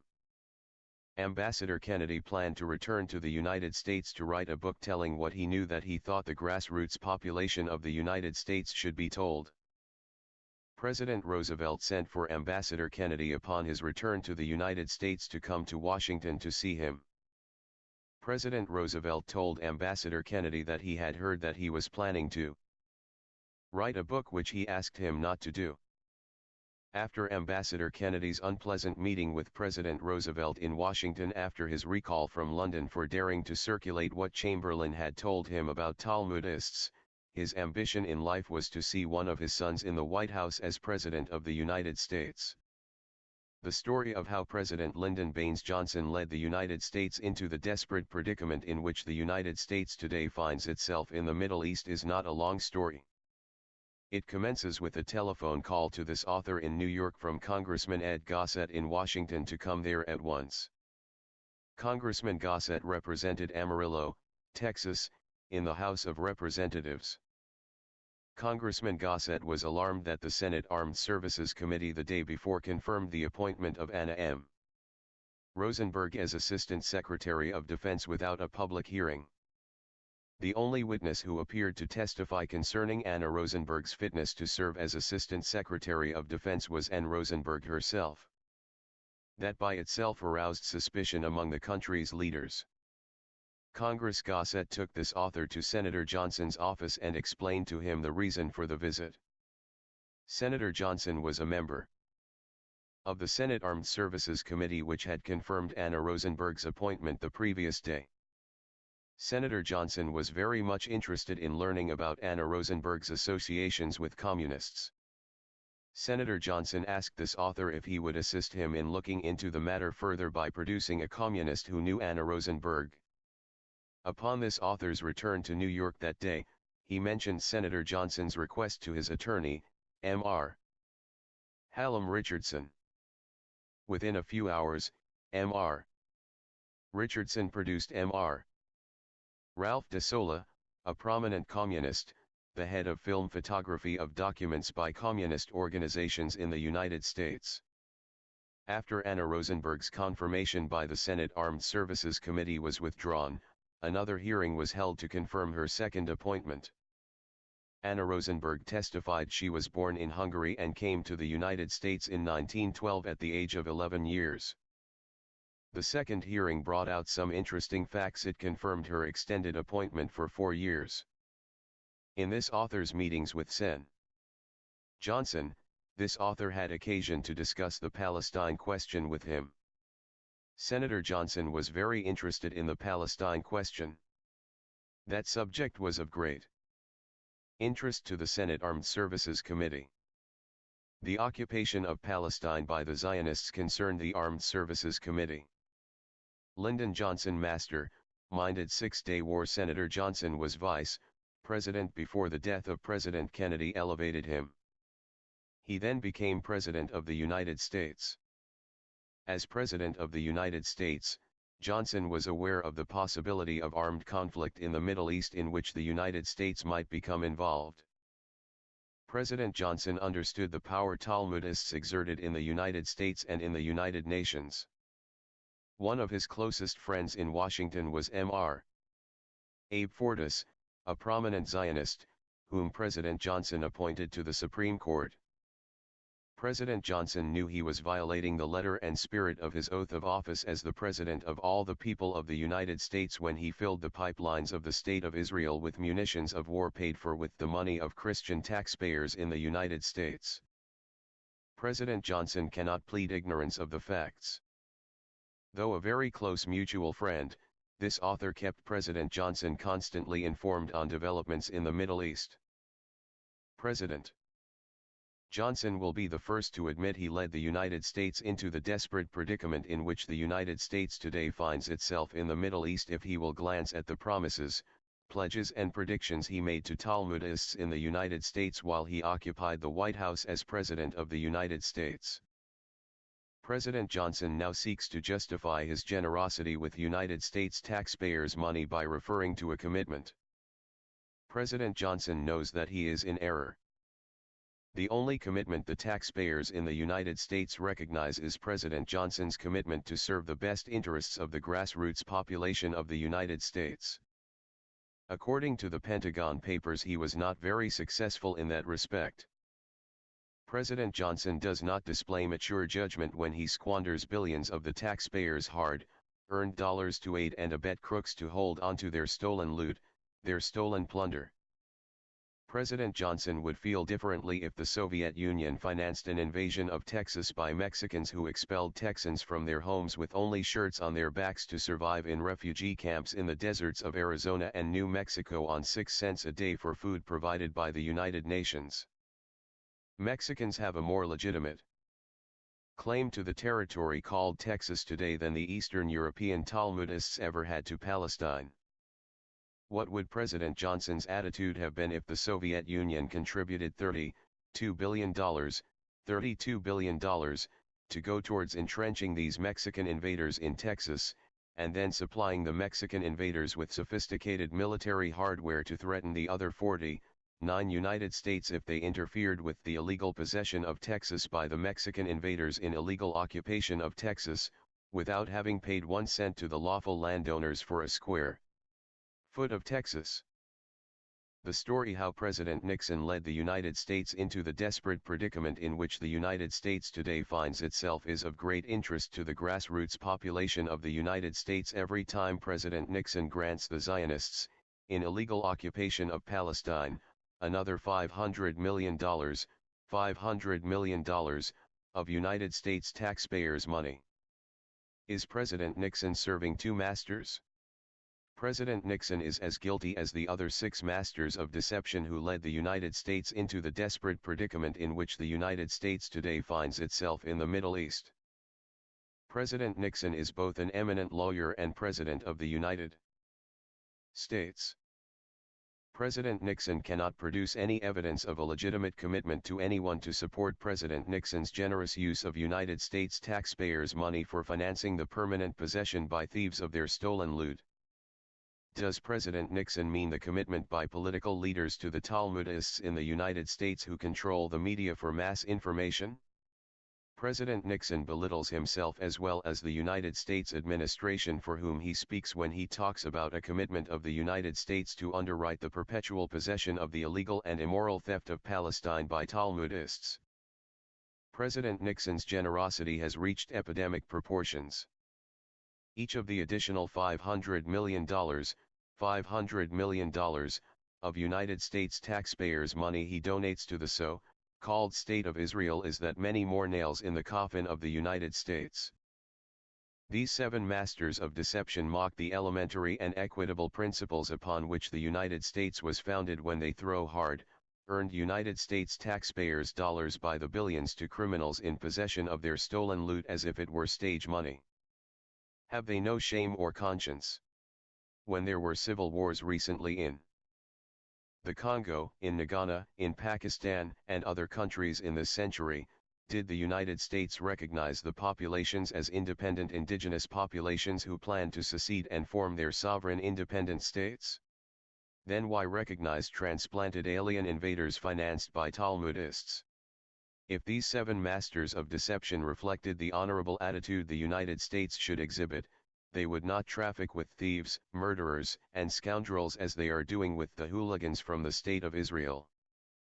The United States refused to recognize the independence of Katanga, of Biafra, of East Pakistan, of Quebec, and of Total Ireland, but they rushed to recognize the hooligans of an armed Palestine uprising by transplanted aliens as a legitimate sovereign state. What next? Talmudic hidden hand controls the U.S. vote in the United Nations. The 125 other members of the United Nations know that the United States was as crooked as a corkscrew to recognize the so-called State of Israel as a lawful representative government of the indigenous population. The other nations of the world all know by this time that Talmudists elect the presidents of the United States and members of Congress. If these Talmudists in the United States were paupers, they could not elect a dog catcher in the United States. How rotten can the political system in the United States get before it drops into the lap of a more honorable nation like a rotten piece of fruit falls from a tree? Rothschild conspiracy fulfilled. The so-called State of Israel is positive that the United States must at the request of the State of Israel veto any resolution introduced in the Security Council to expel the so called State of Israel. Consequently, this so-called State of Israel feels as smug as a bug in a rug regardless of what they do. The Talmudists control the delegation in the United States. Nobody but a fool or an ignoramus doubts that today. The Talmudists always instruct the delegates of the United States how to vote in the Security Council. If a resolution is ever introduced to expel the so-called State of Israel, the United States must veto the resolution. The grassroots population of the United States deserves to know the truth about the Middle East crisis. They will pay with their lives unless they soon acquire a better understanding about why the Middle East crisis exists. The United States finds it convenient to blame everything that goes wrong anywhere in the world on communism. Communism provides a convenient whipping boy for politicians. The arch-villains behind the world's difficulties are the Rothschilds. For the moment, this author will only deal with the Rothschilds' interest in the subject matter of this article, the Middle East desperate predicament of the world. This author can speak with confidence on this subject as his knowledge was obtained first-hand from members of the Rothschild dynasty in London, New York, and elsewhere. The extent of the Rothschild wealth cannot be estimated with any degree of certainty. A conservative guess of the total value of the Rothschild fortunes would be billions of dollars, if that amount can be imagined. The important thing is the major portion of this wealth is in the Far East. The Rothschild interest in Europe, and the Western Hemisphere, are tremendous. However, in comparison to their wealth in the Far East, it is significant. A most vital single thing in the world to the Rothschild dynasty is access to the Far East. Access to the Far East through the Mediterranean is known as Great Britain's lifeline. The Rothschild dynasty had plunged Great Britain into many wars only to preserve their lifeline to the Far East. History tells that story. The Suez Canal was not constructed by the Rothschilds. They did their utmost to prevent its construction. The Suez Canal was constructed by the Frenchmen, de Lesseps, and the Khedive of Egypt.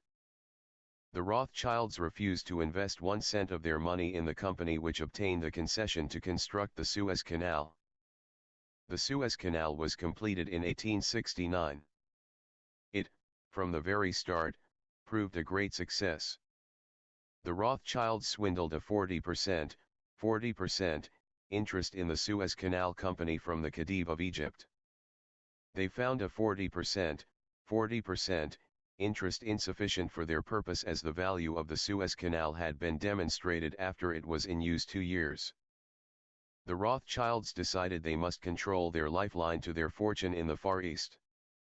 Without justification or provocation of any description, the Rothschilds had Great Britain occupy Egypt exactly as a defeated power is occupied by the victor.